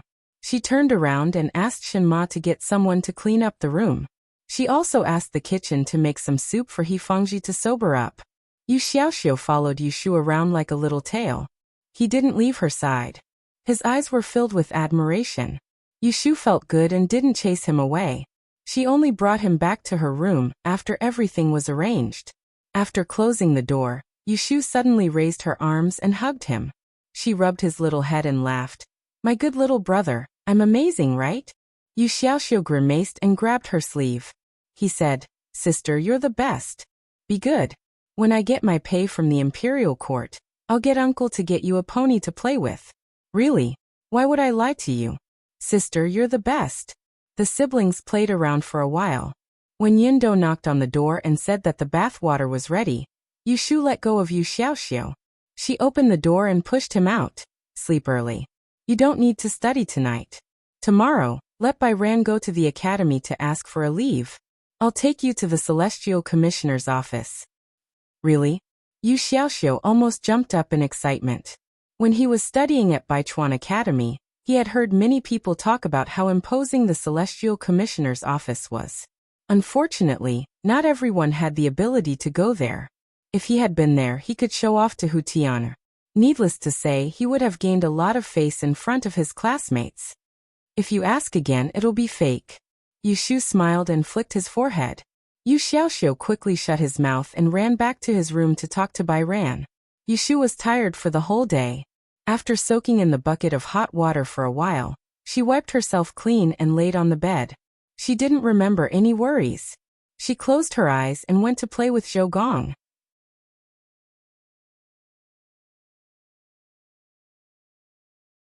Chapter 369. Yushu drank 2 glasses of wine with Pei Jing last night, and had an inexplicable dream. She felt a little dizzy when Yindo woke her up in the morning. Fortunately, she felt refreshed after washing her face. Yu Xiaoxiu had dressed up early, and was waiting in the hall outside her room. Recently, he had been eating and sleeping well, so he had grown a little taller. Compared to Yushu's slim figure, he just reached the tip of his sister's nose. He wore a blue shirt issued by the academy and combed his hair neatly. He looked obedient and quiet. The weather in March was getting warmer and warmer every day. Yushu didn't have any good clothes to wear, So she found a green pleated skirt that Zhao Hui had made for her last year in Yang. She changed it into a newly knitted belt and tightened the waist. Even if it was a few inches shorter, it wouldn't be seen. Yin Do combed Yushu's hair and wanted to put some rouge on her face. But Yushu waved her hand and said no. Zhao Hui bought her a few boxes of rouge for the new year, but she disliked it. She didn't want to put it on her face again after using it once. Yundo thought that Yushu didn't like fancy things, but she didn't know that she had been in the workplace in her previous life. She put on makeup every day as if she had a stupid face. Now that she finally got rid of makeup, she didn't want to waste her time in a foreign country. After tidying up, Yushu carefully put away her name card and examination card, fastened the money bag, and walked out of the room. She waved at Yu Xiaoxiu and said with a smile, "Let's go, I'll take you outside to eat breakfast. Tell Yindo to wait for father and mother to go, and inform us when they wake up." Yu Xiaoxiu nodded happily, and went forward to hold Yushu's hand. She pulled him out of the door and sat on the carriage that Pei Jing had ordered people to pick her up early in the morning. Not long after they left, someone came to send a congratulatory gift. The siblings ate sesame seed cake and beef meatballs on West Street. They each drank a big bowl of soup and ate until they were full. The Celestial Commissioner office was built in the north of the city. It took less than an hour to get there by car from the west of the city. When Yushu and Yu Xiaoxiu arrived and got off the car, the sun had just risen. "Coachman, please wait at the corner of the street. I'll come out once I'm done." Yushu told the coachman what to do, and led Yu Xiaoxiu forward for another half of the road. In the middle of the endless street, they saw the symbolic gate of the Celestial Commissioner. The main gate of the office of the Celestial Commissioner was comparable to a small city gate. It had a deep doorway and a 10-feet-high wall. Guards were patrolling under the door day and night, and they were all real soldiers with blades and swords. "Stop right there. What are you doing?" As soon as the siblings approached the gate, they were stopped by two guards and interrogated meticulously. It seemed that they didn't look like they could go inside to work. "Sister." Yu Xiaoxiu pulled Yushu's hand nervously. "It's okay." Yushu took out the name card she had prepared and handed it to a guard. "I'm Hyde, one of the Dian Strange Arts this year. Today, I was informed to come to the office of the Celestial Commissioner to write a reply. Can you let us in?" To put it bluntly, the so-called reply was to show one's face in front of the examiner. After the candidates of the Dian Strange Arts passed the list, they couldn't change their faces immediately. Those who were not in the top 3 had to go to the office of the Celestial Commissioner for an interview to check if there were any fake candidates to avoid suspicion of corruption. As for the top 3, they had to go to the office of the Celestial Commissioner and meet with several senior officials in person. Yesterday, when Yushu was in Cheongyu Building, an official of the Celestial Commissioner went to her house to post a name card. He also informed her that she had to go to the office of the Celestial Commissioner today to receive a stamp from the Celestial Commissioner that represented the identity of a Hyde One. The guard was surprised to see such a young female Hyde One. He carefully checked her name card. After confirming it, he didn't make things difficult for her and let her pass. He also told her which way to go after entering the gate. Yushu swaggered into the door of the office of the Celestial Commissioner with Yu Xiaoxiu. This was the second time she came to this place that all the Hyde One in the world yearned for. Last time, she was tied up and dragged in, but this time, she walked in openly. During the day, the office of the Celestial Commissioner was very different from her impression of a dangerous place. Here there were birds singing and flowers fragrant. The grass and trees were flourishing. In the distance, there were buildings, and up close, there were pavilions. It was like a huge garden. Yushu leisurely took Yu Xiaoxiu to look at the scenery as she walked. Unknowingly, they actually took a wrong turn and couldn't find the direction that the guard had pointed out at the beginning. "Sister, didn't we just walk through this place?" Yu Xiaoxiu rubbed his head and looked at the surroundings strangely. Yushu pulled him to stop at the entrance of a long corridor. Looking left and right, she stared at a familiar octagonal pavilion not far from the flower pond. There seemed to be a person sitting in the tall pavilion. She muttered, "Oh, it seems like we just came here. Then let's go back." Okay. The siblings went back and followed the way they came. They went around a painting altar, past a row of rockery, went through a small path, and stood at a fork in the road. They chose the road that they didn't walk through just now. After a cup of tea, Yushu stood at the entrance of the long corridor with black lines on her forehead, looking at the octagonal pavilion in front of her. She didn't want to admit that she was lost. "Sister, why don't we go back and take another road?" Yu Xiaoxiu looked at Yushu's expression and asked carefully. Yushu guessed that they had encountered some tactical array. The Celestial Commissioner was the highest point of the Dainyi school. Every flower and grass in the courtyard must have a mystery. Ordinary people might not be able to walk out when they came here. When she was hesitating whether to take out a copper coin to see the direction, she heard a hearty laughter coming from afar. She turned her head and looked around. Her eyes skipped over the large clusters of blooming begonia and azaleas in the flower pond. She saw the figure in the pavilion stood up at some point. She couldn't see his face clearly, but she knew it was a man with a tall and straight posture. He raised his hand and waved at them as if he wanted them to go over. "Sister, is that person calling us?"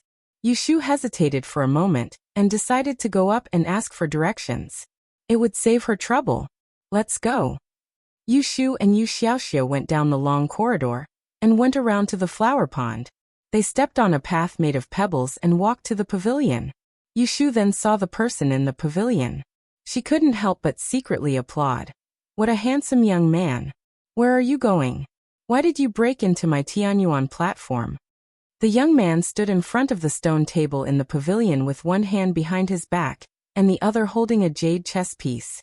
On the stone chessboard on the table, there were chess pieces of the same color scattered, and there was a chess record upside down next to it. Yushu's eyes flashed. She could tell from his words that his identity was not ordinary, so she politely cupped her hands and apologized. "I was rash. I only cared about the scenery, but I mistakenly entered a tactical array and lost my way. Please tell us how to get out of the array, young master." Haha. When the young man heard Yushu's words, he actually laughed again. He tossed the chess piece in his hand and said, No, I don't have any tactical array here.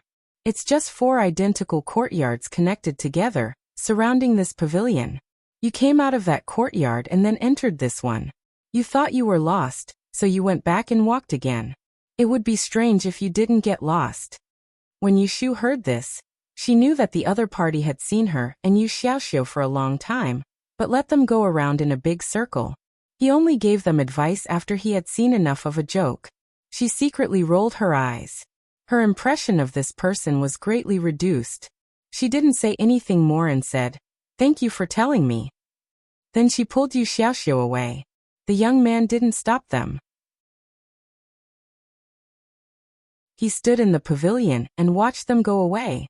Then he shook his head and sat down again to read the chess record.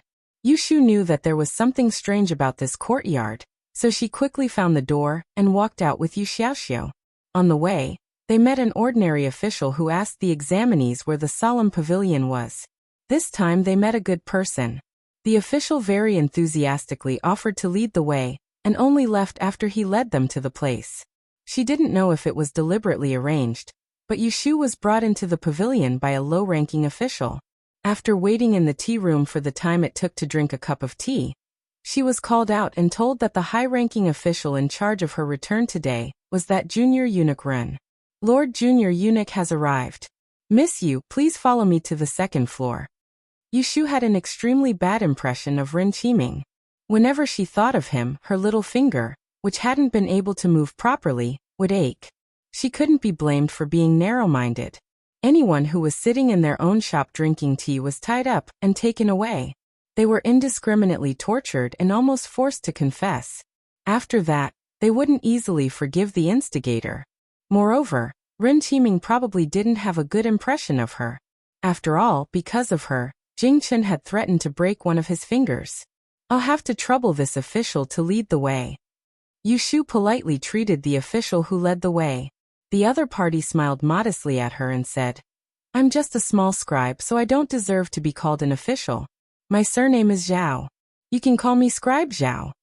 Yushu had thought that the officials of the Celestial Commissioner were all arrogant and eccentric, like the youth she had met in the pavilion before.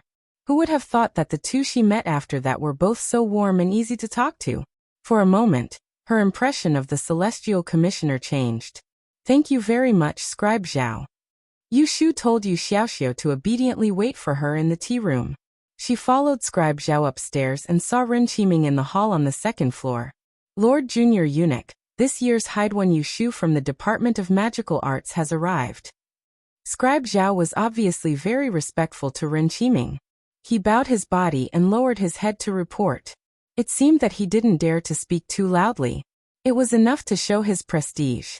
After the previous night interrogation, it didn't seem awkward for Ren Qiming to face with Yu Shu again. Ren Qiming still looked serious. He looked at her and asked Scribe Zhao to leave. He pointed to the empty chair under the window and said to Yu Shu, sit down. There is still one in the top 3 who hasn't arrived. When he arrives, I will question him together. Yu Shu was happy to play dumb. It was of course what she wanted, not to become enemies with Ren Qiming. So, she sat on the chair and waited. There was no top 3 in the magical arts. There was only her, the Hyde One, and a fragrant man. The fragrant man was Wen Xiaoan, whom she knew.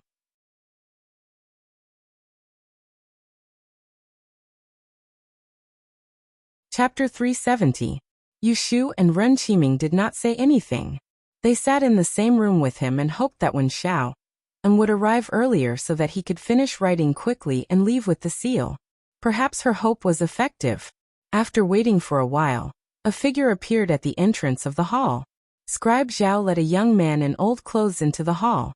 Yu Shu recognized Wen Xiao, and with just one glance, his skinny and dry appearance left a deep impression on her.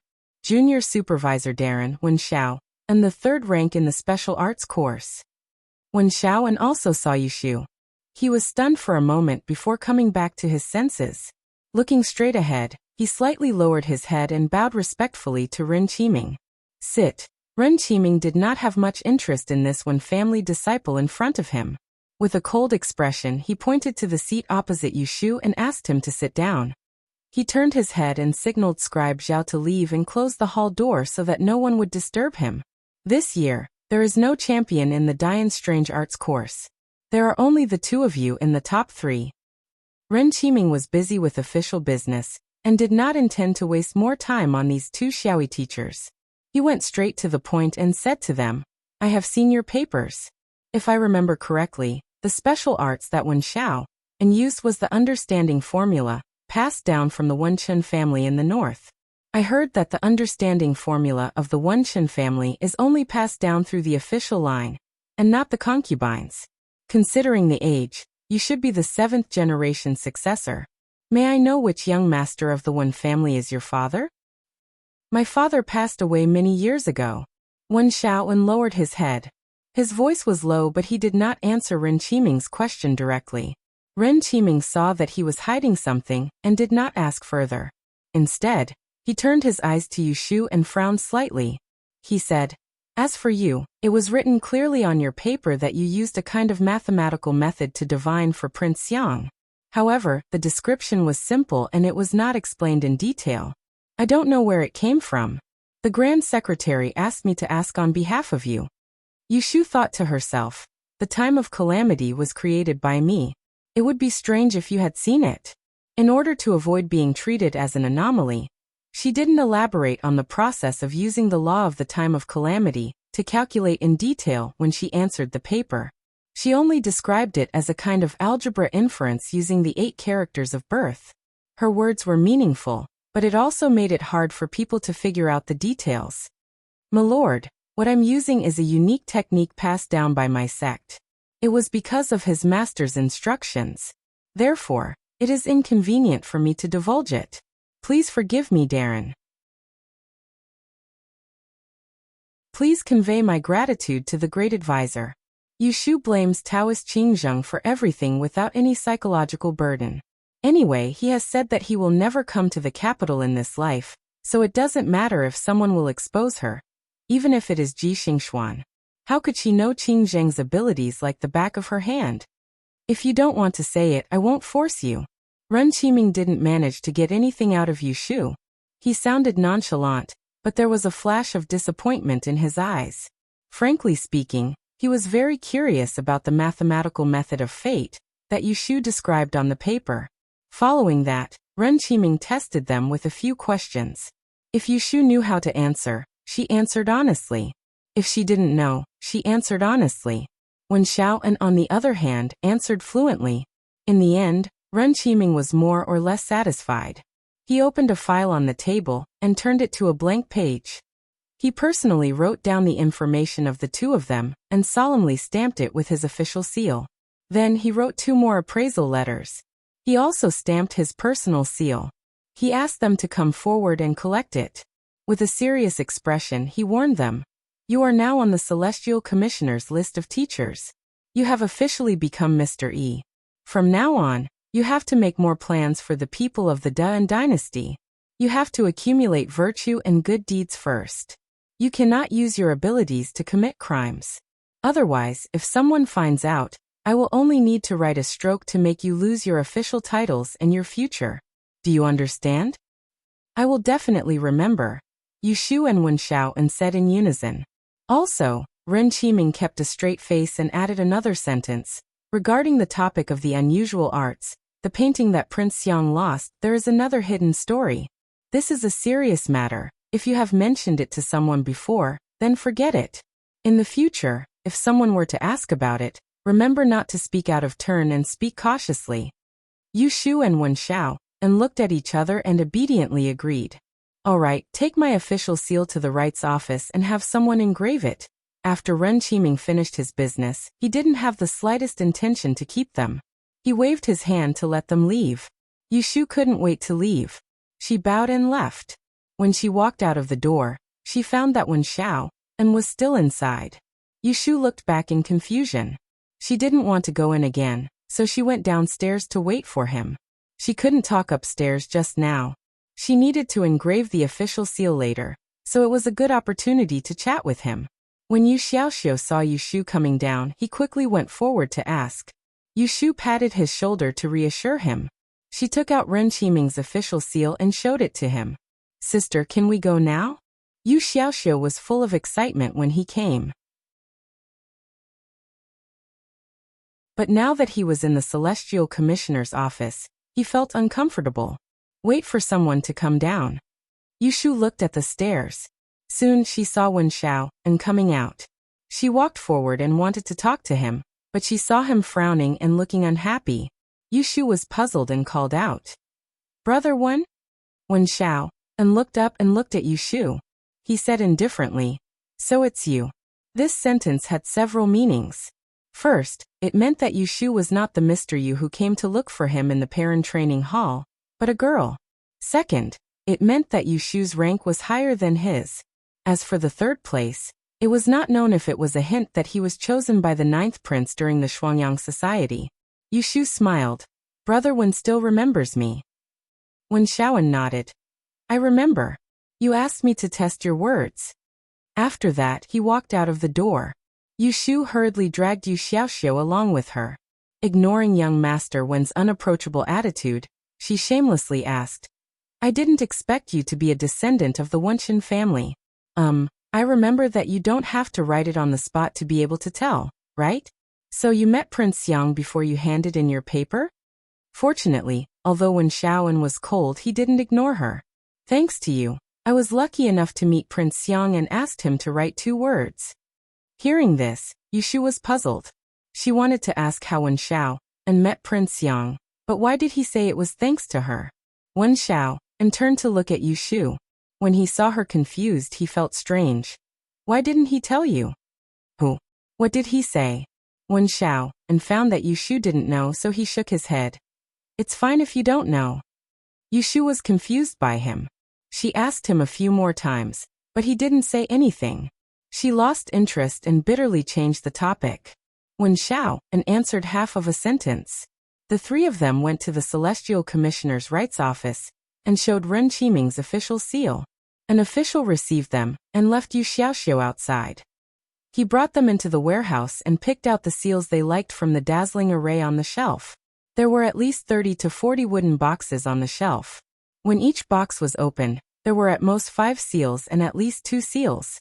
There was a piece of jade, a piece of strange stone, and a variety of wood in different shapes and sizes. Compared to the seals circulating in the market, the quality was much better.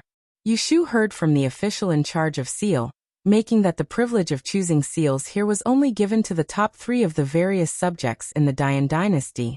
The other newly promoted master shifters were all uniformly made by the Office of Rights, and finally sent to the Taiching department for people to pick up. How could they be chosen one by one? Fortunately, Yushu didn't have a hobby of looking at seals. Otherwise, when she saw this shelf full of good seals, she was not happy about it. I'll take this one. When Yushu was looking at them one by one, Wen Xiao, and had already picked one. Yushu was not in a hurry. After looking through the 2 rows of shelves, she finally found a thumb-sized piece of wood. It was cyan in color and felt very good to the touch. When she smelled it, there was a faint scent of wood, which made her very fond of it. When Yushu handed the seal to the official in charge for safekeeping, she turned around and looked at it again. Wen Xiao and had already disappeared. Yushu came out of the warehouse. She found Yu Xiaoxiu waiting outside and asked him, "Where is the young man who was with us just now?" Yu Xiaoxiu pointed to the south. "He has been gone for a while." Yushu was confused. She could only ask Wen Xiao, and the next time she saw him. How could it be because of her? At noon, the siblings walked to the door of the house, and saw an unfamiliar carriage parked under a tree outside the door. From the door curtain to the shaft of the carriage, it was brand new. The window of the carriage was actually covered with rare glass. The horse that pulled the carriage was plump and strong. It was tied to the trunk of the tree and stood in place. Yushu looked at the carriage a few more times. When she entered the yard, she saw the gatekeeper and asked, "Is there a guest?" "Who is it?" The gatekeeper was a young boy. He said to Yushu in a dignified manner, "Miss, there are no guests." Yushu pointed to the door. "Whose carriage is it? Why is it parked in front of our door?" "Ah. Oh, you mean the carriage outside the door. It's not someone else's. It was sent in the morning. It's for you to go out." Yushu was surprised and quickly asked the gatekeeper who gave it to her. Just the window of the carriage outside the door probably cost 1,000 or 800 taels of silver. She could imagine how expensive the entire carriage was. Who gave her such a big gift? "I don't know. I wasn't here at that time." The gatekeeper couldn't explain clearly, so Yushu suspiciously pulled Yu Xiaoxiu into the backyard to look for Zhao Hui. She thought that it couldn't be a gift from Lu Tan. As a prince, giving someone a carriage meant that he was under the control of someone else, which was inauspicious and not in line with etiquette. Zhao Hui was sitting in the outer room playing with a few children's bags. When she heard Yushu's question, she put down the things in her hand and said to her with a wry smile, "The carriage you said was sent by Mr. Shui. Your godfather is not at home. I can't make the decision as a woman, so I waited for you to come back and see if I should return it to him." Yushu didn't have time to be surprised. She was confused. She asked Zhao Hui, "Who sent the carriage?" "He didn't say why he sent it to me. The last time Brother Shui came at night, he said he was going to go to the outside of the capital. I didn't know he was back." Unfortunately, Zhao Hui also didn't know anything and was muddle-headed.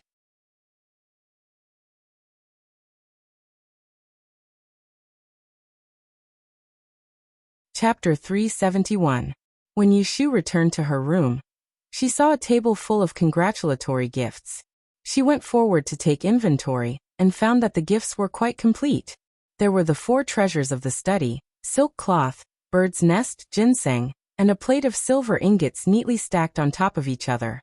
They were white and looked brand new. Yushu didn't have any other thoughts about such a generous gift. She immediately guessed that Lu Tan had sent someone to deliver it. But she didn't leave any message when she saw that Yushu wasn't at home. She didn't want to disturb the women in the house. Not only did she win the hideout exam, but she also made a windfall. Yushu happily carried the plate of silver into her room and put it into a box under her bed. She called for Yindo and divided the other gifts into 3 portions. 1 portion was sent to Zhao Hui's room. 1 portion was left for Pei Jing, and the last portion was taken to Yu Xiaoxiu's room to change into. The gifts from the imperial prince were all good things, and even the most inferior ones couldn't be bought outside. After accepting Lu Tan's generous gift, Yu Shu naturally couldn't stay any longer. Today, she had to go to the guest house to express her gratitude. She didn't want Lu Tan to think that she was being arrogant. When the sun was about to set in the afternoon, Yu Shu estimated that the twin sun group would disperse, and that Lu Tan would return. Only then did she step out of the door. When she arrived at the main entrance, she saw the carriage gifted by Shui Rui. She hesitantly opened the door and stuck her head in to take a look. Inside, she saw a set of red mattresses and a yellow pair three-legged tea table. There were also 2 strings of multicolored gourd glass lamps hanging in the corner. She immediately fell in love with it. She originally planned to return this expensive carriage when she saw Shui Rui, but now she actually felt a little reluctant. Scratching her head, Yu Shu thought about giving Shui Rui the money to buy the car, but she was afraid that Shui Rui would be unhappy that she treated him like an outsider. She didn't know what to do with this gift. After closing the car door, Yu Shu looked at the sky and saw that it was still early, so she walked to the north of the city. Lu Tan's guest house was not too far away. She walked quickly and in less than an hour, she saw the prince's residence, which was guarded by guards. Speaking of which, Lu Tan had already reached the age where he could leave the palace and start his own mansion. It was just that the construction of the prince's mansion had not yet been completed. His Majesty's decree had yet to come down, so he was temporarily staying in the guest house. As soon as Yu Shu walked to the door, she saw a person coming out. It was Wen Xiaoan, whom she had just met in the morning. Young Master Wen. It wasn't strange for Yu Shu to see Wen Xiaoan here. Lu Tan had chosen him during the Shuangyang meeting. Both parties had voluntarily exchanged name cards, and when Xiaoan had passed the exam as scheduled, according to the rules, he was already a disciple of the 9th prince. When Xiaoan only looked down at the road under his feet. When he heard someone calling him, he looked up and saw that it was Yu Shu. He was startled, but his lips were still tightly pursed. Then his eyes suddenly lit up, and he cupped his hands at Yu Shu. He pointed to a tree across the street and said, "Miss you. Let's talk over there." After he finished speaking, he didn't wait for Yu Shu's reply and walked over. Yu Shu suspected that he had something important to say, so she followed him. "What do you want to talk to me about?" "I want to ask you to give me the spot in Taisher Library." Yu Shu furrowed her brows. Looking at the pleading look on Wen Xiaoan's face, she guessed that when he met Lu Tan in the guest house just now, he must have mentioned that he wanted to enter Taisher Library. It should be that Lu Tan refused him and told him that he had agreed to give his spot to her, so he made this request. Yu Shu remembered that in the morning at the Celestial Commissioner's office, when Xiaoan stayed upstairs for a while, she guessed that he must have asked Ren Qiming how to enter Taisher Library. He must have hit a wall, but who knew that he would find Lu Tan? She was a step late again. No wonder he looked so worried just now. "I'm sorry, I can't help you with this." After thinking it through, Yu Shu decisively refused Wen Xiaoan. She also risked her life to get this spot. How could she give it to others just because of a little friendship? Wen Xiaoan hurriedly said, "I know I was rude, but I really need this spot. If Miss Yu is willing to give it to me and agree to my presumptuous request, I will be grateful. In the future, if you need my help, I will definitely help you." Hearing his promise, Yu Shu was not moved at all. How could he get a spot in the academy with just empty promises? How could he get it cheap? "This spot is equally important to me. Forgive me for not being able to help you. Young Master Wen can only think of another way." Yu Shu shook her head and didn't intend to be entangled with him. She pointed at the door of the guest house and said goodbye to him.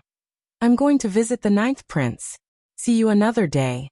Without looking at Wen Xiaoan's disappointed expression, Yu Shu entered the guest house. When she saw Lu Tan, she thanked him in person. She didn't mention that she had just met Wen Xiaoan outside the door. Lu Tan also didn't tell her about Wen Xiaoan's request for a spot in the Imperial Historian's library. He only asked her about going to the Celestial Commissioner's office in the morning. Yu Shu only sat in the guest house for the time it took to drink a cup of tea. She hurriedly got up to leave in the evening. Lu Ten asked someone to send her off, but Yushu declined and left alone. She still had to go to Wangji restaurant to find Shuirui, so she didn't want Lu Tan's people to follow her. Yushu originally thought that Shuirui had come back from outside the capital. Who would have thought that when she went to Wangji restaurant, she didn't see him? She heard from the shopkeeper Lin Fu that Shuirui hadn't been here for a while. It seemed that Yushu knew that he hadn't returned to the capital. Miss, it's getting late. I'll ask someone to prepare the meal. You can leave after eating. At this time, it was almost dark outside. When Yushu got home, she couldn't make it for dinner, so she asked Lin Fu to prepare the meal. She didn't forget to tell him to make it simple. She didn't want to waste the whole table of dishes. Otherwise, she would have to deduct her money. At the back, the kitchen gave Yushu a special stove.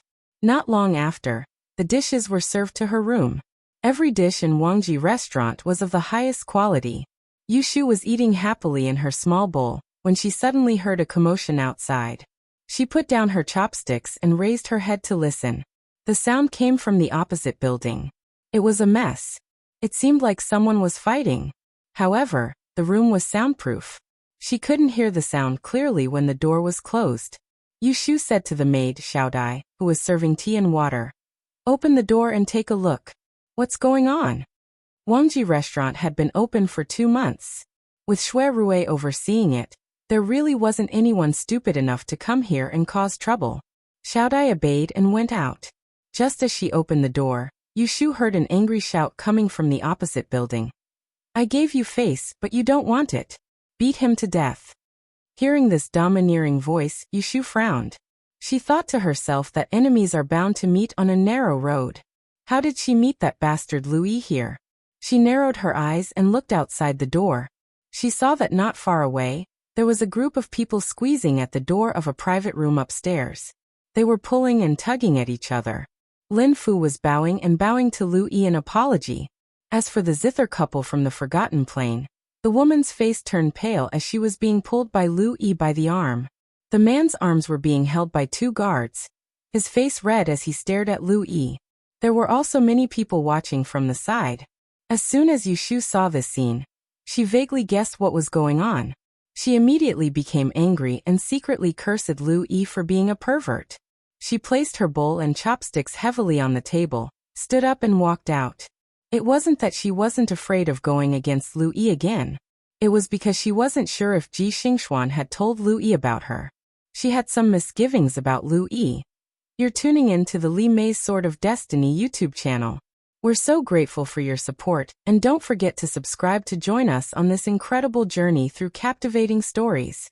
Your generosity through donations truly makes a world of difference, as it's the primary source of revenue that allows me to expand and enhance this channel for you. Thank you from the bottom of my heart for being a part of this adventure.